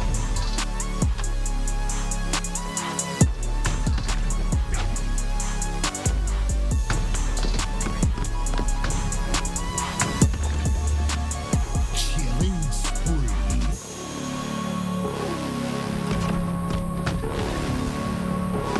Double kill.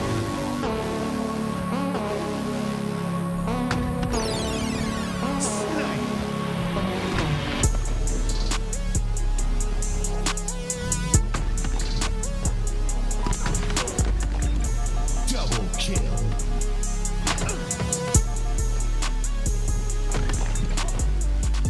Killing spree.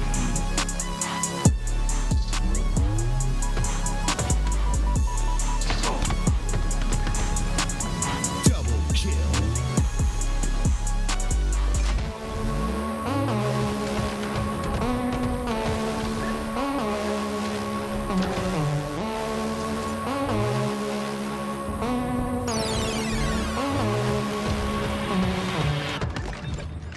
Double kill. Triple kill.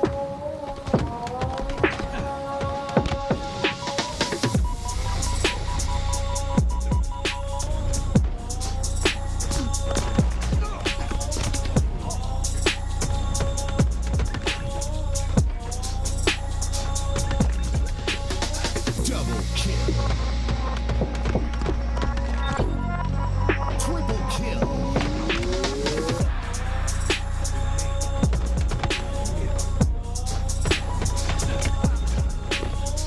Double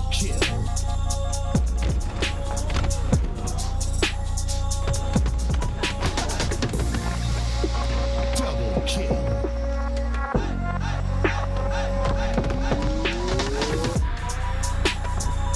Double kill. Double kill.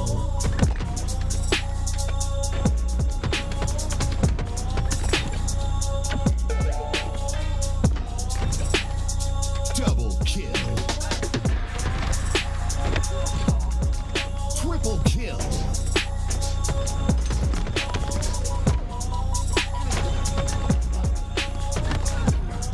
Double kill.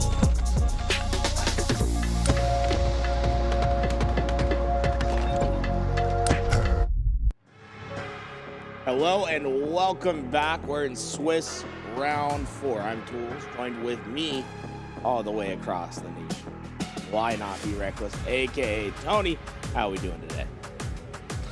I'm doing very good. I'm doing very good. How about yourself, man? How is it out there in San Antonio? Yeah, you know, the first thing Clutch said to me when I landed, he said, "Why not be in San Antonio?" I said, "I think he has a broken foot. I don't think he's here." And you know, I'll say he said it with all the malice in his heart, Tony. Well, I'll be honest with you. I am pretty sad that I'm not there. Yeah, I'm still injured, sadly, and but also in training with my new job as well. So a couple of things just didn't add up right for me. But I will promise you that I'll be there for the next one because I'm having so much FOMO over here, bro. Like I want to be there. I'm so bad. Oh, boo boo, Double kill. do boo. double kill for him as he picks up the shock rifle, starts putting it to work, and we're already seeing Inconceivable putting some pressure on the Shopify Rebellion, who hasn't necessarily looked to be in that World Championship form. Some cracks in the armor here that have been taken advantage of. Boobadooboo sneakingly one of the better shock rifle players in the league, and you're starting to see why as he puts it to work, starting off the game 4-0, but ends up running right into the line of sight of Frosty. A power weapon hits the ground, and for anybody now, and including Last Shot's Commando, oh my goodness.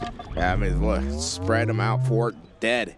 And now the cycled spawns are going to be especially brutal here for Inconceivable. It's going to be tough for them just to get all their players up at the same time, but Falke with an early perfect kill might make things a bit easier for them, as they're going to be able to secure some A spawns, but they haven't secured that A hill yet. That's the next part of this equation.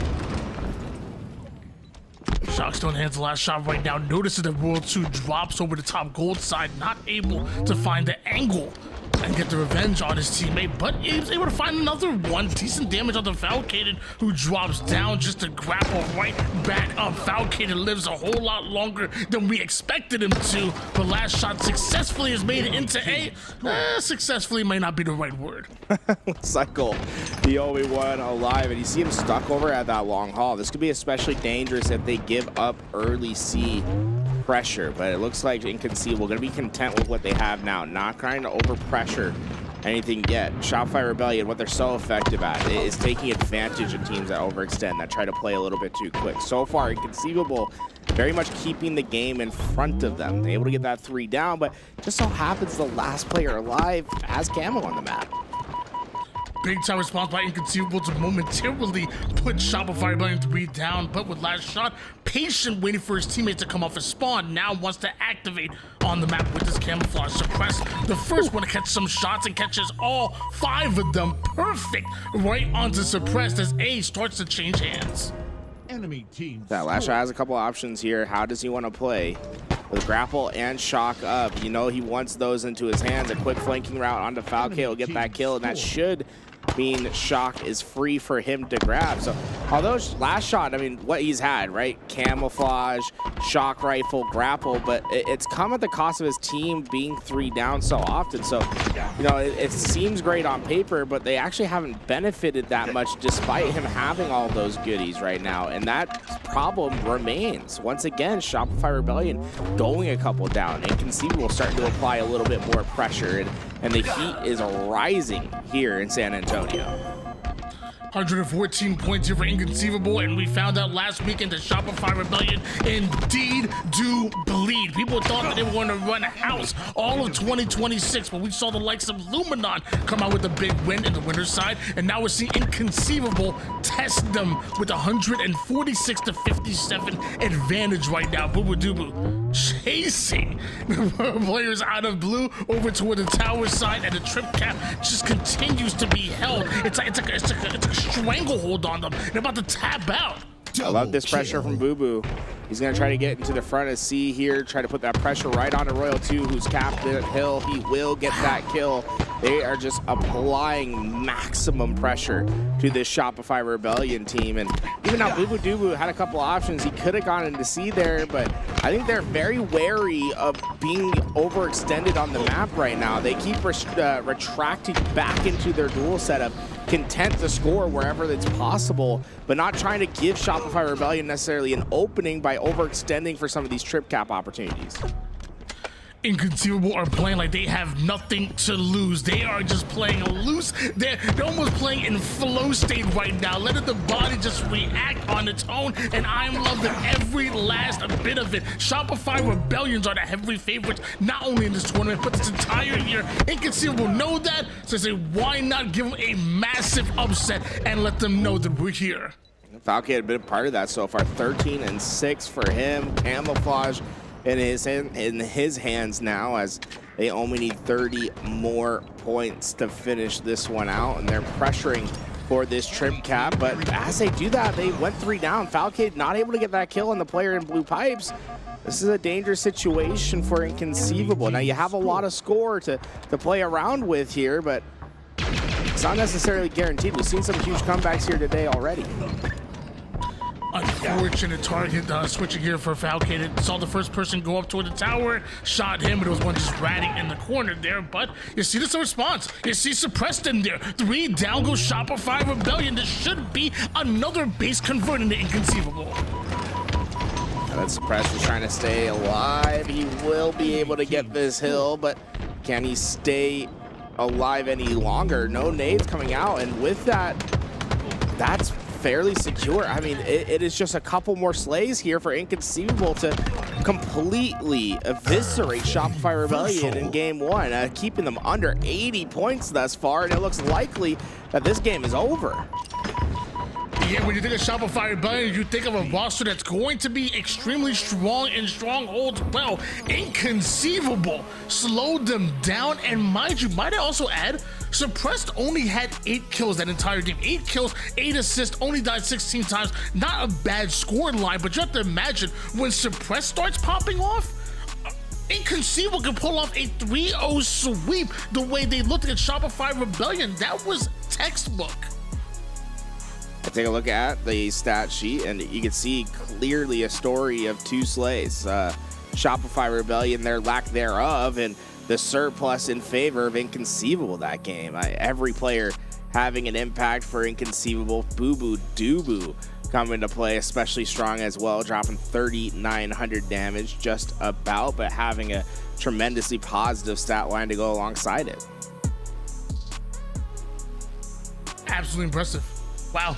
73% accuracy being shot by Penguin, 67% right behind them by Boo Boo Tubu. Shots are being fired and they are being hit. Tools, I'm not over there, so I gotta throw this over to you. Have you been able to talk to any of these players? Like for so far, we've heard of rumored rosters, and I remember at one point we were thinking, okay, well, it's gonna be like an eco, stellar, bound type of team and whatnot. Like is this the rumored Inconceivable roster actually going to be sticking together for the year, or are they kind of there for the vibes?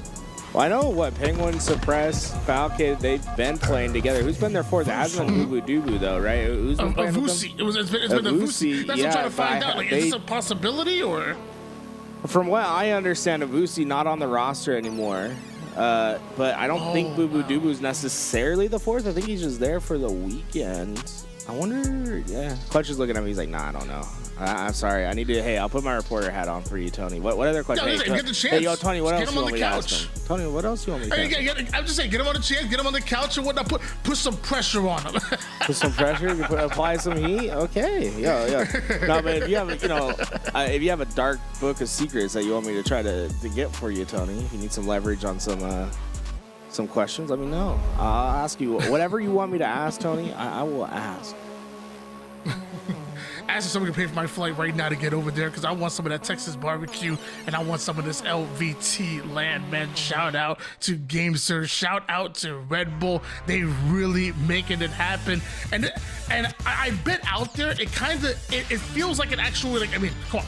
There's a lot of money on the line right now, $15,000. It probably has the feels a bit of an HS event, but then also on the side, maybe has the feels like maybe the old school MLG grassroots. Talk to me about the vibes that are over there right now. It's electric. Everyone's yelling. Everyone's having a good time just playing some Halo. I'll say, the teams at first they were kind of chill.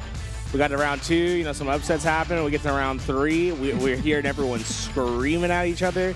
Even watching Tony, I don't know, I don't know how much of the screaming comes through the microphone. Are you guys hearing that at home? Oh, yeah, there is some screaming that's been happening, and I can't make out exactly what's been said, but yeah, I just heard one right now. Yeah, it was funny you said that. It literally came through the mic right when you said it. Yeah, we've been here. At one point, I swear somebody yelled ugly, and I'm like, that can't be right. We're hearing the screams, but sometimes we can't make out exactly what they're saying. Well, I'll tell you what, it's a vibe. I like it when the players get loud, when they wear their emotions on their screen as we head into game 2. Live Fire Slayer is our venue for this game 2. Sniper, so impactful on this, and Shopify Rebellion looking for their bounce back. I would expect it to be on a map like this. We saw Last Shot hit some incredible snipes yesterday. Frosty having his turn with the sniper today. There's so many talented snipers on the Shopify Rebellion team. This feels almost critical for Inconceivable to focus on keeping that away, trying to shuffle that sniper over to either Talik or Trippy and let them try to use that ammo instead of these 3 S-tier snipers on Shopify Rebellion. Yeah, there's a situation where you better burn that sniper ammo or toss it off the map, because you give it to anybody's hands on Shopify Rebellion and they can go off. Another side of things, I'm sure Inconceivable want a bit of it as well, as Penguin wants a large bite out of Shopify Rebellion. 3 down immediately. And you know what? Why not throw another one on top? Inconceivable are here. Tucks that nade in through the bottom of his chest there, and with that, a 4-kill swing out early for Penguin gives them a 5-2 lead. Suppressed, not able to keep that sniper into his hands, but Boo Boo Doo having camouflage and knowing where he needs to be is always a dangerous proposition, and this is what Boo Boo Doo does so well. Camouflage in hand, now sniper to join it. It's so good to see Boo Boo Doo competing once again.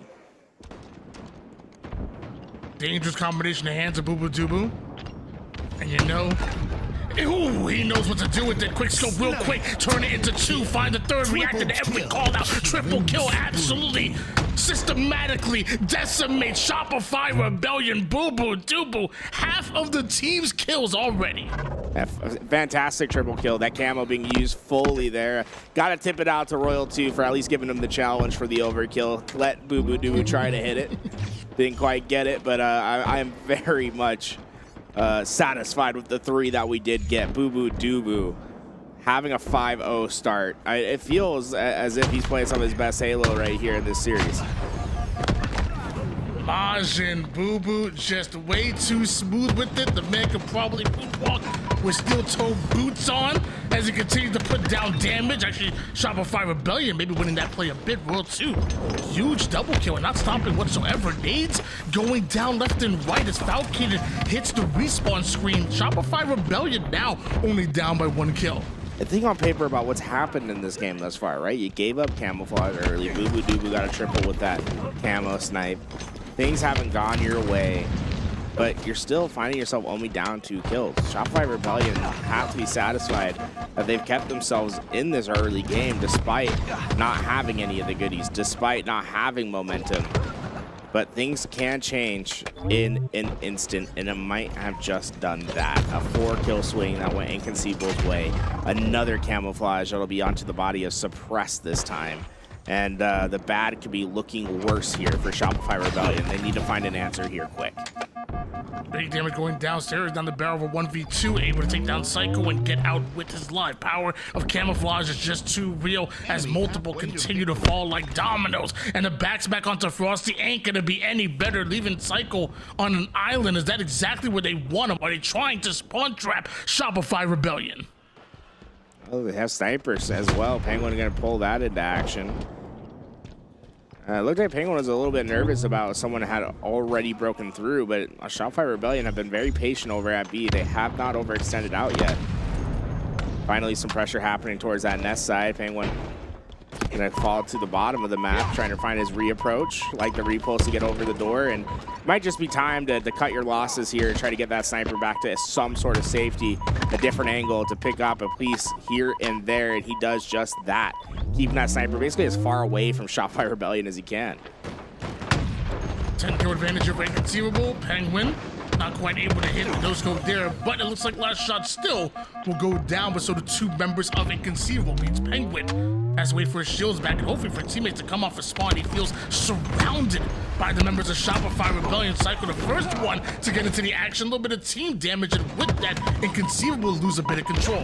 Yeah, when there's 1, there's 2 right now for Shopify Rebellion. They're running very tight-knit groups right now, and it wasn't quite working in the beginning of the game, but if it starts to shift, you can see a big lead change here in the next few minutes. I really want to see Shopify Rebellion start to look a little bit more comfortable, though. It still feels very reactionary.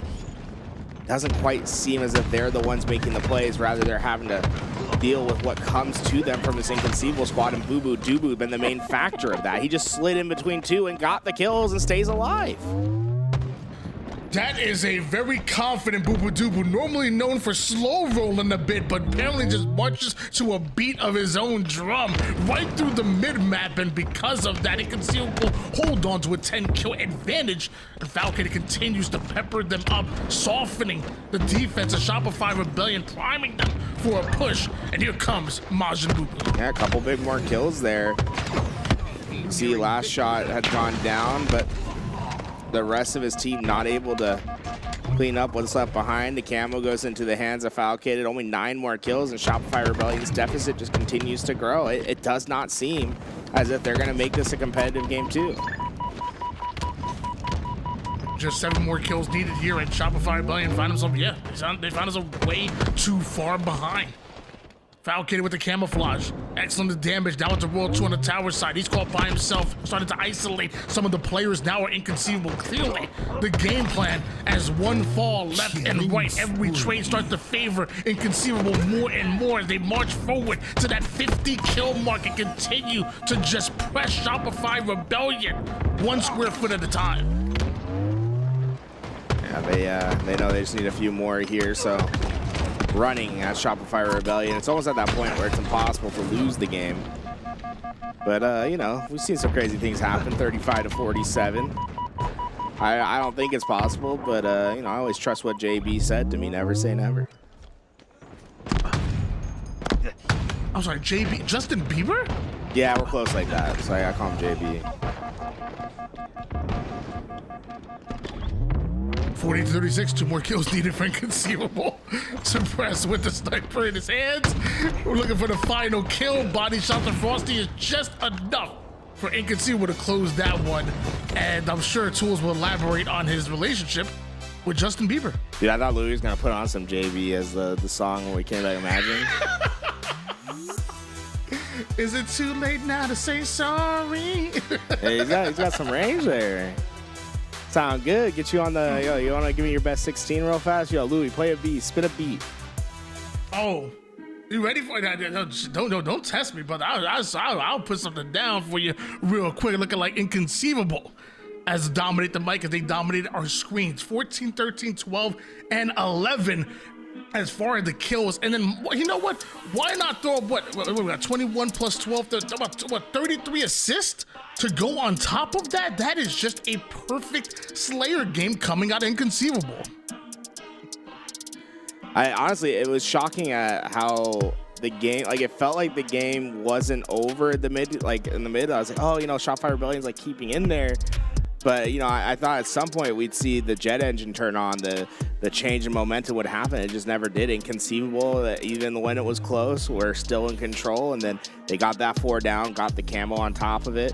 And, you know, the first 2 games, personally, I'm putting my MVP on the Boo Boo Doo Boo's claim. I mean, he was playing so well, right? At the beginning of both those games, huge camo plays on my fire, some big flanks, getting that sniper into his hands, hit a big triple kill, sliding in to get doubles. He is looking really, really good in this series thus far. And, you know, if the rumors about Abusi not being that 4th is true, I'd have to play this turn and be like, yo, is Boo Boo Doo Boo like our 4th this year? Like, come on, guys.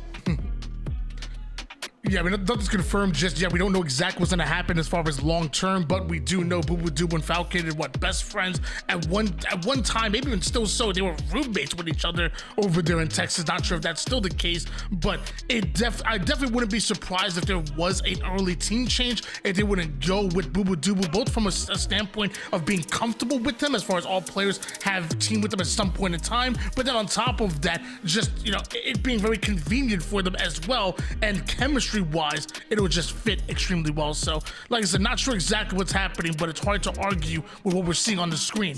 You're up 2-0 against Shopify Rebellion. This ain't no average team that we're talking about. We're talking about the Shopify Rebellion. You're world champions, you know, controller player of the year, nominee for last shot, Psycho, MVP of last year, Frosty, former MVP, and Roll 2 feels like he gets robbed every year of a damn MVP. This is Shopify Rebellion, who are down 0-2 right now. We're going to Lattice Oddball next. I saw some of the players from SR getting to that restroom, taking a little bit of a break where they can. So it might be a second till we get into it. Tony. Yes, sir. Hi. How are you? I'm doing fantastic. Thank you for asking. How much Red Bull have you been drinking over there, brother? So much. we got Red Bull on Red Bull Gamesters in both my hands. I got 10% off because I used code LVT LAN at checkout. You get 10% off the entire inventory, guys. Like, come on. What are you doing? You looking for the best controller in the game? You get it right now. 1,000 polling rate. That's 1,000 hertz. You're playing on an Xbox controller. You know how many hertz that is? Oh, really? 125. Ugh. Wow. Yeah. So we're talking about a percent discount from 5% to 10% this weekend only, and you're talking about to get a controller that to return your gameplay from 100, 200 polling rate to 1,000. That's insane. The 1K. What are you doing? Get yourself a GameSir G7 Pro now. 10% off at checkout when you use code LVT LAN. And hell, chat, I'll give away GameSir right now. I don't care. Oh. I'm saying that Louis not. Louis can't even hear me, bro. I'm just giving away stuff.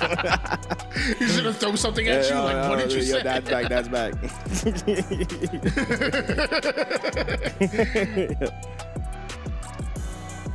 Ladies and gentlemen, going into map number 3, which potentially could be the final time that we are seeing as far as this series, if Inconceivable come out with the win. But it's going to be Oddball on Lattice, and Shopify Rebellion, one of the first teams to really figure out Lattice and turn it into one of their strengths, and sneakingly as well turned Oddball into one of their strengths as far as a game type. So I do like this for Shopify Rebellion. Problem is Inconceivable their greatness have looked inconceivable. They've looked inconceivable so far in this entire series. Some good damage here from Royal 2, and I mean that's just perfectly played from the start.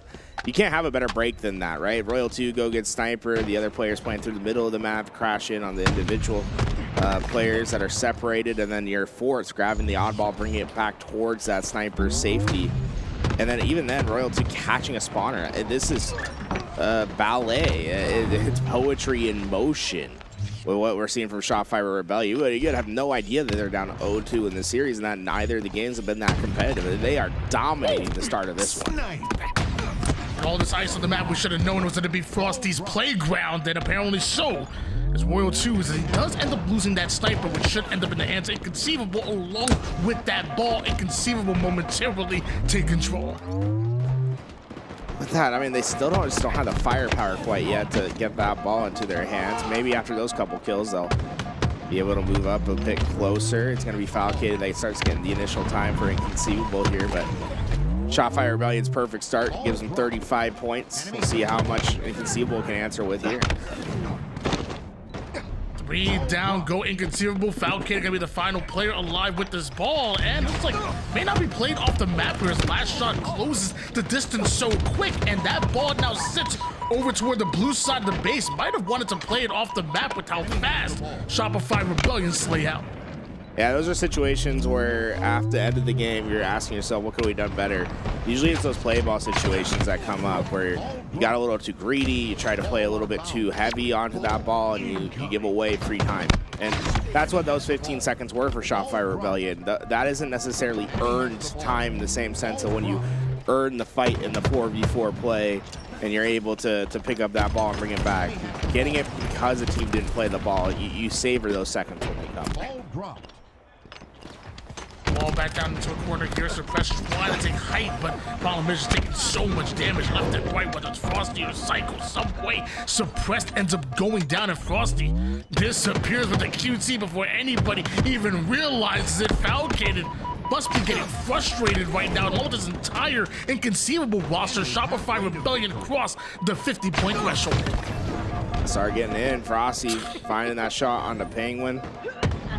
Boo Boo Doo is next target, and last shot's just sitting there saying, yeah, go forward, find these slays, right? And he's hanging out of that doorway. If anyone comes into his frame, he'll just try to drop, get those shots, and get out with it. But with a couple of his teammates going down, now it's just about a play ball situation. Throw it off the map before anyone gets there. And extremely well played here from Shopify Rebellion, getting that ball off. And that's a what's up? Sorry, sitting next to me right now, Tony's Div. I just want to. He said hi, by the way. Hey, what's up, Div? Well, I'm sure we'll get him on the mic later on here today, but right now, Cycle coming in, able to get those shots. Boo Boo Doo Boo trying to take the challenge, not quite able to get away with it. Looks like, hey, Tony, I got a special treat for you. Oh, what's that? What's that? They're muted. Never mind. They can now officially hear you. So Div and Heinz put on the microphone. So they're not here to be on stream or anything, but I just wanted to let you know you got a special audience of 2 here in the venue. Well, Dev, want to say a big what's up to them. Love what they've done for the scene here, and want to continue to see that grow here. Loving what this LVT Halo LAN. And again, I'm still mad I'm not there, but they can see who are here, and they are scoring once again. Like you said earlier, never say never, even to a comeback, especially when involving Boo Boo Doo Boo. Better believe it. Boo Boo Doo Boo trying to do his best to stay alive here. That nade does get Frosty. He sees the spawner's headshot in. Double kill to the killing spree. He spotted last shot on his way out through the tunnel. They have pure knowledge of what's to come. The setup is in. Inconceivable have done just that. They have a great hold. I would have never thought that this would be happening right now with the way that Shopify Rebellion played the opening starts. Majin, Boo Boo, and Inconceivable continue to send Shopify Rebellion back to spawn, and what looked like could have been an easy round for Shopify Rebellion. I don't know about that anymore, but now back-to-back kills start to favor SR. Continue to put down the damage and trying to close the distance are Shopify Rebellions. Any chance of them to come back and end this game? It's right here, right now, as Falcon is trapped. One shot dealt with, and Shopify Rebellion should be closing it out. Just a few more seconds here, and I mean, Suppress might be able to get that ball off to the ground. He won't be able to get that kill, but even if he did, it was not going to be for much longer than a couple seconds, as there's just too many players as Shopify Rebellion around to get those kills as we head in to round number 2. And that was a close one, right? Royal 2, he hit that snipe body shot, but went for that thrust out, didn't quite get the kill there. It ended up not mattering too much at the end. A Shopify Rebellion. Quick game round 1, pretty convincing. And of course, a shout out for getting the Red Bull replay right there. I'm aiming for as many of those as possible. A montage would be quite nice. As 3 down, go Inconceivable, Shopify Rebellion. Once again, slaying out here on Lattice, and Psycho continues to punish Falcade, who's trying to close the distance. Actually, Falcade as quick as possible. Psycho not predicting that timing. That last shot, trying to keep that angle on the snipe, not letting anyone get to it for free yet, but with a couple players on his team going down, he just cannot stay in that doorway either. Eventually has to give up that space and Suppress. I mean, in the one-on-one close space, there really isn't many players like Suppress. He's very rarely going to lose that gunfight. Suppress had a fairly quiet game number 1. Well, game number 3, loud and proud, but still down 0-1. As far as rounds, Falcon is sneaking away a bit of ball time before playing that over toward the mid-ice. Realizes teammates have gone down, tried to put it in a baitable situation. The scary last shot, just trying to get onto the front lines of that snipe. He fell hot with it yesterday. First couple go astray, but feels just like a matter of time before those shots start hitting their target. Once again, Shopify Rebellion winning out in Slay's battle. Last shot. Looks like he's trying to get behind enemy lines here. Wants to find the lineup over towards ice. Can't exactly find the quick scope, but look at his teammates are there. The Bandit does enough. Cycle gets the cleanup and right back on the ball of Shopify Rebellion. About that, I'm curious how Last Shot is going to opt for this play. You try to hit this into blue, but Inconceivable has a pretty great position here. Penguin's pressuring in, and you see Penguin already find that opening kill. It's going to make it a lot harder for Last Shot here, as you see he's forced to put that ball down because of Penguin's play. And even now, Penguin doing some extra damage. Shopify Rebellion not able to maximize their ball time here because of a lot of the inconveniences that Inconceivable have put up. Last shot with the no scope to the body, but will it be enough? multiple members of Inconceivable round of a 2-3-pronged attack. The fact it's even live right now is quite inconceivable in itself. But now it's Inconceivable on the ball, should be taking the lead. Falcated losing all of that QT right now, but Inconceivable not only have ball, they have a bit of map control and sniper coming up on their side. And Last Shot putting in some pressure. He's gonna force at least the play ball here as they go 3 down. It's just Penguin that's alive as Boo Boo Doo joins on the spawn. They're gonna be on the opposite end of the map of where this sniper and ball are heading to. A very dangerous situation for Inconceivable. These first couple kills will be massive. Suppress able to get 1. Does the damage get enough for 2? He makes it 1 shot. Wow! Suppress coming into a dangerous 1v2. Essentially gets away with both the kills. That transfers ball into Inconceivable hands. To be honest, I thought Last Shot actually hit the no-scope with that sniper, but apparently doesn't. And because of that, Suppress gets a kill he has no business getting, and Falcon ends up getting the sniper in his hands. He puts it to work. Falcated, now aggressive no-scope right to the knee of Last Shot. An unfortunate round of events there. It leads to a 3 down for Shopify Rebellion. Yeah, temporary dual snipers was enough to take Shopify Rebellion 3 down as well. This is a tough situation for SR to play out of. I think the only reprieve is the fact that the ball time hasn't been optimal for either side. We're 1 minute and 45 seconds left on the neutral clock. It is 16 to 25. Really a prolonged game of Slayer, but one that's starting to benefit Inconceivable as the power weapons continue to go to their hands. Surprised we actually say that. Or Falcated with the snipe, 3 down goes Shopify Rebellion, despite the fact the Psycho has 24 kills, despite the fact that World 2 has 16 kills and 15 assists. It's Falcated with the sniper who is dropping bombs right now, and Inconceivable are benefiting from it. Falcated able to stay alive, and he's been a constant pressure in the middle of the map. This has been the best bit of ball time we've seen all game for Inconceivable, and that all comes off the back of Falcated's play. I mean, that was a dead body that he shot, but you know that that bullet went right through the skull of that lifeless corpse. There was nothing that he's missing with that sniper. That was an absurd life from Falcated. At the end, the reward is a 50 to 16 lead in round 2. Big time plays being made here, and Penguin icing out Last Shot, turning that into a double kill. Momentary 4 down for Shopify Rebellion means ball firmly in the hands of Inconceivable. Another trade by Penguin leads to that killing spree that you want to see, but Inconceivable not able to get the setup in fast enough. Wow. Falcated has been a nuisance for these guys to deal with. Royal 2 trading out on the left lane, but the problem is trade out's not going to get the job done for Shopify Rebellion out here. They need a clean 3-4 down so they can pick up that ball and most importantly stop the neutral clock from ticking. Inconceivable's done a great balance these last couple minutes of getting ball time, but also letting a little bit of that neutral clock rain down. There's less than 30 seconds now for that ball not to be in your hands and to let this round continue on. Although Shopify Rebellion was dominant for about, 85% of that round number 1. Round 2 has been a whole different story.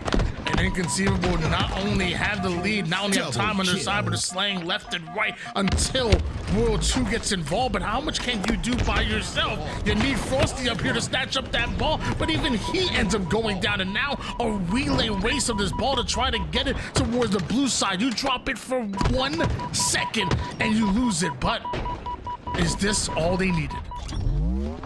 Yeah, well, back against the wall is exactly the situation. They really can't afford to let even a sneaky player get through. It's about keeping the map in front of you right now and winning those slays, but thus far, they've done that. Suddenly, they only need 10 more seconds. Falcade is trying to make the play. It's a 1v2, but the flank's in. Tony, have they done the inconceivable? It's 50 and counting. They just need 1 more second. They've got it. He throws it into the corner. Shopify Rebellion have done it. The inconceivable 2-0 oddball win.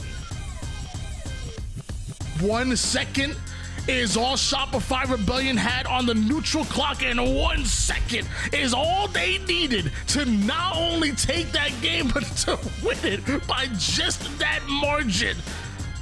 That's freaking Halo, baby.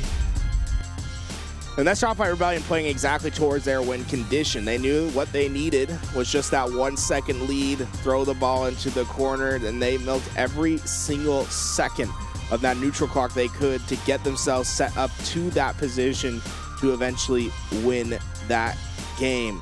Unbelievable comeback there in the round 2, but Shopify Rebellion find themselves on the board, something they have not had much in the last year, is being down 0-2 in a series and having to claw their way back. Now we move into Empyrean Flag, the return of Pitt into the rotation this year, and that's one where Shopify Rebellion are going to be especially nasty because of who compiles this roster. It's 3 of the best snipers in the game in Last Shot, Frosty, and Royal 2 leading that charge.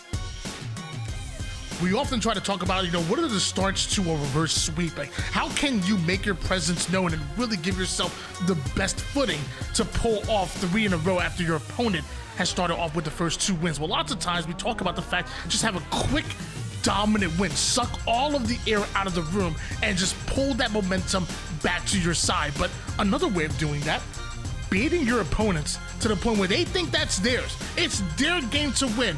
And then you clutch up, you ice out. That right there is another way of heavily swinging momentum into your favor. And Shopify Rebellion did just that. I'm not saying we're guaranteed to see a reverse sweep, but I'm saying that's the best way to put your best foot forward and to begin your chances of pulling off that reverse sweep.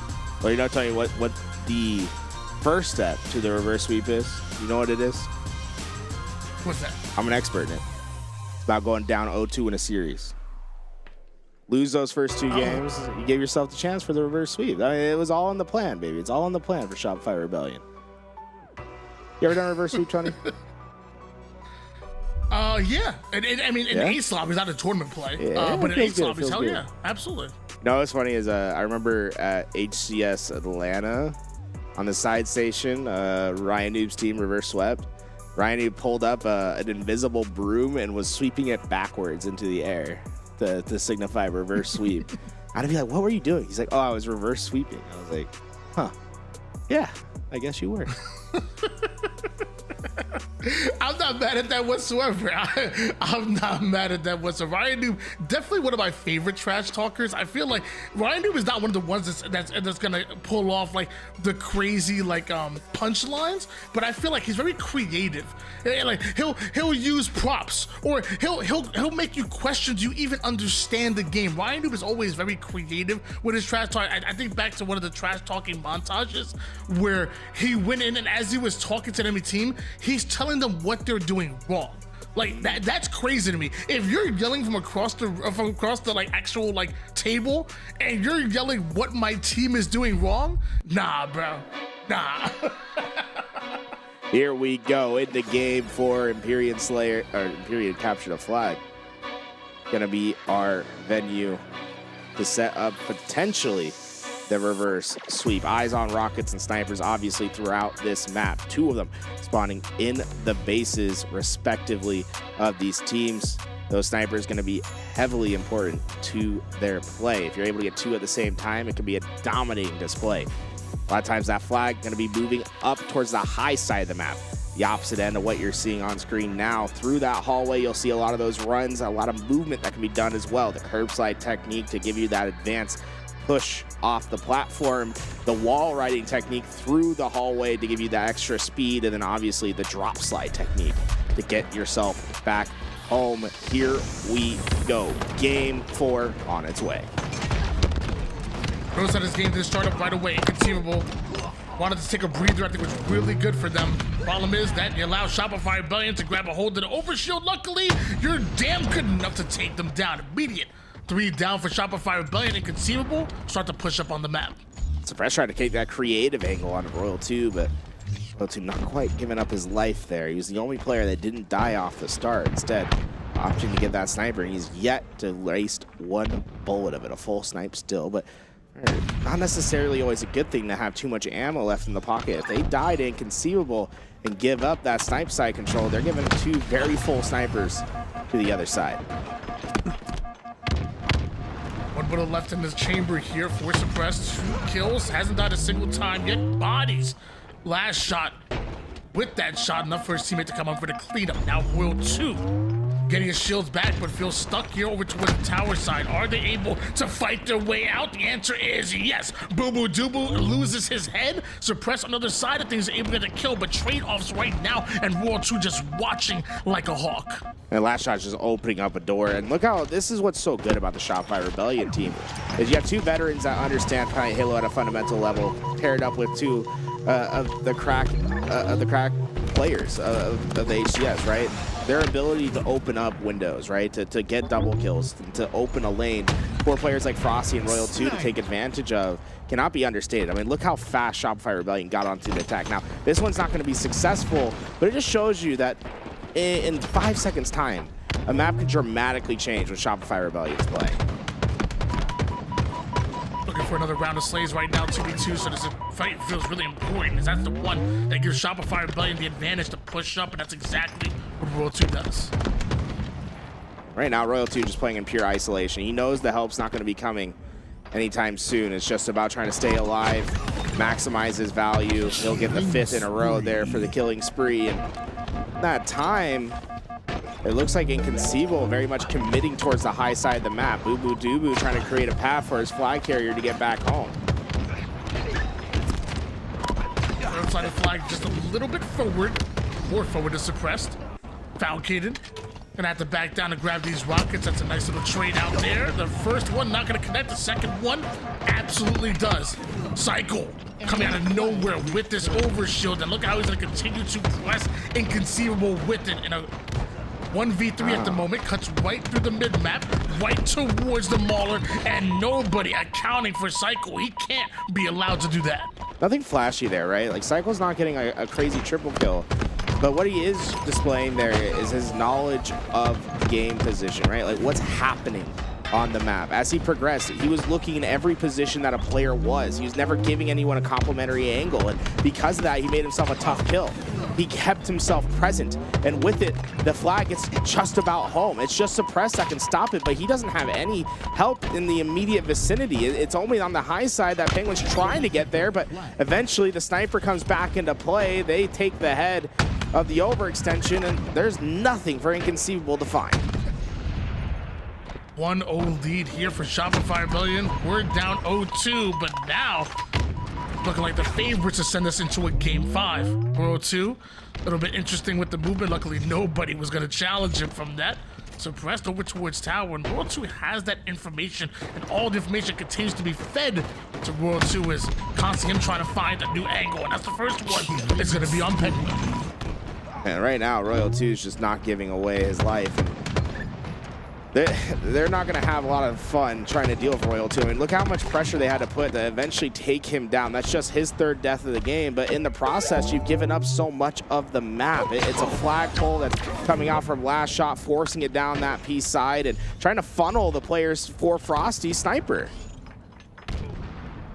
Love that angle from runway to the enemy team's courtyard. They decided to run the flag over toward the courtyard side as Inconceivable spawning on the opposite side of the map catches Frosty Sniper to the dome, but Inconceivable getting the kills that really matter. Last Shot is going to be a nuisance in their base though. 4 bullets left in the snipe. Royal 2 is gonna catch the one player under, but could not line up the headshot in time. Instead, Suppressed follows him down to the depths, able to get that kill, and might have just opened up an opportunity for them to get the overshield. It's gonna come down to this, but Last Shot not gonna go down to the sniper. Instead, wins that gunfight, will get the final snipe bullet in his hands, and with it has an overshield to push forward with. Last Shot can try to make his way toward the sniper side. Excellent body shot, but a couple more left. Boo Boo Doo Boo doing some damage, enough to take the overshield down. The nade does obliterate the shields. The Last Shot, not enough though. 3 down, go Inconceivable. The final player is Suppressed, and look at that angle that he had baiting the flag. That cycle eventually gonna go down. Suppressed trying to keep that pressure on, but haven't cleared the base yet. It's Last Shot that's been a nuisance. Frosty coming in to help from the long haul side, and Royal 2 has earned himself a spot over at the tower. They had no idea. He came through, kept himself low presence, and it's just such an annoyance to this Inconceivable roster. This is an important kill for Suppressed to get, and it goes Royal 2's way. That's going to be the sniper that could be heading into Royal 2's hands.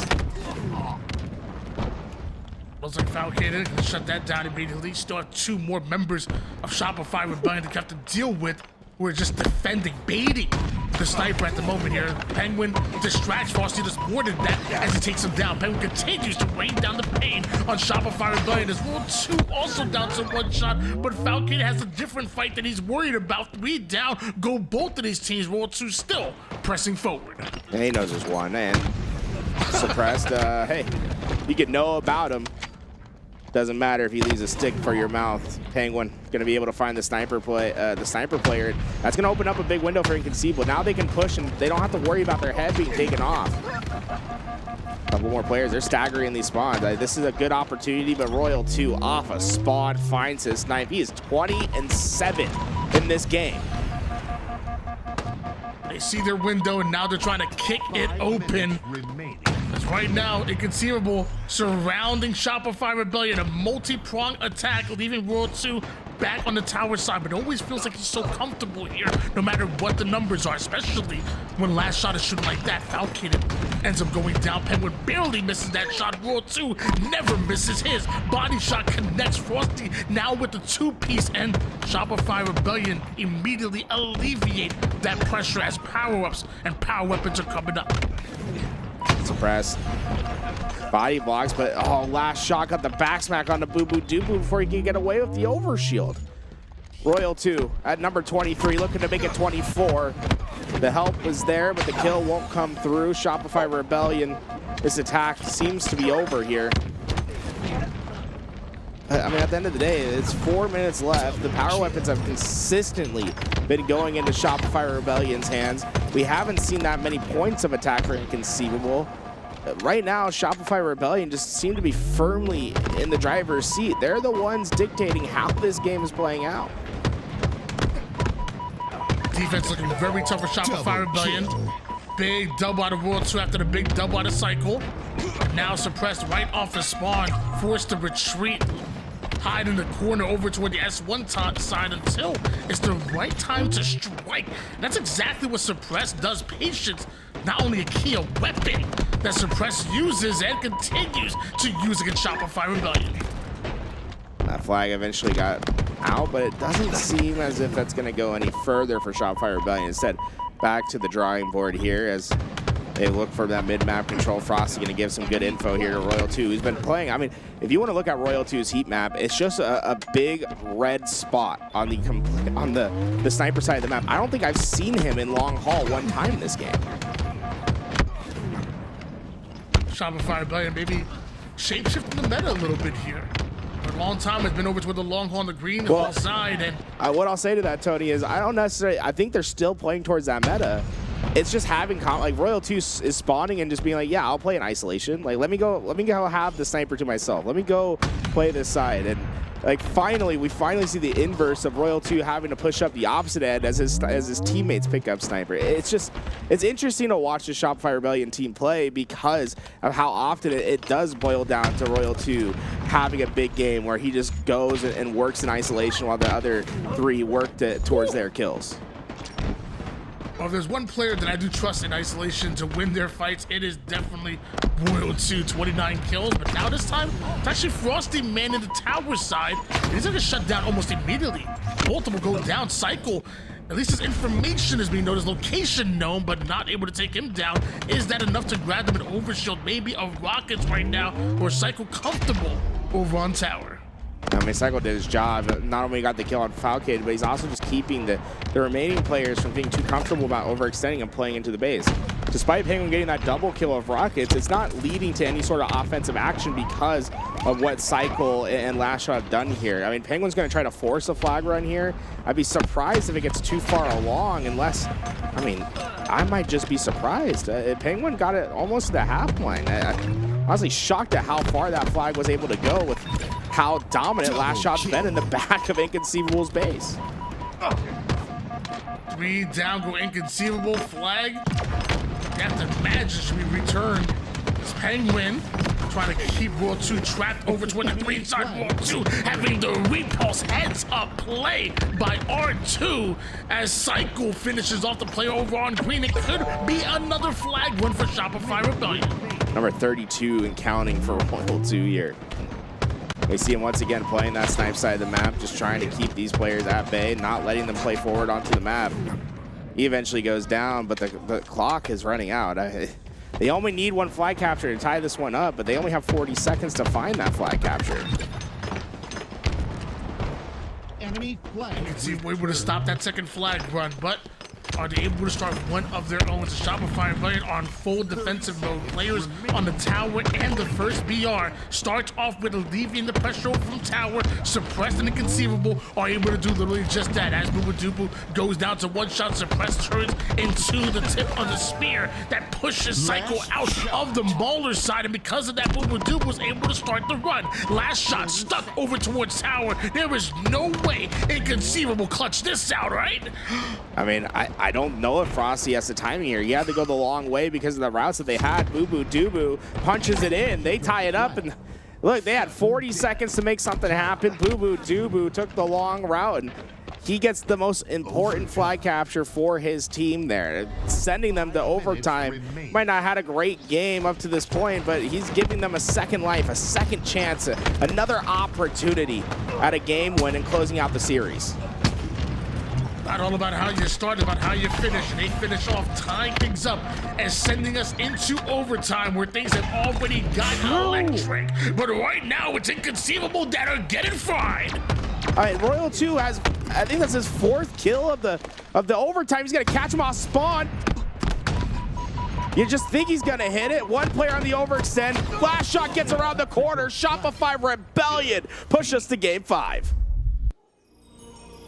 My gosh, it makes you wonder, did we even need to go to overtime with how quick that was? That was a textbook start and finish coming out of Shopify Rebellion in overtime to close that one out, to send us into a game 5. And I talked about it earlier. The way they looked at that game number 3, the way they closed it out and clutched it up, that's momentum on their side. It's real, and it happens again. 38 kills, 26 KDA out of Royal 2. Give that man an MVP for this year. Give it to him now. I know what an unbelievable game from him. 8,400 damage to his name. Royal 2 always having that sniper. Can we look at the power weapon kills maybe real fast? Here, I want to see how many he had because I felt like he always had the sniper in his hand. See there, 10 sniper kills for Royal 2. Royal 2 showing how powerful it can be when you sit on that tower and you dare anybody to challenge one of the best shots in the game. In fact, in Halo's history, why don't we take a look at the Red Bull replay? And are you surprised that it's Royal 2? Come on now. It feels like the entire collection could just be his clips this game. Was constantly on this side of the map, patrolling through the snipe towers, through sword base, keeping that weak side of the map occupied, and really showing a masterclass of how to play in isolation, not getting overextended, not costing lives, instead just being a constant thorn in the side of Inconceivable. I will say Inconceivable played some really strong defensive plays to not let that game be, a 3-0 with how dominant Royal 2 was. You thought that was maybe on the table, but they kept themselves within it. The first 2 games were very dominant from them. The last 2 have been fairly dominant from Shopify Rebellion. It all leads up to this game 5 on the vacancy. If you don't mind me asking, again, I'm not over there, so I'm not feeling the vibes now. I'm not hearing some of the energy. What was it like throughout that game? Did you hear about a trash talk from last shot, like we saw the previous series and whatnot? Was just cold and calculated. Even after when they got up to kind of relax a little bit. What are the vibes happening right now, and specifically with this matchup? It's surprisingly quiet for Shopify Rebellion throughout the series, but I do think we heard some screaming from, I think it was Last Shot hyping up Royal 2's plays. Because I remember how the overtime started, we saw Royal 2 get a double with the sniper in the kill feed, and then we swapped over, he hit the kill. There was a little pop off there, but I don't think it was Royal 2's voice. I think it was Last Shot looking over at his teammate and saying, man, he's disgusting. Can't believe I get to play with this guy.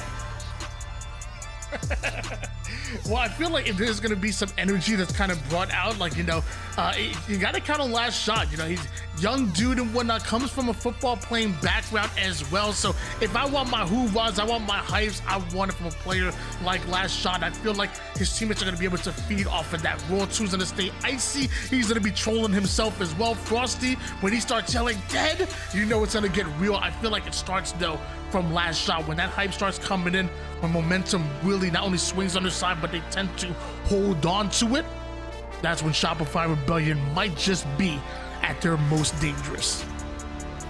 It's that whole team is a bunch of players that can get loud. Well, except Cycle never really gets loud, right? Yeah. Have you ever heard Cycle get I was loud? gonna say. Three players. But he's also cold. He's cold and calculated with it, though. I feel like we gotta, like, you know, it'd be a, you know, Tony, I know you're a giant weeb, so I'll make this analogy for you. It's like when you're watching the sport. Yeah, no, you tell me so much about it. I mean, actually, I've never seen any anime, so it's like this is all from your perspective. This is stories that you've told me. But it's like the sports anime, you know, the guy, the quiet, like, guy that's been playing, and then he finally makes the big play, and it's like the first time you ever see emotion from him. So I feel like it's like they're gonna be Cycle one day. You're just gonna see him roar. It's like, oh, like your heart's gonna bump a little bit faster. You're gonna be like, oh, my favorite.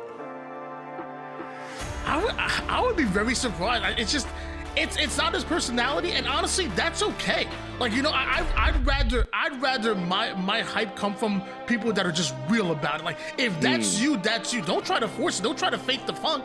Like, if that's not you, that's cool. I'll hype you up. You know what I'm saying? Like, that's the type of teammate I am. You don't have to get loud. I'll get loud for you. Yeah, Tony's like, yeah, you see, you need water, bro? Like, yo, I got you. Like, you back row, like, get this double kill. I'm the water boy. Yo, bro, you keep slaying. No, that's the type of teammate that I am, and I feel like that's what Last Shot has to be, though. Don't try to force Cycle to fake the funk. You know, let him be him, and you hype him up. You do the talking for him, you know? Because we know you got that. We know you got that dog in you. Game 5, here we go. Shopify Rebellion looking for the reverse sweep. Inconceivable trying to survive this series after going up 2-0, but it's not necessarily going to be easy. It looks like an overloaded route of Inconceivable through the bottom of the map. Trade outs in, and it'll be a small advantage for Inconceivable. And Boo Boo Doo Boo using that grapple early on to give himself small advantages in gunfights.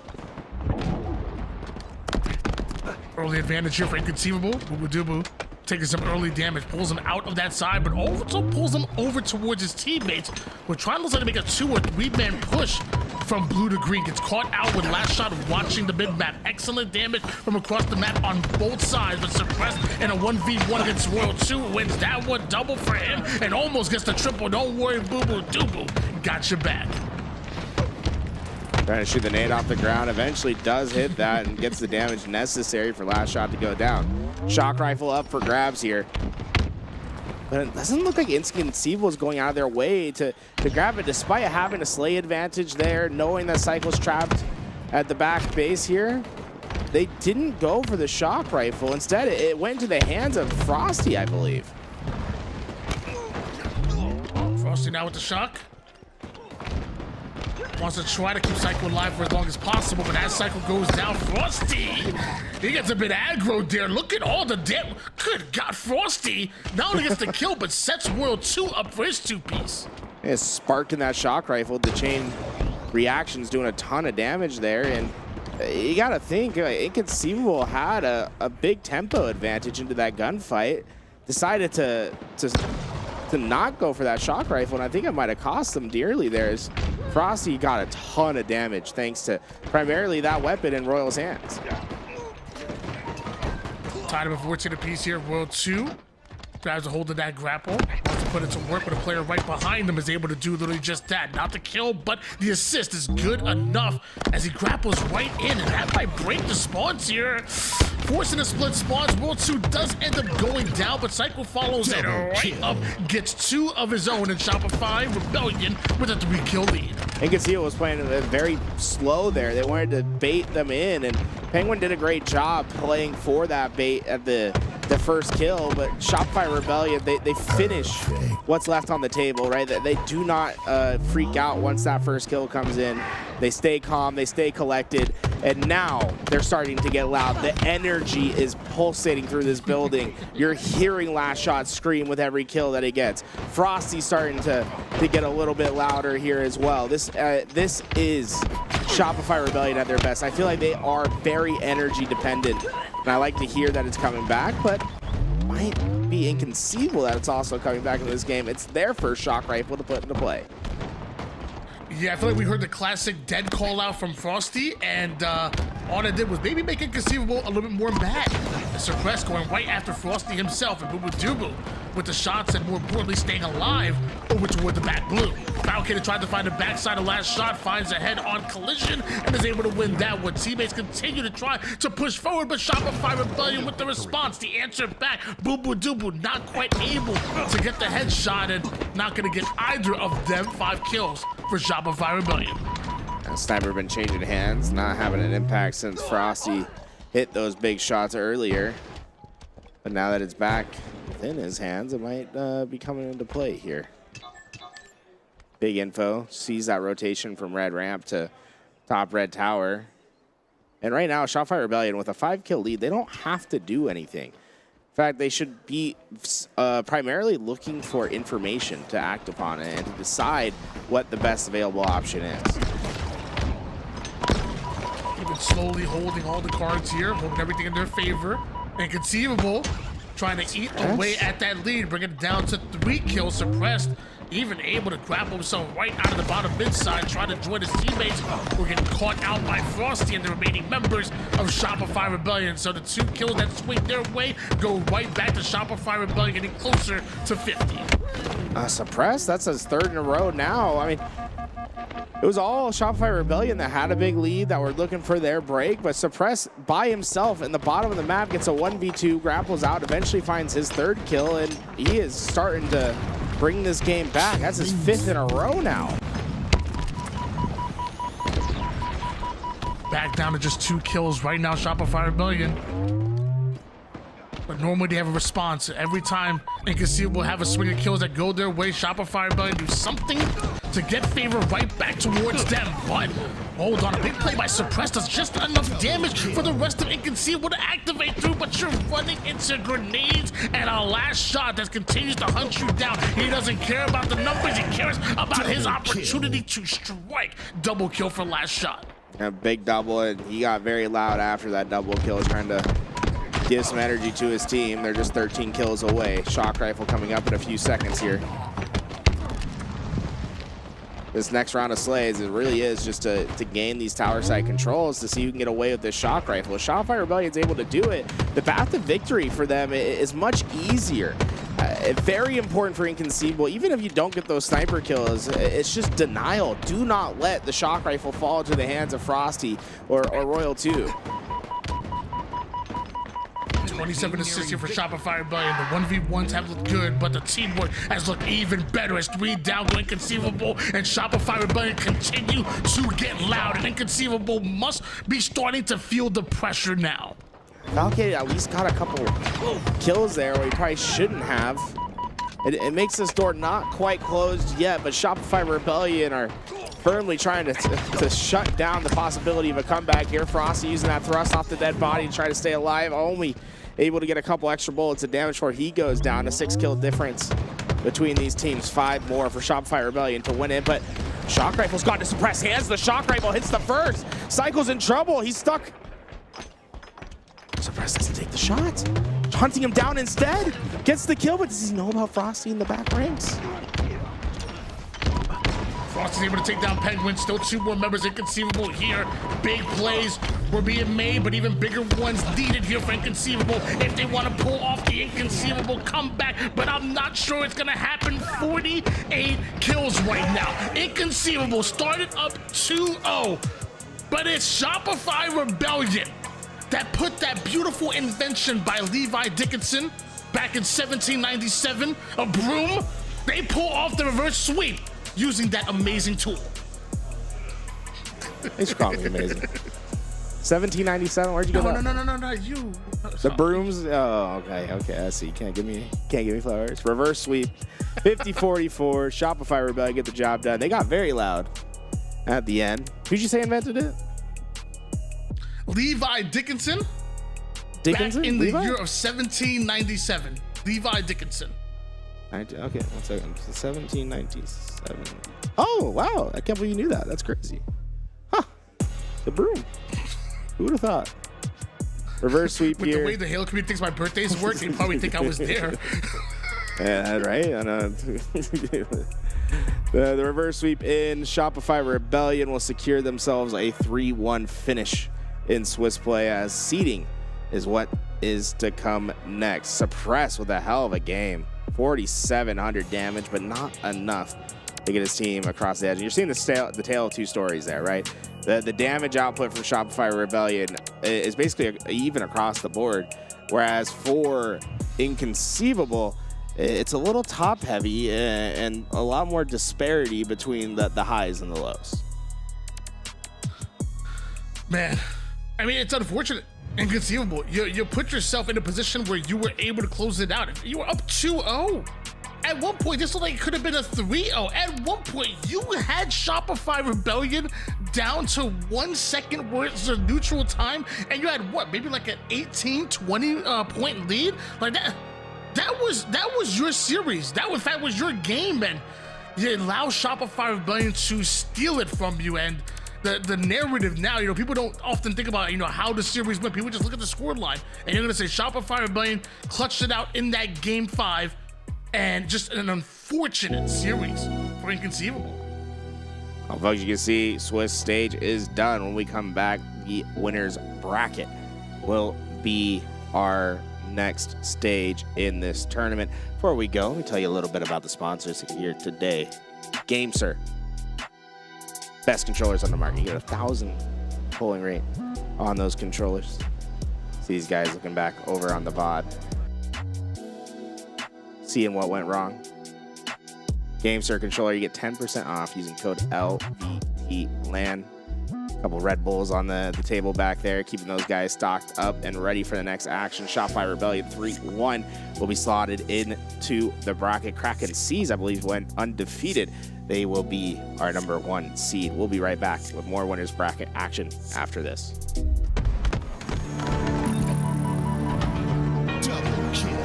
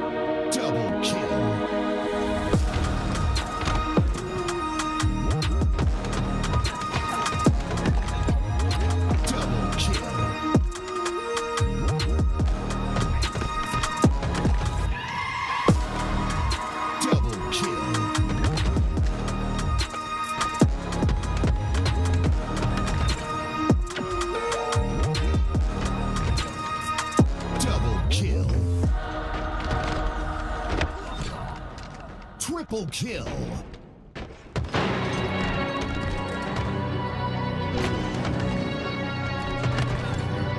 Double kill.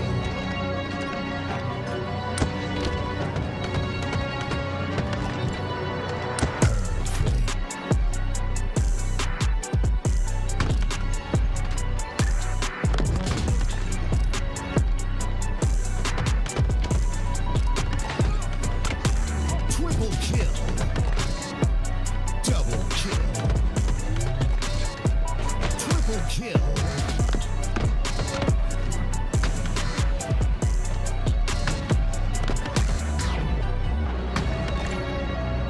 Double kill.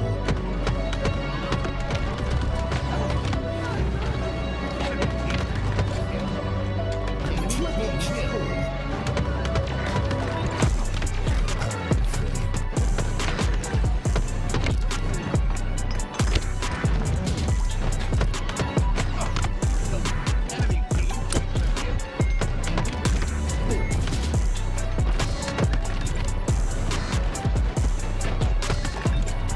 Double kill.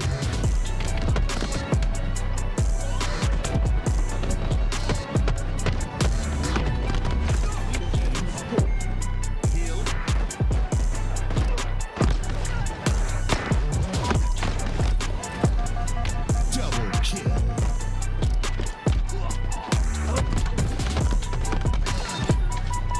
Perfect. Triple kill.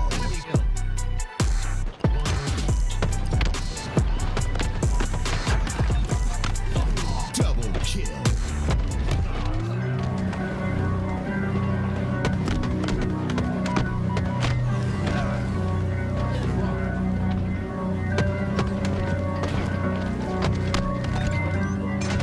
Double kill.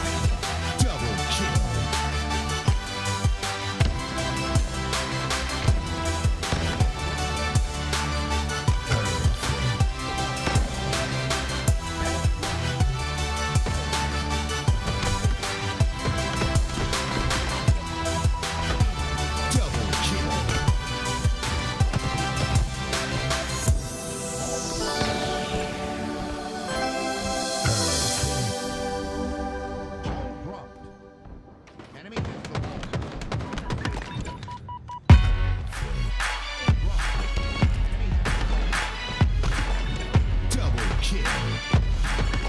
Triple kill.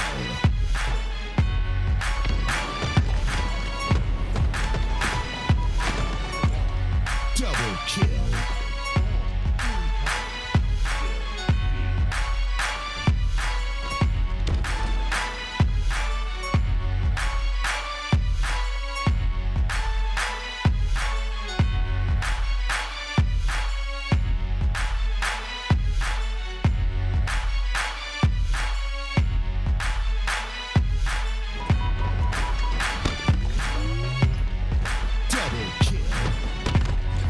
Double kill. Triple kill.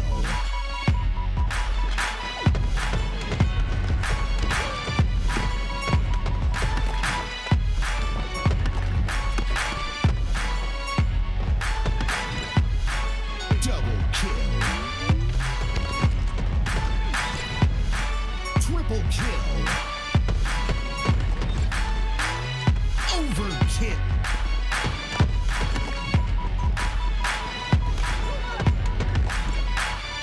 Double kill.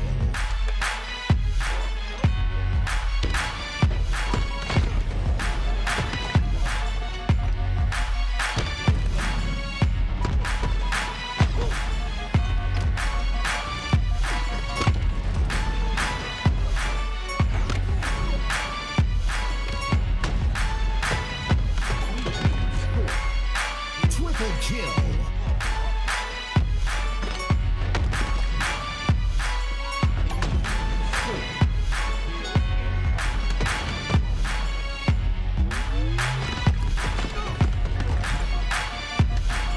Double kill.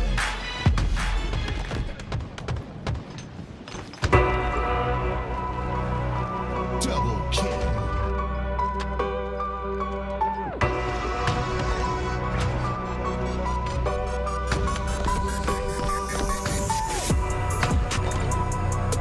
Killing spree.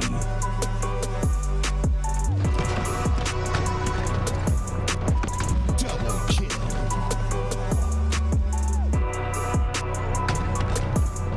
Snipe.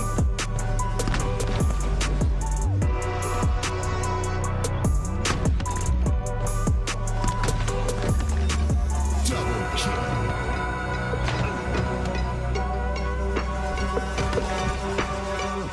Killing spree.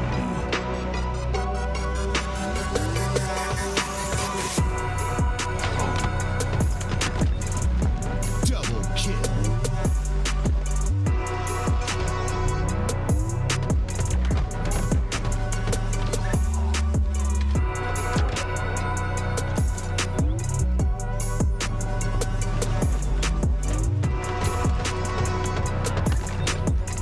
Double kill. Triple kill.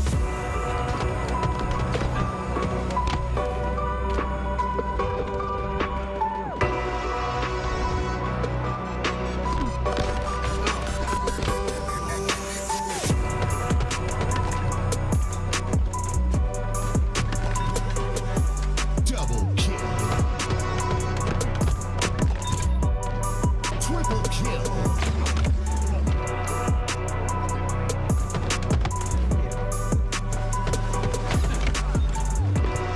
Double kill.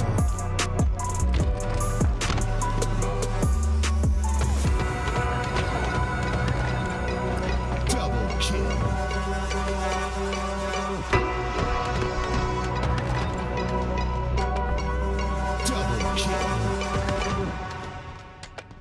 Double kill.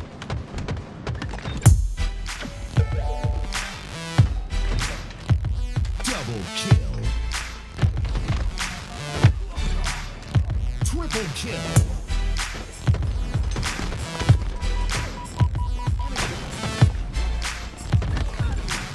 Double kill.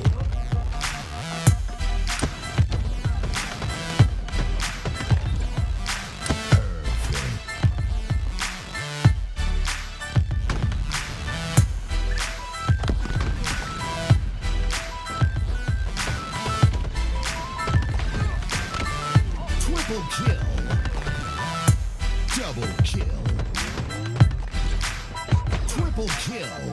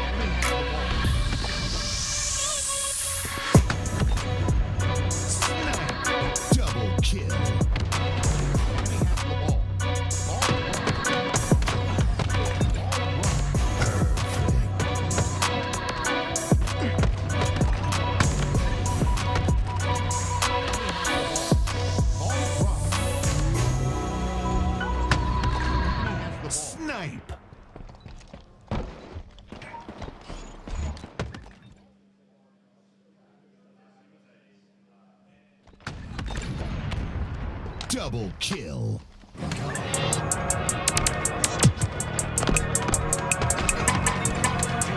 Double kill.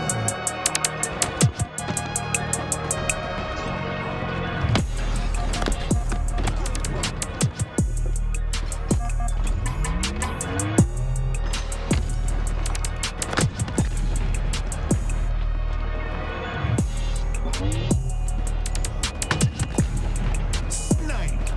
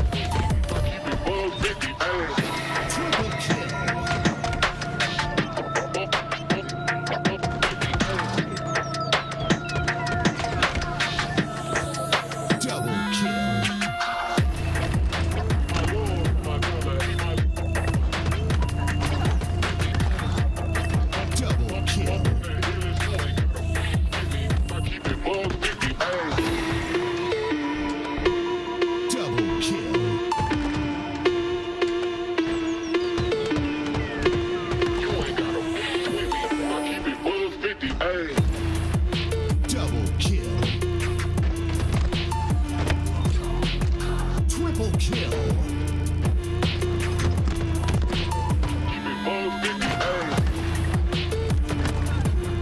Double kill.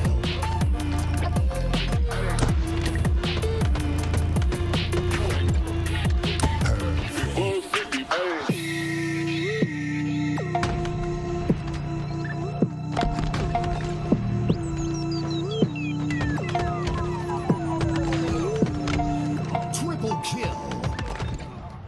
Double kill. Triple kill.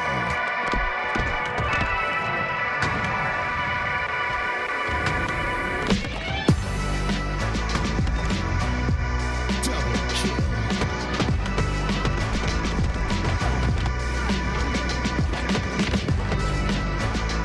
Triple kill.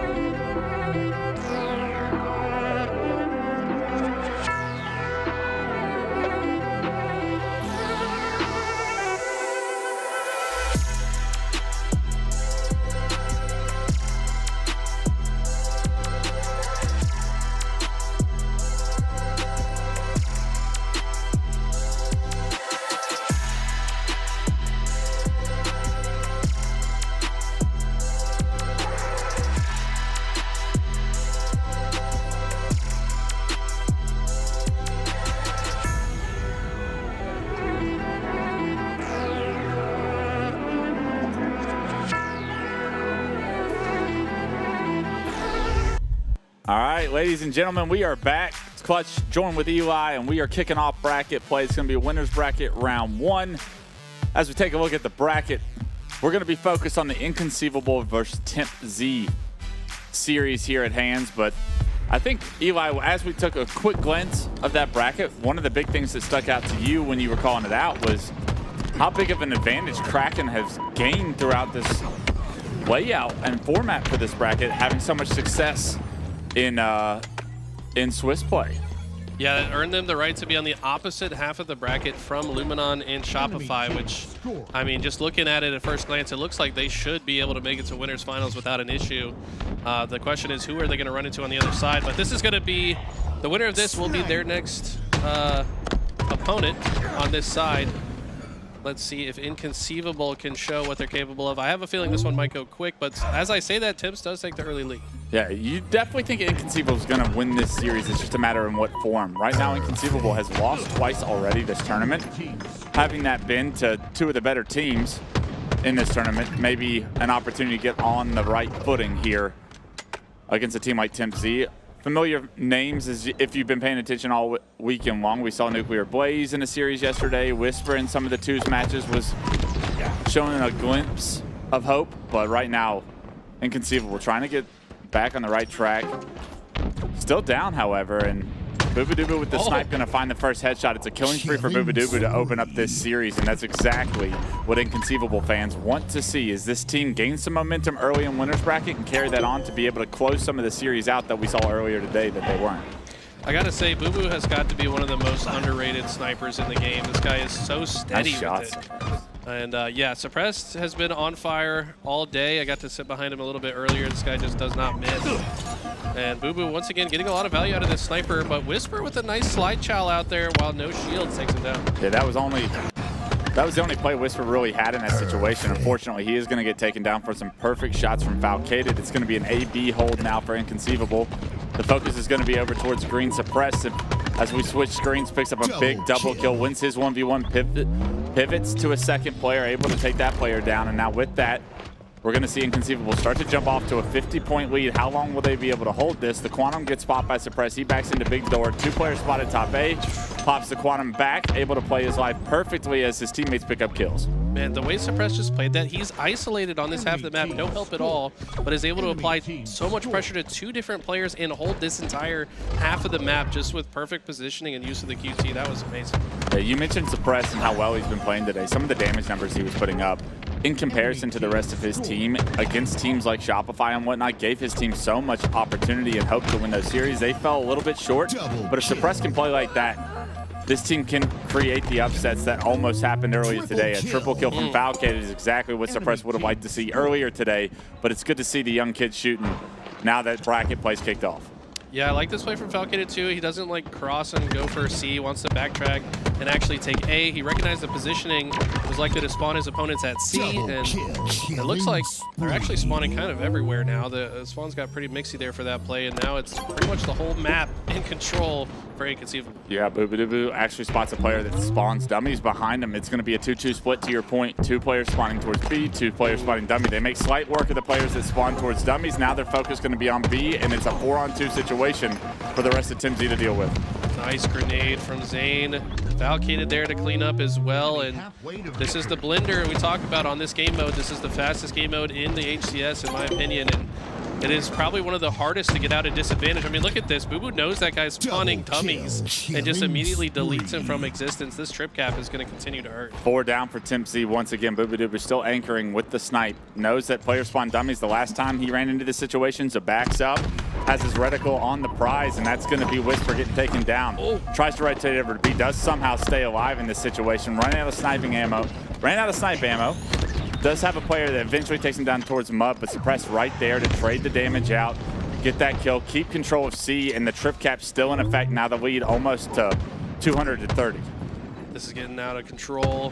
If you're Temp Z, I feel like the best play sometimes when you spawn in A, you just gotta like hard chow out one side and fight. Don't even worry about the stronghold, just clear the map to alleviate some pressure for the next two spawners, and that's exactly what they did. They did a fantastic job playing out of their back foot and might have a chance to get in scoring position here. Yeah, they need to stop the bleeding, and they don't have much time to do it. In 223 to 29 right now, all you need is 27 points on the side of Inconceivable. It's got to be perfect Halo, and unfortunately, the perfect plays are coming from the side of Inconceivable. It's perfect shots from Penguin, spawning out by Camo now, the first players from Temp Z, as Penguin jumps into A. It's another trip cap, and now all for naught was Temp Z's opportunity there when they went to back B.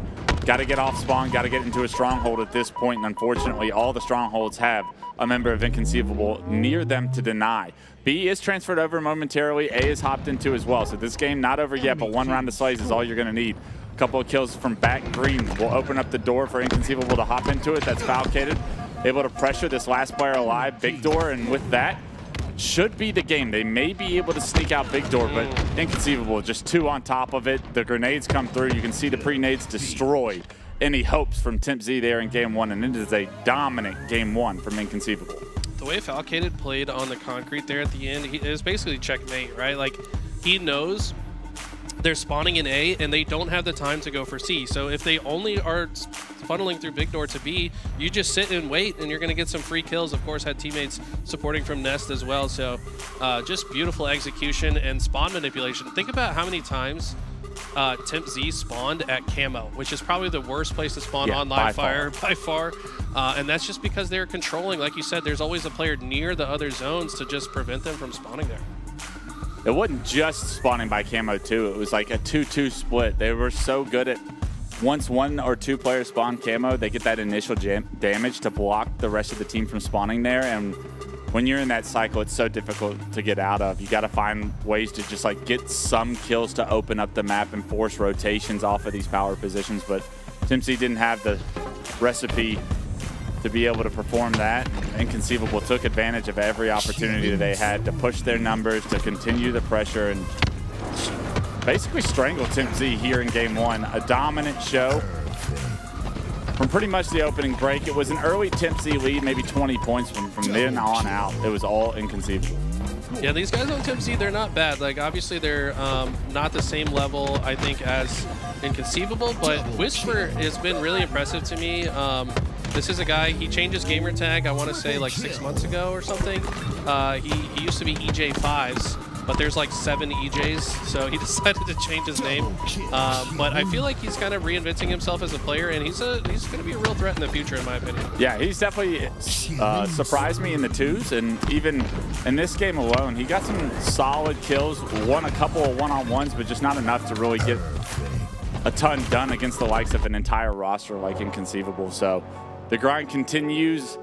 No matter what you change your name to, it's still going to be tough to play against the big dogs. And right now, game 2 as we transition, it's a 1-0 series lead for Inconceivable. And Recharge Slayer, you'd have to think, is going to be a pretty quick one. First to 50 kills, obviously, but Inconceivable look like they want to get through this winner's bracket round 1 and really end the day with some confidence. After letting a couple of series, what feels like probably slip through their fingertips, and series that were very winnable against the likes of Shopify, Rebellion, and whatnot, they want their opportunity to rewrite the wrongs that have happened so far here today. And unfortunately, Temp Z is the first team in the way. Wow, this honestly great shots here from Whisper across the map off the rip. I was just about to say, this map, in my opinion, got to be Boo Boo Dubu's best map as someone that spent a lot of time with him. It's got camo, it's got shock rifle, it's got grapple, all the things that he can, use to his advantage to make life difficult for the other team. Pretty even off the start, though. And this seems common to me. I feel like Recharge Slayer can start kind of mixy, but then once the better team kind of gets comfortable, they can run away with it. Yeah, you would hope that Whisper was going to be able to get away with that camo, maybe stay alive, and it looked like Temp Z had earned that as an opportunity early on in this game with the first couple of kills, but unfortunately the respawners just got into a position to shut him off from being able to get out of there with that camouflage. Because of it, we're looking at an 8-7 scoreline. They do have a lead, but to your point, how long will that lead stand? Yeah, it feels like as soon as Inconceivable get a shock rifle in the hands of any of them, these guys are going to start just going crazy and making life hell for Temp Z. Right now, the positioning a little bit tricky. Whisper found the shock rifle, but maybe it was bait. He's going to run into 2 members of Inconceivable. So far, only a 2-kill lead, and I like the pace that Temp Z is playing at. They're following up on damage. That's exactly what you have to do. They're going to cause an upset here. unable to hit the headshot on the Penguin, and because of it, he pays for it with his life. But several players from Inconceivable stuck behind the Trippy box. It's a very exposed location that allowed a couple of kills to go back in TimC's favor. Still just a 1-kill game, Inconceivable's favor. Right now, Falcated starting the game off at 6-3-3, having a ton of impact on the score line for Inconceivable. Up to 3 now, make it 4 as this player goes down towards the elevator. This is where the game could get ugly. Yeah, You completely wipe TimC and you have good information on where they are. Now, how does TimC get out of this with successful trades? this is like probably one of the hardest places to play out of, spawning long haul and glass. But they've done it phenomenally, and now it's the whole situation's reversed, right? It's Inconceivable spawning with a lot less space, and Serix maybe moved a little bit too fast there, probably could have baited, but has teammates that are ready to follow up on the damage. Penguin picks up a double.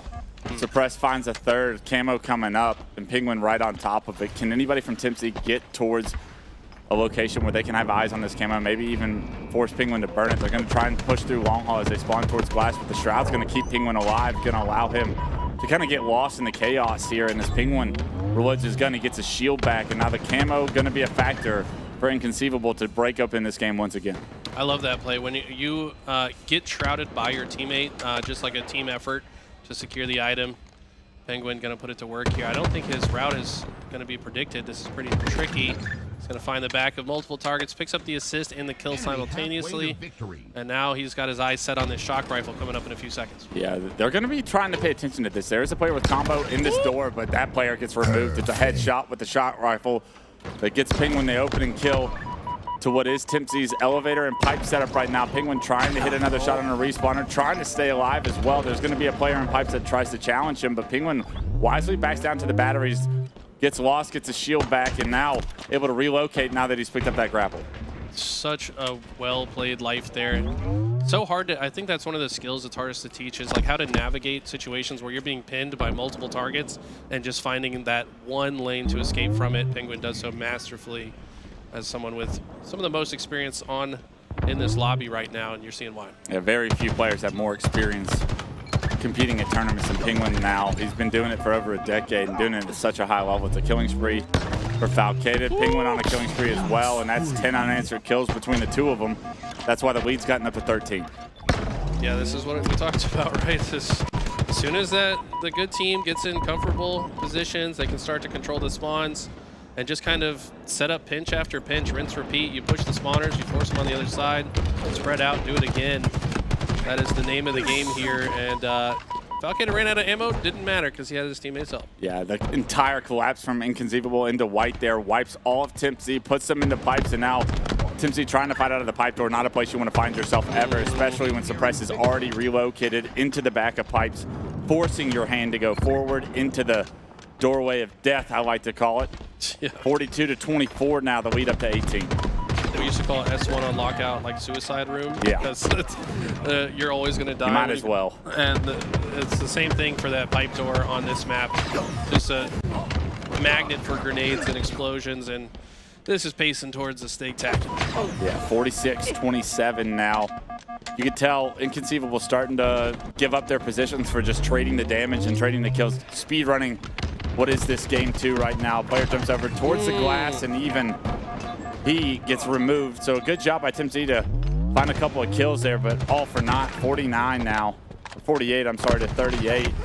Two players bottom middle, not something you traditionally see, but when Camo gets down, maybe one of the only, if there is a win condition. This would be the most insane comeback in Halo history. Let's not even entertain it. One to go, and that one is stuck in the bottom of Mangler Pit right now. You'd have to think somebody's on the prowl. Booba-doobu trying to find that last kill. One player exposed towards the kneeler. He doesn't get taken down either, so good crosses right now from TimC. This is what you want to do on recharge. You just don't want to find yourself down 49-35 before it kicks off. This is like 9 unanswered kills. I mean, where was this the rest of the game? Like, granted, it's partially probably Inconceivable getting lazy because they already know they won. But regardless, I mean, there's a little bit of sign of life. And I feel like that's pretty big at the end of the game to go on a little run because you can at least carry some momentum into the next game. But, I mean, Inconceivable, I don't think they were never at risk of really losing that game. No, I think ever since about the second camo came up, they started to run away with it. We saw the killing sprees from Falcated, from Penguin. No surprise that both of them find themselves up at the top of the leaderboard there after seeing both those medals pop up. 50-36. 50-36 is the end result here. Good damage across the board from just about everybody. 37K from Suppress. He's continuing, no matter what the stats are, that damage stat is by far the most important to me, and he's continuing to lead the way there. And Boo Boo, it looks like he's, doing less when you look at the damage and stuff, but I know for a fact he's the reason they're controlling spawns. He's going back to block elevator so that in the next play it's way easier to read. If you're spending too much time in the center of the map, the spawns become less readable. A player like Boo Boo is going to anchor half the map to guarantee the next play. I'd be far more concerned if I saw like a significant amount of less damage while also a significant amount of less damage taken. His damage taken right up there with his teammates, so he's involved in the combat loop. He's right there step for step with them, so absolutely couldn't agree with you more there. 2-0 series lead for Inconceivable here as we take a momentary break. I saw Boo Boo Doo Boo skip into the bathroom. He's got his eyes set on a nice 3-0, and it's going to be Vacancy King of the Hill that's going to decide if that's the case, or are we going to a Game 4 in this series. King of the Hill Vacancy, something I think we've seen a little bit of so far throughout the Swiss play, but a new map mode combination thrown into the competitive Halo loop. And Inconceivable, I saw them playing, I want to say it was against Kraken in this game type, and I think it went all the way to time and actually ended 2-1. Wow. So maybe not the most efficient objective play. Maybe they were doing a good job of denying time in disfavorable positions, but I think that speaks volume to me as far as a lot of these hills on Vacancy, you can lock down if you play it well. How many reps does this team have? How good is their strategy around each specific hill and what they want to hold in order to gain that significant amount of time? Could be something we could pay attention to throughout this Game 3. Yeah, for me, King of the Hill has always been one of my favorite game types, even dating back to when you and I were competing, and you probably agree with this too. It's like probably it requires the most study ahead of time. Like you've got to have a plan to break every hill from different spawn locations. You got to have a plan to set up on every hill, and if you come in unprepared, you're just going to get slammed. Yeah. So I think a team like Inconceivable, granted, they haven't been a team before for very long. I don't even know if this is their actual HCS squad or not, but they've played enough Halo and had enough of those conversations that they're going to have a good game plan for this. Yeah, I think a lot of it is always interesting to me with King of the Hill, with transitioning your setup depending on real time, where the push is coming from, and how do you keep your hill guy alive, acquiring that time while also fighting back. Unlike Oddball, when you have to go gun down or gun up and make that as a distinctive choice as an objective player, just that surface area location that you need to control from the King of the Hill standpoint allows you to at least have your gun up, and based on what angles you are trying to allow your hill player to play with, you can strategically rotate a couple of different places on each hill to kind of strengthen his opportunity as another gun up playing the objective. That's a really great point, and I agree with that too. It's like there's ways that you could play a setup where the hill guy doesn't even have an opportunity to shoot anyone, but if you specifically choose choke points that put enemies in his sight line, he's now in the mix as well. So we basically just said the same thing different ways, but I agree with you. It's really important to think about those things, and the level of competitors on the side of Inconceivable, that's definitely something they're thinking about. Yeah, and the higher the competition gets, the more you need that gun up from the hill guy, that activity. You almost have to have him part of the combat loop, because a 3-on-4 is not something you're ever going to win when the best teams in the world are playing each other, no matter who's shooting from the side of the 3. Very rarely are they able to trade damage efficiently. So I'm excited to see kind of how Inconceivable's each individual hill, how do they set up, how do they micro the hill players' responsibilities here. That's going to be something to pay attention to, especially throughout this weekend. I think this is going to be a good glimpse, and I fully believe Inconceivable will have opportunities to have whatever setup they prefer throughout each of these scenarios, rather than having to kind of scrappily throw up a setup that is going to be met with immediate pressure from a team like Shopify. I think they'll have a little bit more room and space to breathe and function how they see fit, especially how this series has gone. It's been dominant so far from Inconceivable, but we're jumping into Game 3 here. We will see if this is going to be the story of the series, or do we have a Game 4 on the horizon shortly? We will find out. There is a shock rifle on the map That's going to fall into someone's hands eventually. It's top middle, of course, so maybe not your focus off the opening break. But I am excited to kind of see the opening strategies as well, because that grapple bottom middle, we've seen Suppress go for it at the start of one of the games here on Vacancy, and he uses it to try and flank Red very quickly. I believe Shopify were able to catch on to that play from him very early on, so I'd be surprised if he continues to run that back, seeing as it is something that's kind of measured and met with a counter so easily too. Yeah, I would say, like when I think about Inconceivable, these guys are all the type of players that are really making sure the equipment's in their hands at all times. They're going to be timing that.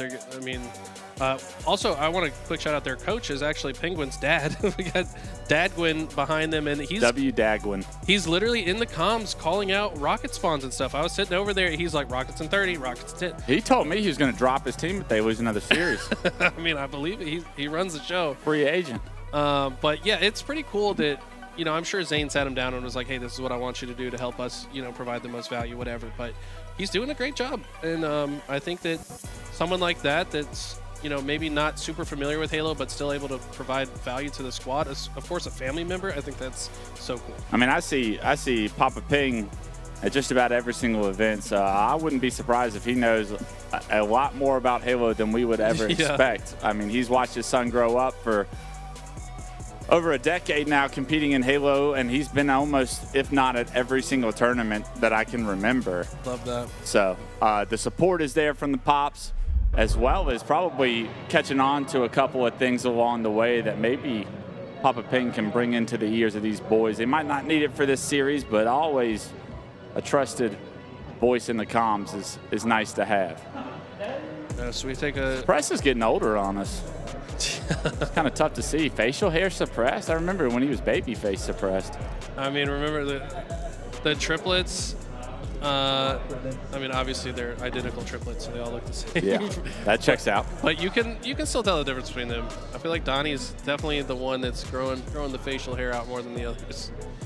Yeah. Looks like we're finally loading in. I wanted to touch on a point you made about like kind of the space that they're allowed on the map. It's kind of just a thing with when your team has more firepower and is more individually skilled, like you can kind of just get away with a lot more, right? Like you don't have to make sure you're always with a teammate because you can trust that that teammate's going to win their fight. You're probably going to win your fight. So you can kind of control a lot more of the map at the same time and really force those spawns of the other team. That's what we've seen so far this series. Yeah, absolutely. I think you see a little bit looser gameplay, and that can provide for some absolute highlight clips. We saw Frosty with an overkill earlier on Vacancy at West Slayer. The opening break is underway. Nuclear Blaze opting to try and sprint right to the hill. He gets shut down immediately. It's a 3-down situation for Temp Z, as you see all of Inconceivable favoring this red side of the map and using that to just walk across top mid, get into the hill. Multiple players from Temp Z are going to be spawning towards this cuts area, and they get put on respawn again. One cut on the flank, he goes down. 4 go down again. Everybody on Temp Z has died twice in the first 15 seconds of the game. And Inconceivable will get early half progression of this hill before you can even blink. This is what I talked about. Like, they sent a guy specifically to block at yellow, and Boo Boo's already setting up with his crosshair on the spawners on the other side. Like, I was really curious to see how they'd play that. Which side are they favoring to block, and which side do they think is easier to spawn kill? And that answers that. They said, we want them to spawn hotel, and they executed that beautifully. I think specifically with this hill being top middle and that lane being so short and easy to nade, it makes complete sense that you want them spawning hotel because they have such a long route anywhere else to try and deny some of that hill time. It's almost a perfect first point here for Inconceivable. Matches the pace so far throughout this series. The shock rifle in the face of Temp Z hits a headshot with the first kill. Boo Boo does. Gets another player to no shield that allows Penguin to come in here, find himself a kill. Last player alive.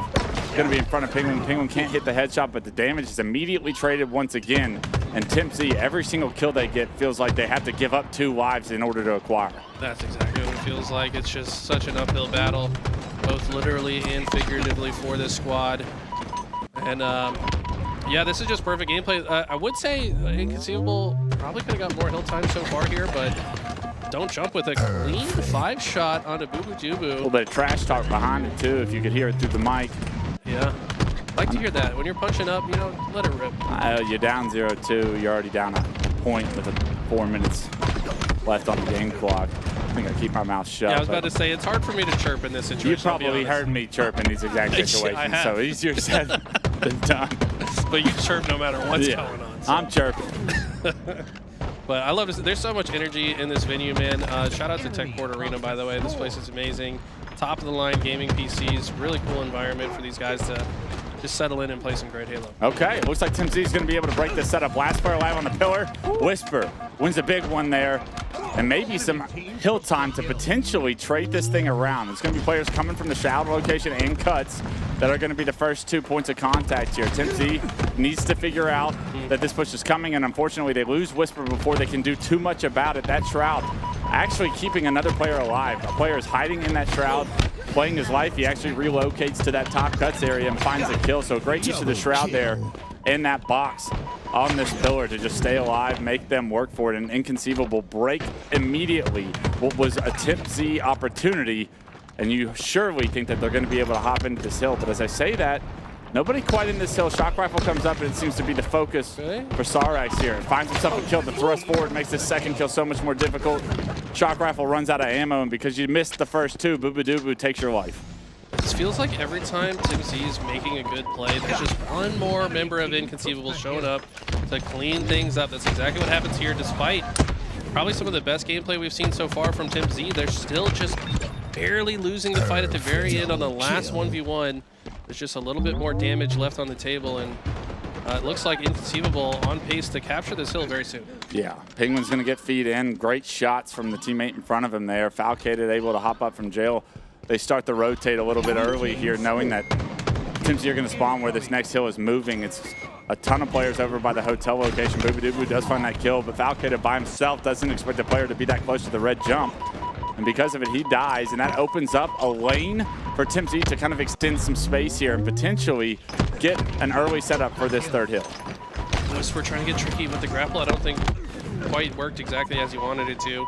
Booba's going to come in and clean that up with a nice double kill. Now he has ultimate high ground. This has got to be the best part of the map. You are a bit exposed, so you can't just hang out there forever, but you can just see so much of the map and apply this pressure. Yeah, Booba wants to actually apply some pressure. He spots two players trying to sneak up from yellow up to cuts. Gets early information, and that's allowed Penguin and everybody to kind of cut off any space that they were trying to take. Now they've had to relocate. See the player bottom hut, front yellow, he gets taken down. Another player top middle. Look at Penguin playing his life, angling off those players that are top middle. Even though Penguin is being called out, no shield top middle, angles that player off. 3 go down. And last player alive, Don't Jump, is forced to wait for his teammates once again for another push. That's what makes it so annoying to play against Penguin, man. This guy knows his angles so well, knows when his teammates need to help him out. We do see a nice flank here through bottom middle. Definitely not expected at all by Inconceivable. They're able to get 3 dead. So now it's, for a rare moment in the series, Inconceivable playing off the back foot and having to push forward. Yeah, you want to see them get this first kill, and unfortunately a couple of players over towards that red platter knocked down to no shield. Nobody finished off quite yet. Here comes the push from Booba. He's able to use that thrust to his advantage, find a kill. A couple of kills go both ways of each team. This battle still not over yet. Don't Jump and Nuclear Blows, both no shield, but both playing their lives until Suppressed, able to back smack Don't Jump. They're on the spiral. Nuclear Blaze now, with a ton of players in front of him, has to try and min-max to a point where he's not capable of, and he gets taken down. 3 go down as reinforcements try to get there for Tim Z. They get removed from the map, and it is going to be the 3rd point. Inconceivable cap back to back to back to have a perfect game to this point. Yeah, I gotta say, I really love the way Nuclear Blaze played that. Like, he did a lot of great things in that play.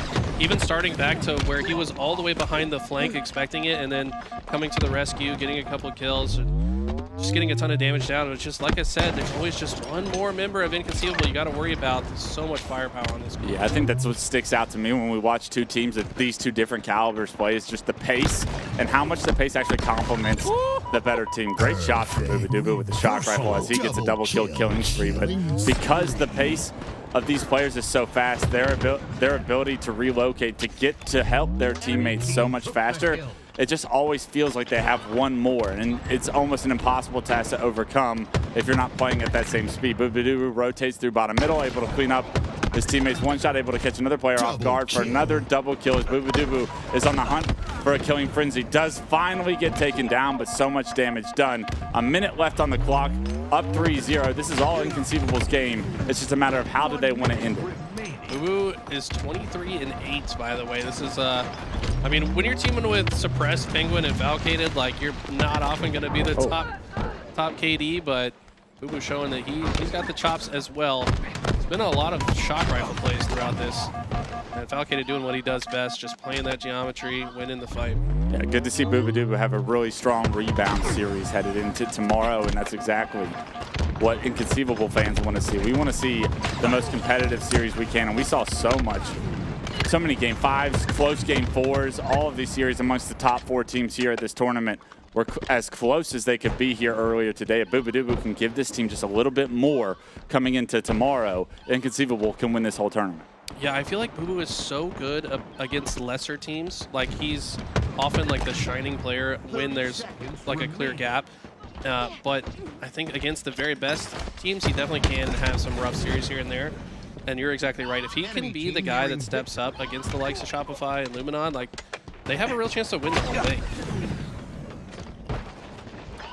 This third point, looking to try and punch the 4th point in before the clock hits 0. Against a better team, you'd probably think Inconceivable would play time, but they want to make a statement here. They want this 4th point.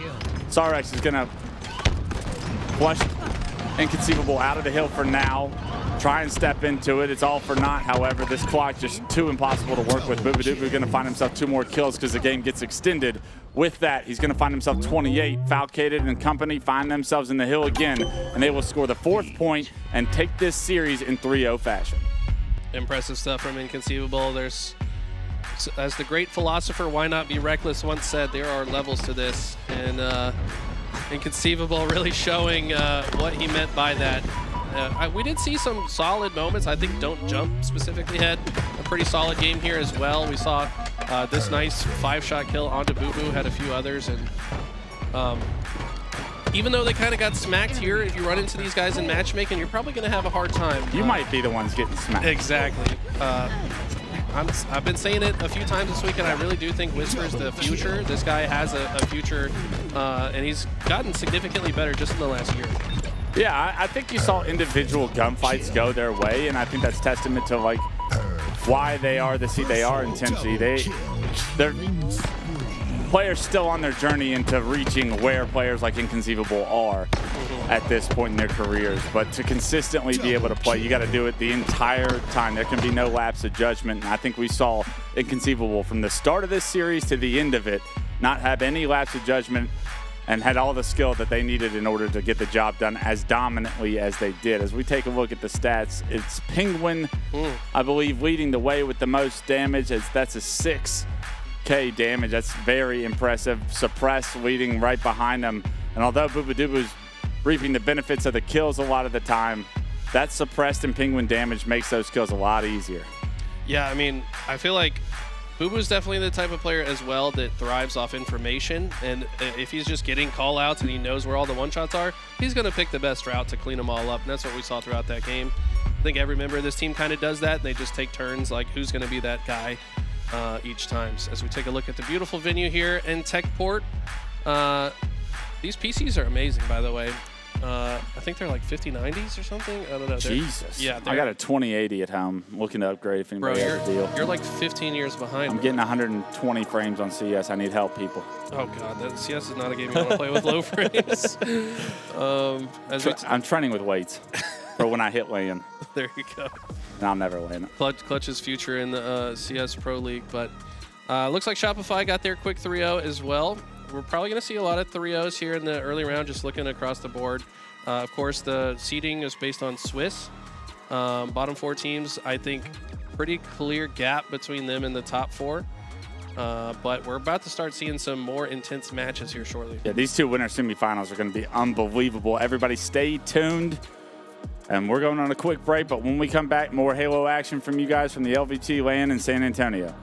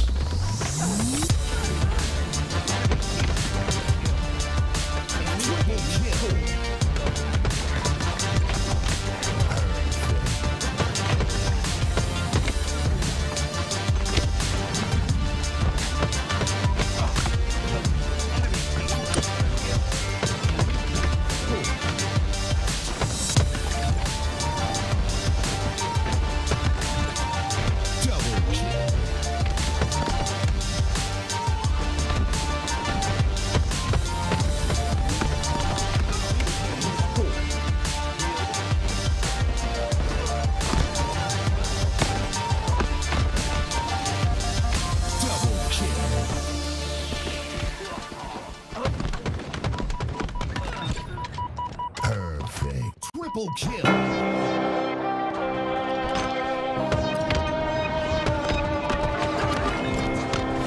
Double kill.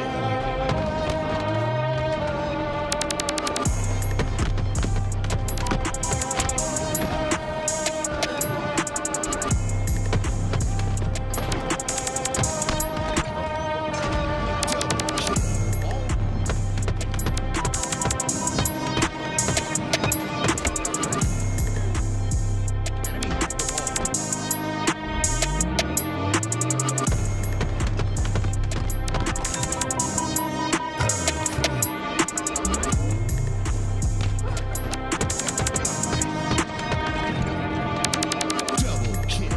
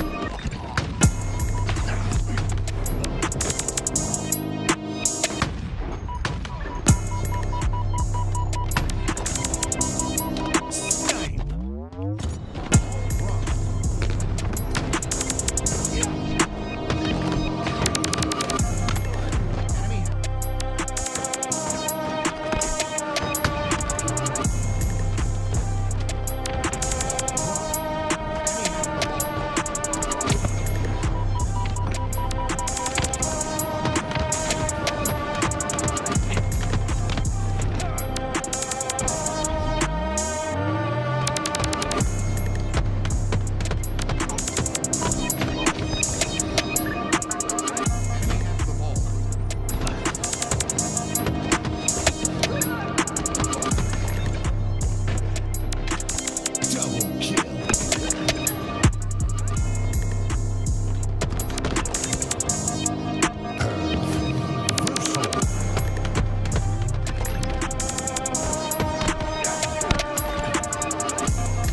Double kill.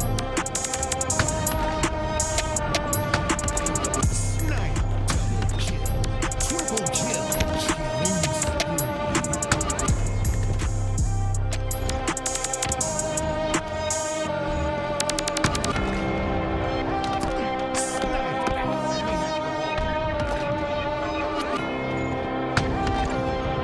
Snipe.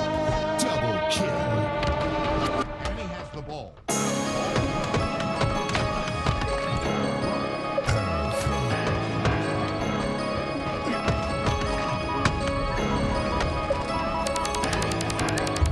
Ball drop. Snipe. Ball drop. Killing spree. Double kill.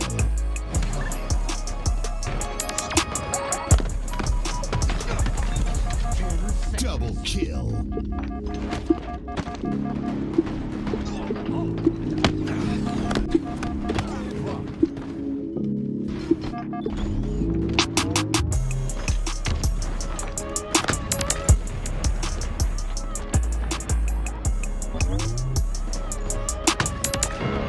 Snipe.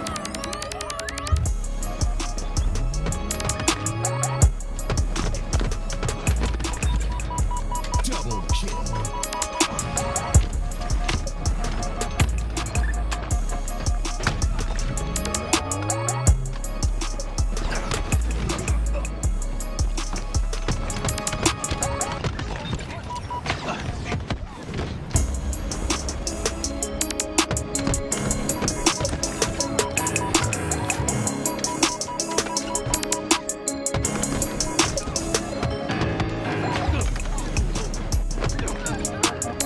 Double kill.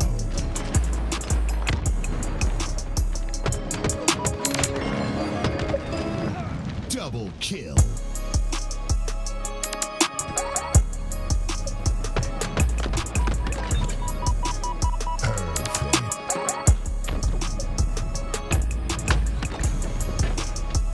Killing spree.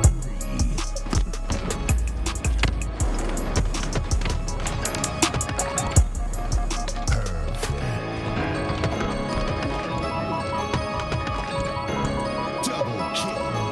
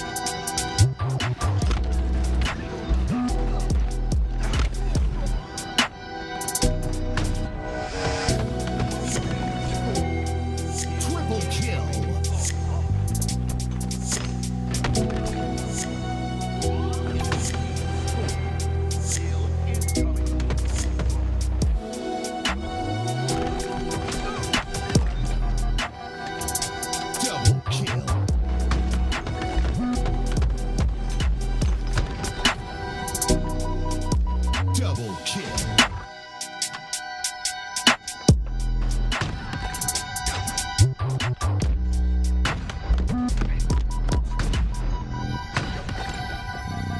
Killing spree.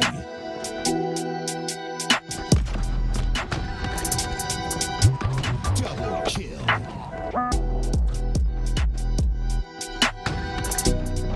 Snipe.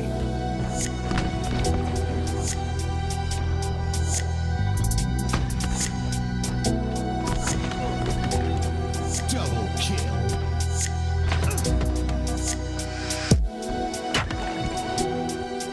Killing spree.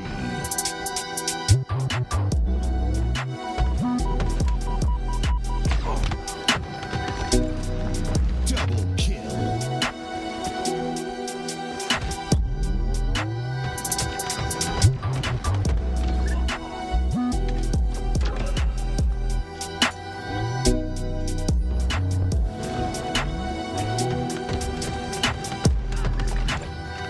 Double kill. Triple kill.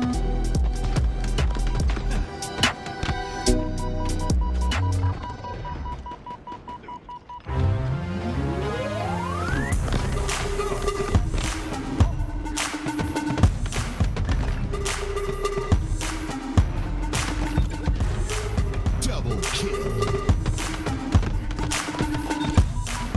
Triple kill.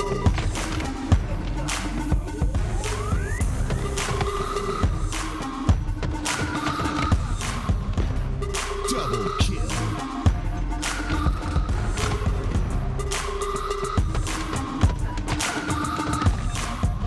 Double kill.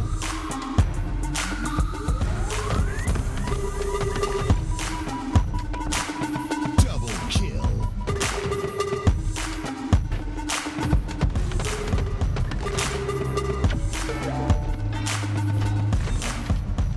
Double kill. Triple kill.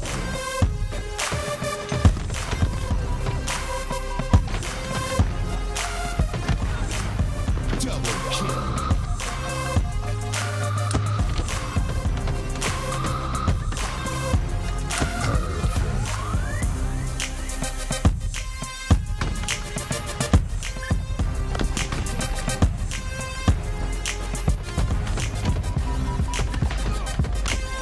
Triple kill. Double kill. Triple kill.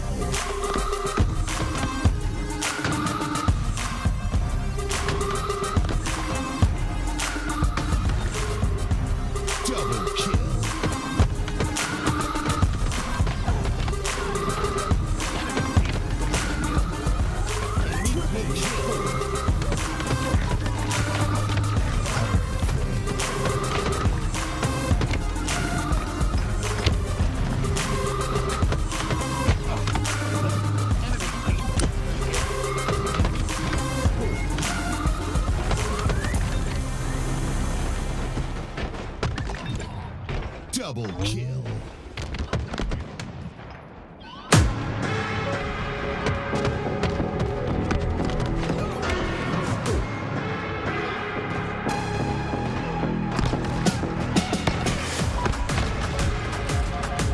Double kill.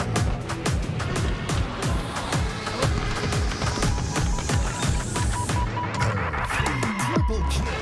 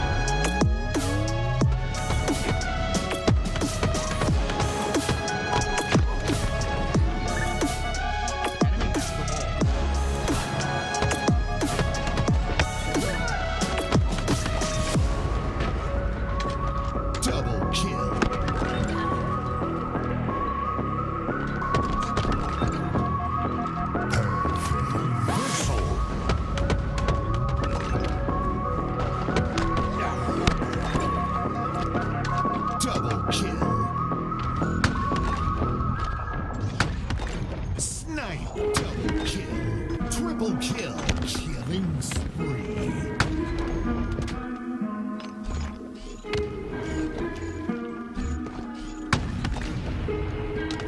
Snipe. Enemy has the ball. Snipe. Double kill. Enemy has the ball. Ball run. Ball run. Perfect.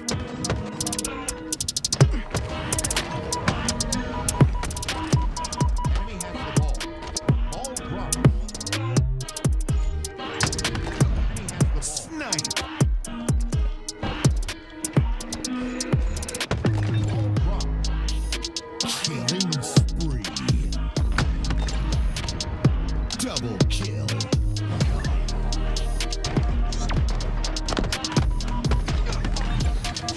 Double kill.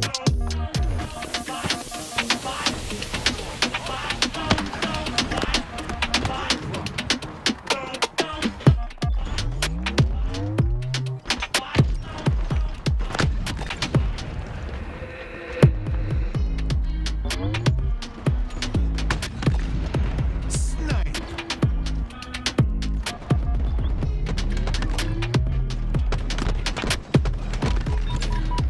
Double kill.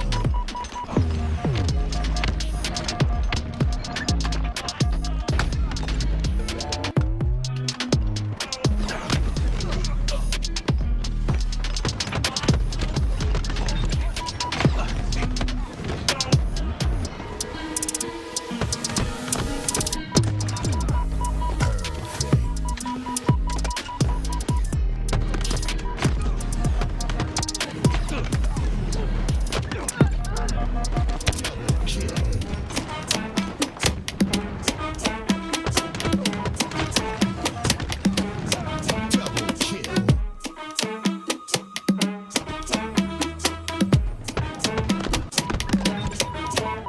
Perfect.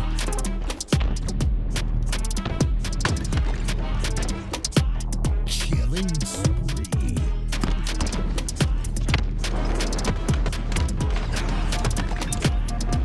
Perfect. Double kill.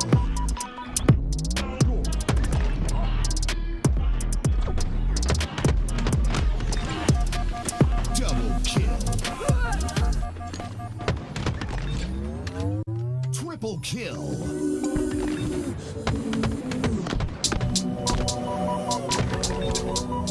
Double kill. Killing.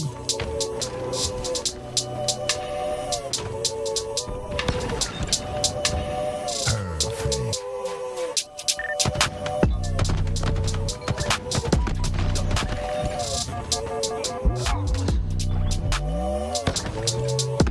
Killing spree.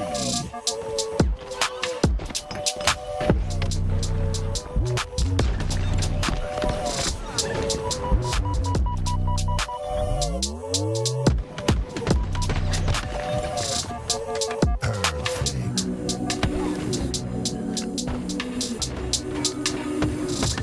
Enemy about to score.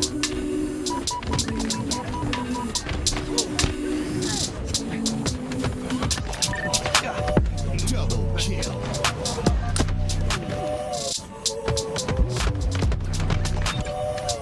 Perfect. Double kill. Perfect. Reversal. Double kill. Killing spree.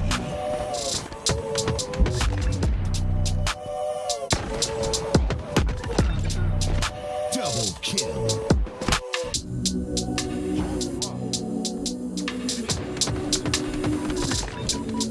Perfect. Double kill. Triple kill.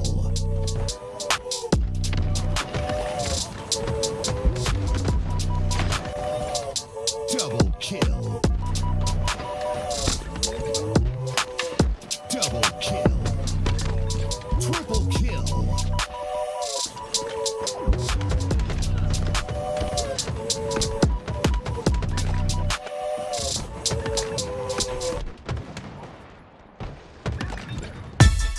Double kill.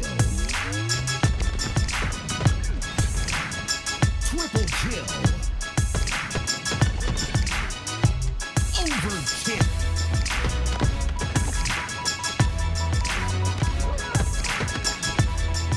Double kill.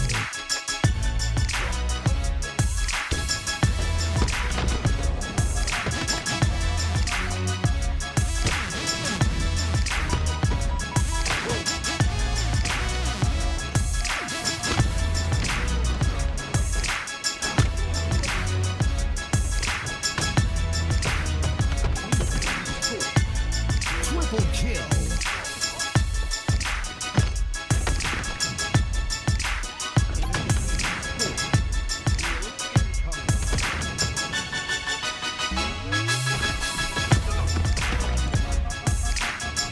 Double kill.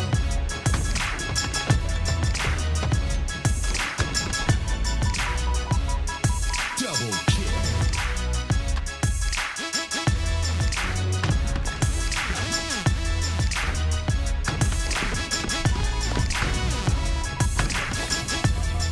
Killing spree.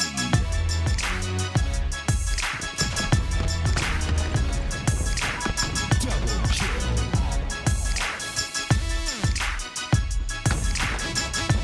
Snipe.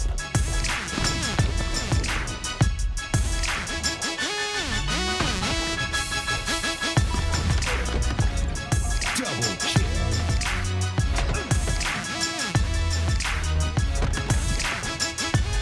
Killing spree.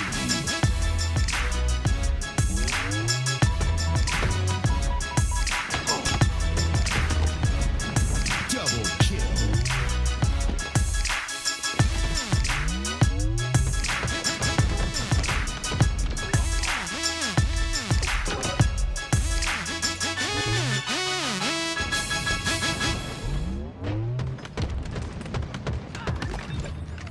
Double kill. Triple kill.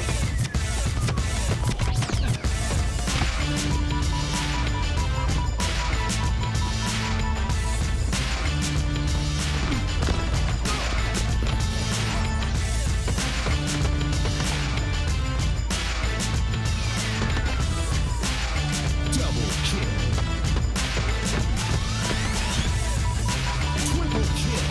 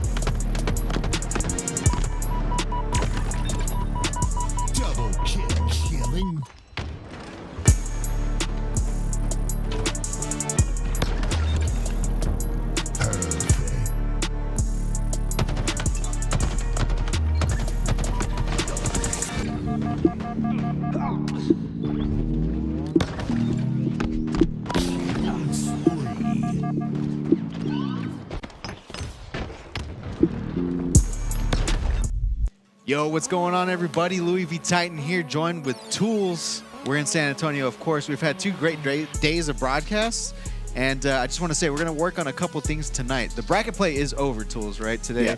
Yeah. But there's a couple upgrades we're going to try to add to the stream. We've just had a great discussion with the LAN manager here.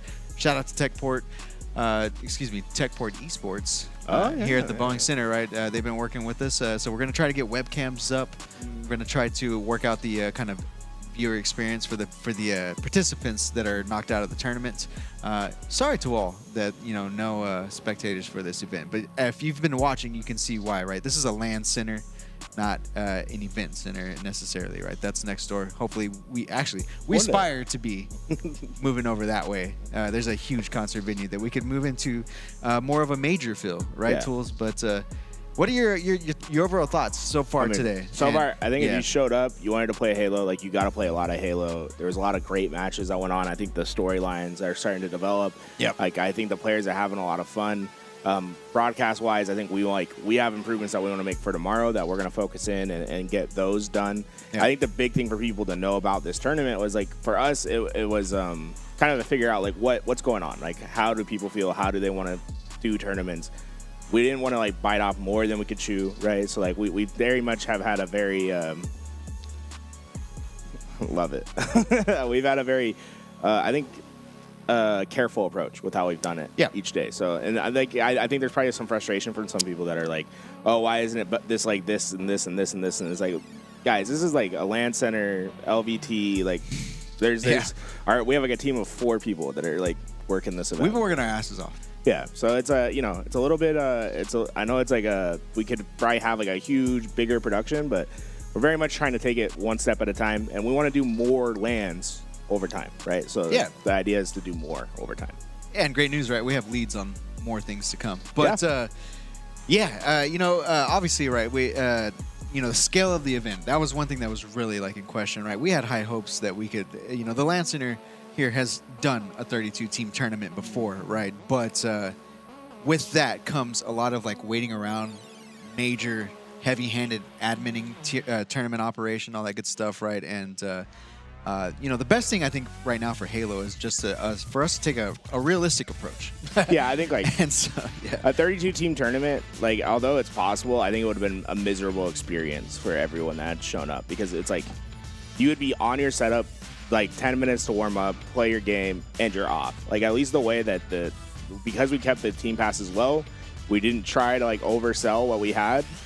Everyone was able to come, sit at their setup, play as much Halo as they wanted. Like people have been playing 8s. People are coming back in a couple hours to come play 8s. Like there's just more time to have fun on the game. That's what we wanted. Yeah, absolutely. Also, right, it was a goal for people to get as much like competitive play time, right? Like the Swiss, all that good stuff. Players got, they're going to get, right, 5 rounds, 6 rounds of play. Yeah, 5 6 rounds of play is minimum if you play. 6 rounds, yeah. Yeah, so it's 4 like, rounds of Swiss, 2 rounds of bracket play, double elimination, right? Which is a huge W, right? I mean, normally you would go to an event.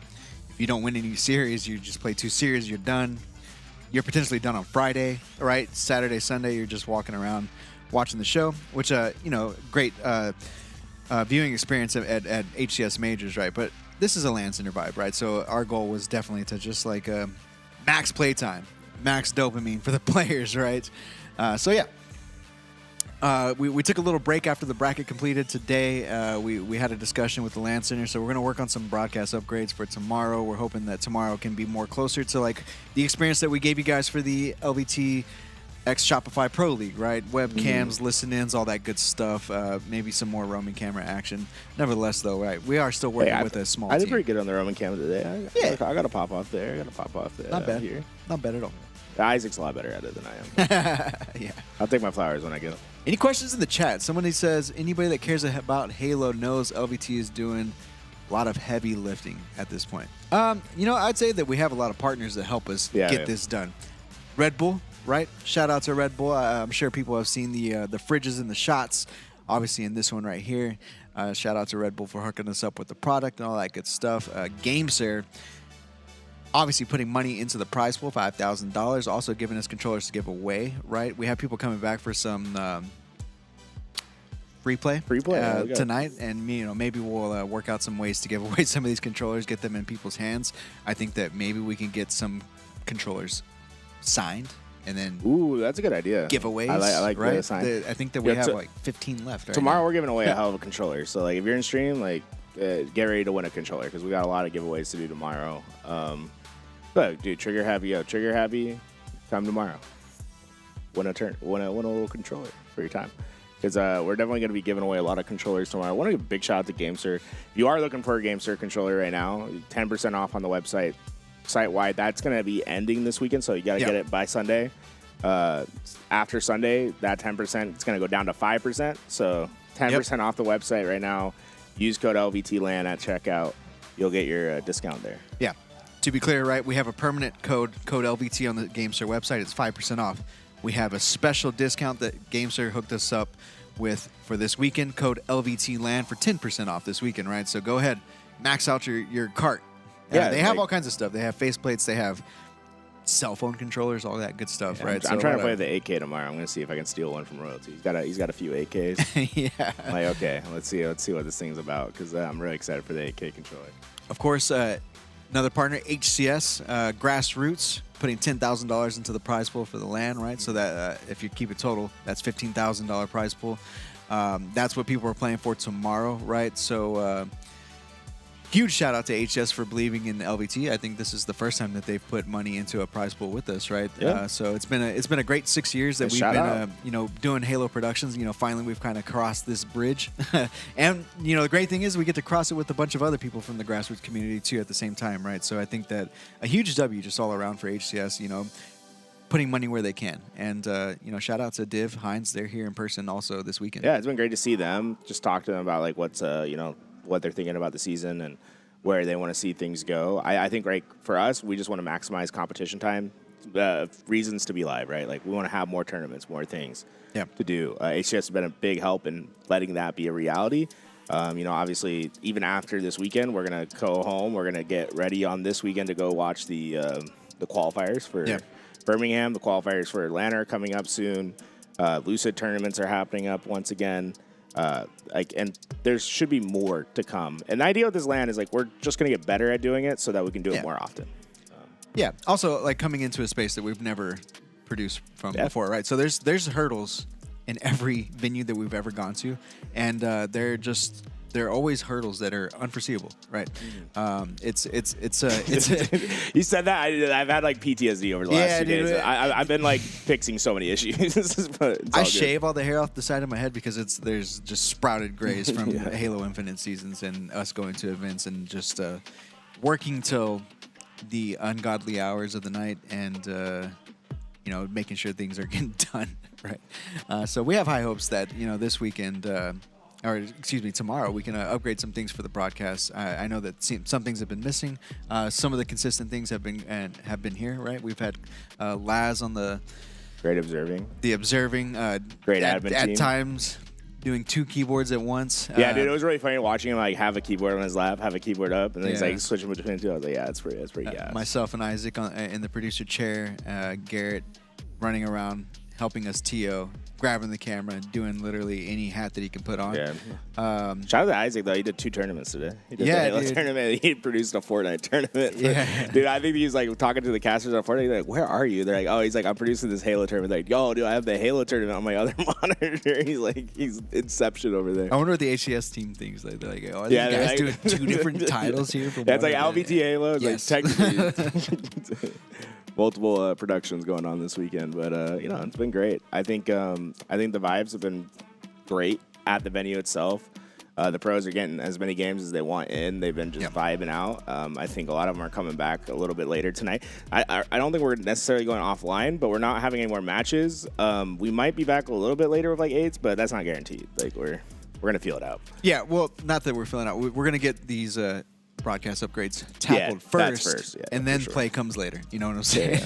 And then we touched on it a little bit, right? But I do want to shout out DSA, Bittersweet, and Frag Out specifically. Obviously, putting the time, the work, running this remotely. Shout out to Ezra, who's been here in person. He'll be back tomorrow as well.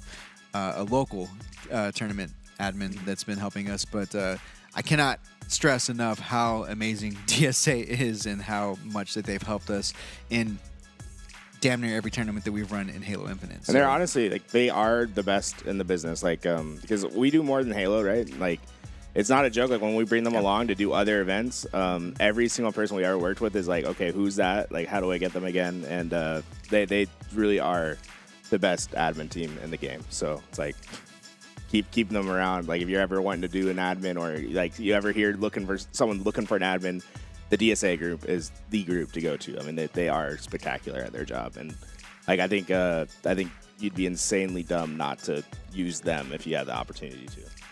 So don't tell me LVT is ending. The live portion of the broadcast will end today. Maybe here in a couple minutes, but right, watch me play some 8s later, bro. I'm gonna be on some 8s. I'm gonna hit a strength strafe. I'm 2-tapping Lucid, or I guess not Lucid. He's not here. Penguin. Right. Whoever wants to play, I think Penguin's coming back to play a little bit. Shout out to one of our good friends for making these cookies. We have LVT cookies. We have give me a Game Cert cookie, bro. Got a Game Cert cookie for you. Cookie. We got Deadass had like 5 of these. I need to Cortana and Master Chief. There's the Halo 3 rat somewhere in a box over there. We don't have to grab it. We've got a Master Chief throwing up the peace sign. I think these are some of the emblems that were released in the creator pack recently. There's a Halo rat one that's like the size of a box. Rat, bro. Yeah, the Halo 3 rat is like huge. He's famous, right? It's a massive something. one. I'm not sure what, but people love him, right? All I know is these cookies are really, really good. Dude, that's why I keep eating it. I keep like nibbling on it, dude. It's not just a sugar cookie. She put like lemon or something in it, and I'm a huge lemon fan. So it's just LVT cookies, yeah, for sure. Yeah, so shout out to Damaris who made these for us. She's a friend of our family, so hey, yeah, it's cool. Thank you so much. And then of course, shout out to all the people that have came out to the event. I think that everybody that was able to secure a team pass has gotten their fair share of game time in, and they're going to get to play tomorrow too, right? Which is pretty damn hype that you're going to make it to Championship Sunday. Obviously, I mean, You got to play as much Halo as you can, right? That was the competition on broadcast tomorrow is going to be fucking fire. Yeah, I'm really excited about it. I think it's going to be a bloodbath. There'll be some other competition happening too. Look, Just is what it is, you know. Y'all seen the Swiss play. There's a ton of free play that's gonna happen. Like there's a ton of opportunity for people to play, and that's what we wanted for people that came here. So I think like as far as like the event itself, like when you're here playing, I think it's great. I think it's been very minimal to complain about. I think we're just gonna get better and better at executing on the broadcast end as time goes on. And we want to do more. So that's the big thing, right? Like, we want to do more. I think a lot of people see, like, the low amount of teams, and they think that's, like, oh, the death of Halo. And it's like, to us, it's like, we don't really care about how many teams show up, to be potency, honest. Bro. Potency. The big thing for us was, like, we just wanted the top teams to be here, to be able to play LAN, to get that experience in, to get some practice. They're here. They're playing. The prize pool is still $15,000 for them. And we got to maximize the amount of time they got to play. Like, realistically, like, we're going to see all the teams play each other, like, 3 times. That's awesome. You didn't tell me this was the best seat in the house, bro. Nah. You see, I don't like couches like that because I like to sit forward. So it's like if I have to, like, I feel you. It's like, feels awkward. But I always feel like I'm a little kid because I feel like my legs are about to, like, jump up off the seat. Shout out to the viewers, our subscribers, our supporters. Yeah. Yeah, it's been great. I feel like it's been YouTube good chat, vibes all YouTube weekend. viewers. I think we're hitting consistently like 500 viewers on YouTube today, and then of course like the 1,500 that we've consistently had here in the stream today as well, and yesterday. I think it's obviously we are not here without you guys. Yeah, right? no, Viewing. it's never possible without you guys. Shout out to our co-streamers. Shout out to the moderators.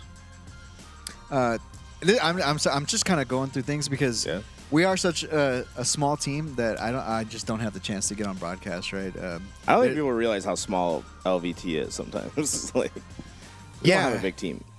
Yep. And yeah, of course, we'll get better at this. Obviously, there were a lot of variables with this, right? Teams, the amount of teams coming through, right? It drastically changes the schedule, right? We waited until the schedule was like ironclad to release it, which was day before the broadcast. Yeah, I know that's like frustrating for some people, but the reality is like I understand. We want it to be fluid, like in a way that like we can do what's best for who came, right? Like it doesn't make sense for us to set a schedule like way out in advance, like advertise what that schedule is going to be, and then have to change it at the day before. It's like much easier for us to say, okay, like what's the vibe right now? Like what's going to happen? Like what can we do? What can we accomplish? What do we want to try to do and try to accomplish those things? I think it's too easy to dig yourself into a hole that you can't get out of if you like over plan something ahead of time. But at least at this scale, like what we're doing. Also want to shout out. I think 3 people helped us out with the equipment. We got Izzy Plus bringing through some high dollar cameras, and of course his expertise. We've got MVC hooking us up right with Miguel from the Real Ones, MVC, H2 Real Ones. A lot of people know exactly who he is, and so shout out to you for helping us out. Neil Cyrix hooking us up with 360s and some Xbox 360s, the Turtle Beach mix amps, all that good stuff. It's a community effort that helped make this happen, and we wouldn't be able to do that without people helping support. And so shout out to you guys in the community that have just literally stepped up time after time and helped LVT do what we do. Yeah, that's one of the things that I think I love most about the Halo community as I've been in it over time. It's like it's really just a diverse group of people that are in it. So it's like you can go to an event and meet a whole array of people that had different talents, that had different skills. The best example I can think of is Foxbot. The guy was watching our stream, said, "Hey, I don't really like the way your guys' stream looks. Like, I make graphics for Hollywood. It's like let me come in and redesign." So like the whole LVT look and design was made by Foxbot. Yep. And I think it's become spreading like an epidemic. Yeah, like the way that Halo broadcast looks now has completely changed from 3 to 4 years ago because of the imprint that Foxbot's had by making our broadcast look so good. Like now the standard of what a Halo broadcast should look like is kind of like the LVT Halo feel and one look, which is quick. And it's like, that's awesome. It's like, that's a testament to like what Foxbot envisioned, because he was like, Yeah. this is what I think a Halo broadcast should look like. And now it's like almost every Halo broadcast looks like an LVT Halo production. It's like, We hope cool. maybe like 5%. Yeah. We had input there. We had Foxbot, some decent ideas. Yeah, we have but- ideas. Foxbot definitely executed on that Yeah. in a way that I don't think I could ever do. Yeah. I still think the best, like changing the series layout to be vertical is like one of the best things we ever did. It's like I still love it. I don't see any other esport people do it. I think it looks great. Especially when, do you remember in Halo 5 where we used to put was it Halo Infinite, like the first Monday Tuesday where we put like live video? Shout out to DSA group To the left, subscribing. to the right. Yeah, shout out. Yeah. Thanks for the cash. You suckers. DSA group. We're getting the gassed up in the chat right now. Best admin team ever. Appreciate the love, guys. Appreciate the LVT love. Halo is the Optic Gaming of Halo. Can we be is LVT the LVT of Halo, maybe? Nah, shout out Optic Gaming. We love that. We are the diehard fans. Nah, that's like, man, we should get a team. I was talking to Clutch. I was like, I want to take the Exit Wounds brand, make it LVTs. Good He question. said- Will he said Aliek no. be back this year? Yeah, I would say yes. As long as If she she's wants able to. to. If she wants to. I was like, I talked to her last week. She definitely does. It's just she couldn't be here for this one because she was she's on a cruise right now. And then, Prior engagements, yeah. Yeah, and then Atlanta. I think she wants to come. I think her schedule's open right now. So hopefully she'll be here. Aliek's great. I think She made us. She stepped up our game. Literally, she stepped up our it's game. so much like our broadcast is so much better with Aliek's here for sure. It's like I think she's very, very good at her job. She really is. Kicked ass at the Shopify Rebellion Pro League LAN. Like literally, And she got big ops because she. I just hey, you're the host, and that was the end of the conversation, and she flourished. She did a fantastic job, and then since then, I mean, she started with us in Halo, and then she's done work for IGN, she's done work for Battlefield on their big stage. She's getting around and getting more hosting opportunities and doing a great job on her stream. It's like I think That's a good question. Top 2 to 3 series to watch back today. There were some damn good series. the big one's the Piggy series for sure. Shopify Rebellion versus It's Kraken Seas. Kraken. Yeah. Yeah, Kraken Seas. Dude, Envor is a demon on land. Like Yeah. it really is. Like he just gets a boost in a way. A shout out to Shakti, bro. I'm your fan, bro. What up, my boy? That's Ford. Fergie. That's Ford? Yeah, it's Fergie. I'm just kidding. I know. Fergie. I love Ford. Can't wait to shit on him and Nate's again. Yeah, bro. You came through the 8th one the other day. That was sick. I came to watch. I was working, but y'all like stopped the series to ask if I wanted to play. I was like, nah, bro, I'm just doing my thing, bro. Like I'm just watching, bro. Yeah, he came out a good day. Though. That was fun. You guys got it going on in the Vegas 8. Dude, we had like 16 people playing Vegas 8s the other day. I was like, I don't know why there's so many people playing Halo Infinite this weekend, but it's sick. It's good. I like it when there's a lot of people. Let's wrestle for it. It's crazy. Speaking of, dude, Blind, get in the Vegas Discord, bro. I see Bro, you're too active in our chat for you to have never played Vegas 8s. Tools, you got people in the chat fighting over who's the biggest fan. Yeah, That's lit, bro. I'm my biggest fan, bro. Let me go my narcissist train. Nah, I appreciate it. Like I was looking back through chat yesterday. Ooh. Isaac was sending me like people that like gassed me up. I was like, yeah, it's kind of tight. I was getting a lot of dope rush. What was the best Halo 5 PC that we had? The final, right? The final was. Yeah, the final was Well, lit. dude, even like the semi semifinal was was great. still Yeah. great. But dude, it just makes me like sad that we don't have 2v2s being as good. And like Halo Infinite is a great game, but Halo 5 2v2s is like the special thing that is like missing from Halo Infinite. Because like when we came into Halo Infinite, like our attitude at LVT was like, yo, the twos thing, like we want to like Yeah. build it. And then it's like Monday Tuesday went great, had a but couple, it was and we had some great matches, but it just didn't have that same magic as like the original one was. So like we invested elsewhere because we thought it was just better. Like the 4v4 product was just better than 2s. 4v4 is amazing in Halo Yeah. Infinite. I'm not gonna lie. It probably 2v2? is better. Like if we're looking on paper, like Halo Infinite 4v4 is probably better than Halo 5 4v4, like spectator wise. Yeah. Halo 5 2v2 is better than Halo Infinite 2v2. So that's why I think like you should have Halo Infinite, and then the side event should be like Halo 5 2v2, Halo Infinite FFA, like. Yeah, you get it wrong. I mean, we did the Halo 5 send-off with Sentinels. Yeah, that was a great event, and too. that was in coordination with HCS as well. And you know that was an amazing 4v4 tournament. that was kind of like the extent like of our like pro stuff in like Halo 5 that was like not official HCS competition. I guess that is that official? That was our first like big the Halo 5 send-off was like the first time we ever like really worked with a big organization outside of ourselves. Anybody in chat watch the Halo 5 send-off?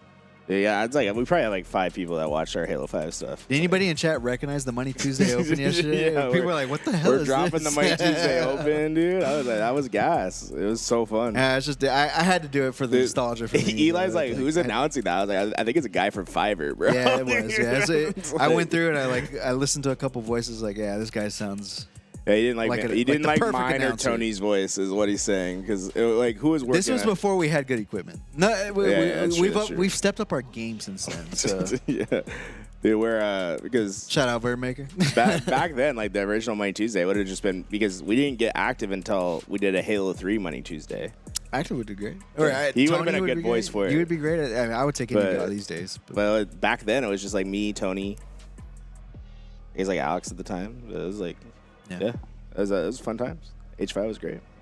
I mean, even Alex like had a different mic at the time. Like so, yeah. I mean, the quality just wasn't quite what I was looking for. It wouldn't hit the same, You're so damn fine, bro. Birdmaker's on you. Yo, Birdmaker, you didn't get bound out here. What the hell, bro? Yeah. I was thinking about it when we were in the middle of the Halo 5 PC. I was like, bro, they could like totally just play from wherever the hell they are. That's technically true. But I mean, for those that don't know, Halo 5 doesn't have the LAN functionality. That's the reason we would be stuck with just 2 POVs. So I do got to shout out Techport Center. Dude, this venue is pretty top tier for. I mean, the internet here is awesome. The network, it's great. The infrastructure of the network, we haven't had as many opportunities to do like the Halo 5 PC thing that we did. Like the way that it was ran was very heavily through the network, and I think anywhere we go, that's a serious question mark whether it'll even work. Yeah. Or if it's a good viewing experience. If we're getting 60 frames, 30 frames, 10 frames a second, right? I think that in many cases we would hit some major bottlenecks, right? But hey, this place, they got it going on.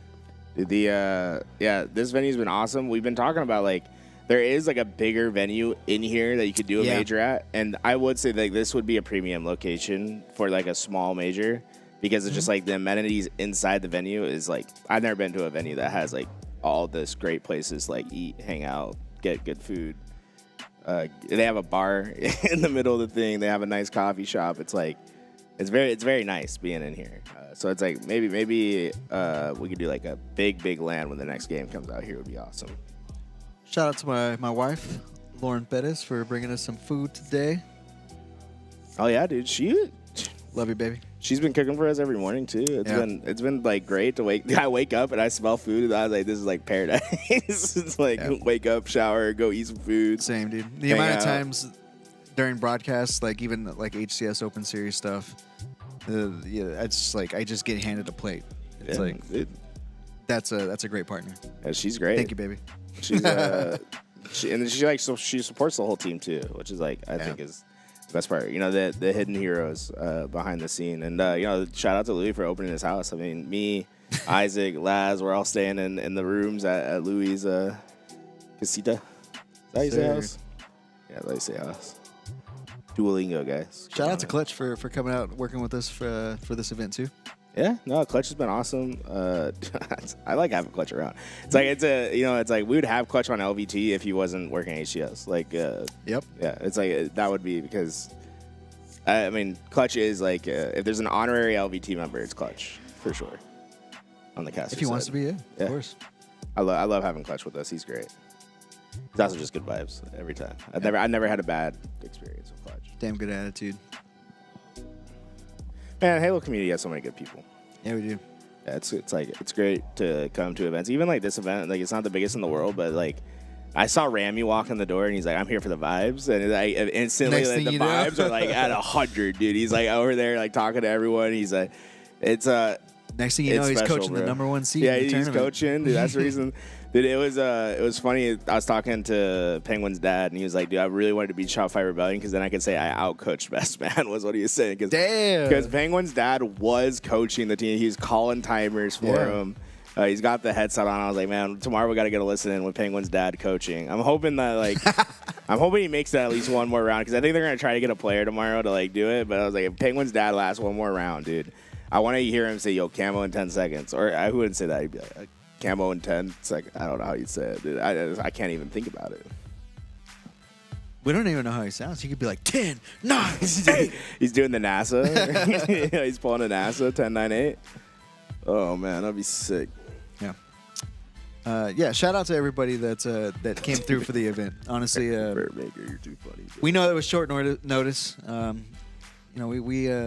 was a long process to get through all the partner situation and all that stuff, right? And it just makes things it slows things down a little bit to do things right, So we definitely we definitely wanted to announce this in November, a long time ago, but I had to get through some hoops and do some things. I did pay the down payment in November, so Yeah, we knew for a hot minute, but we committed to the LAN back in November. We would have been super down to do it then, but I think there's always a big questions. There would have been big questions that we wouldn't have been able to answer until we made the announcement. Oh, absolutely. Yeah, so it's I had to wait till when we announced to do it because there would have been way too many unanswered questions if we didn't do it that way. But Yep. That's one thing that we do a lot of times though is we just commit to doing something and we just do it and learn from it and then do the next thing, bro. That's how we do it. growing pains. It's literally how the Lucid tournament happened. Hey. Lucid's like, want to do a tournament? I'm like, yeah. You want to do it in 2 weeks? He's like, yeah. It's like, all right, let's do it. Did a Lucid tournament. And then we got another 2 Lucid tournaments guaranteed, I believe. Shout out the ADHD gamer for The supplying ADHD Santa. ADHD Santa. The ADHD Santa. That's my goat. Gave $1,000 for prize money there. For the Lucid Evo settings. Yeah, if anyone wants to donate for Bandit thrust starts, hit my line.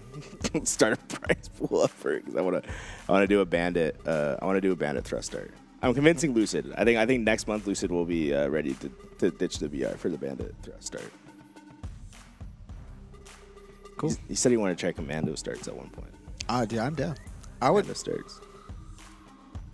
Whenever I heard, dude, there was in year 2, someone suggested I think it was Druk. He was the pistol, the Commando. He's like, any of these will do.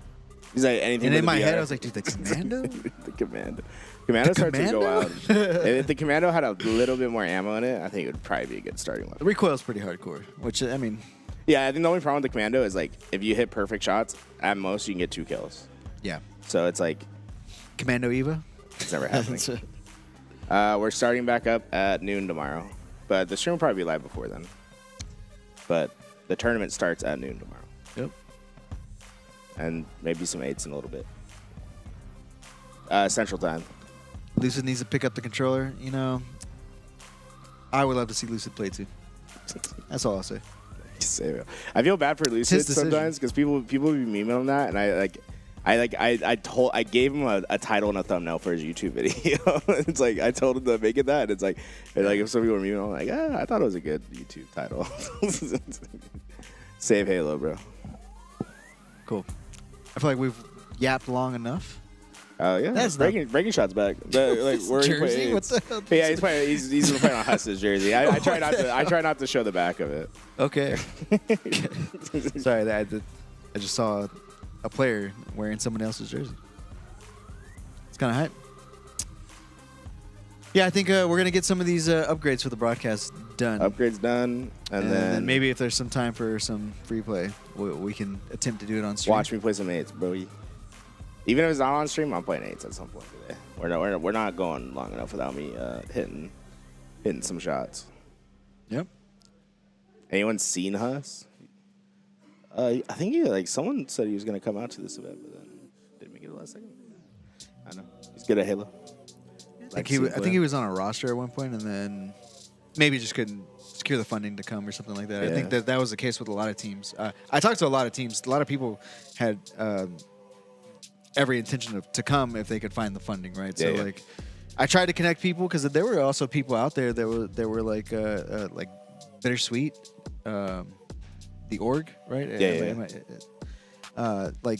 He was just openly like, hey, I'll help a team get out to the LVT LAN. So I'm trying to hook them up. And You're like, I have sponsors. Here's your crowd. Come. Yeah.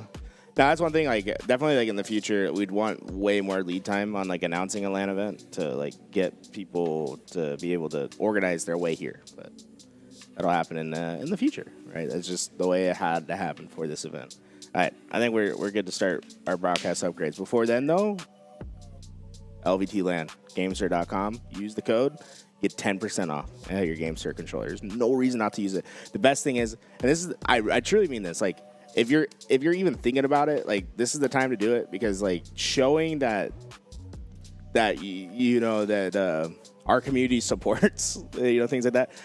Yeah, it will really help us have future events. And that's like, we want to have a long-term relationship with sponsors so that we can continue doing Halo events. The reality is, like, if we're like going to fund all prize pools out of our pocket, like, it's just not feasible for the long-term future of Halo. Like, we need to show as a community that Halo is like a space that people want to be in.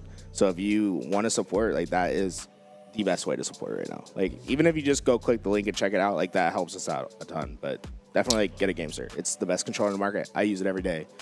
It's phenomenal. I'm so glad that they're our sponsor, because it was already the controller I used. So. Yeah, and then I guess my last shout out to the first team to bypass Shopify Rebellion. They were like frame one, literally. It was like Link all went gas. live It was like an hour boom. later. Best man's like, I got my pass. Yep. Shout out to Shopify Rebellion, man. They're great. All right. Cool. I guess that's it for now.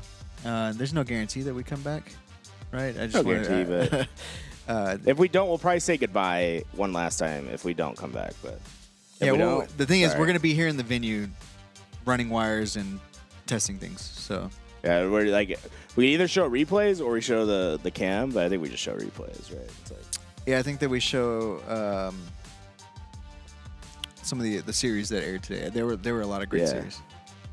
dude, I was like, I need to go back and rewatch the Halo 5 stuff. I want to see how people were reacting in chat, like seeing if people were enjoying it. But It's hard not to enjoy it when you're casting. yeah, dude.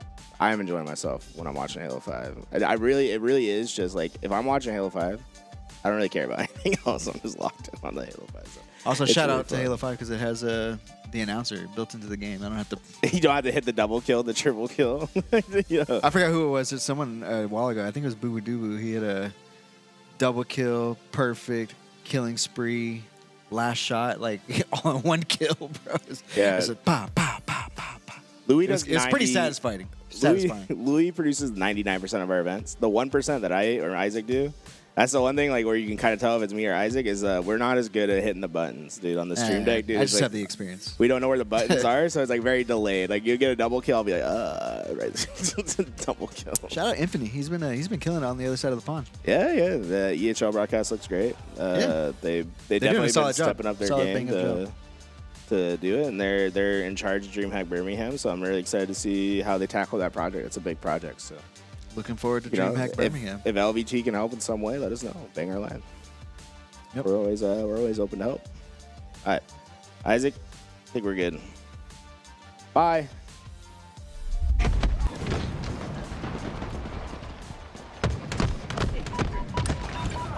Perfect.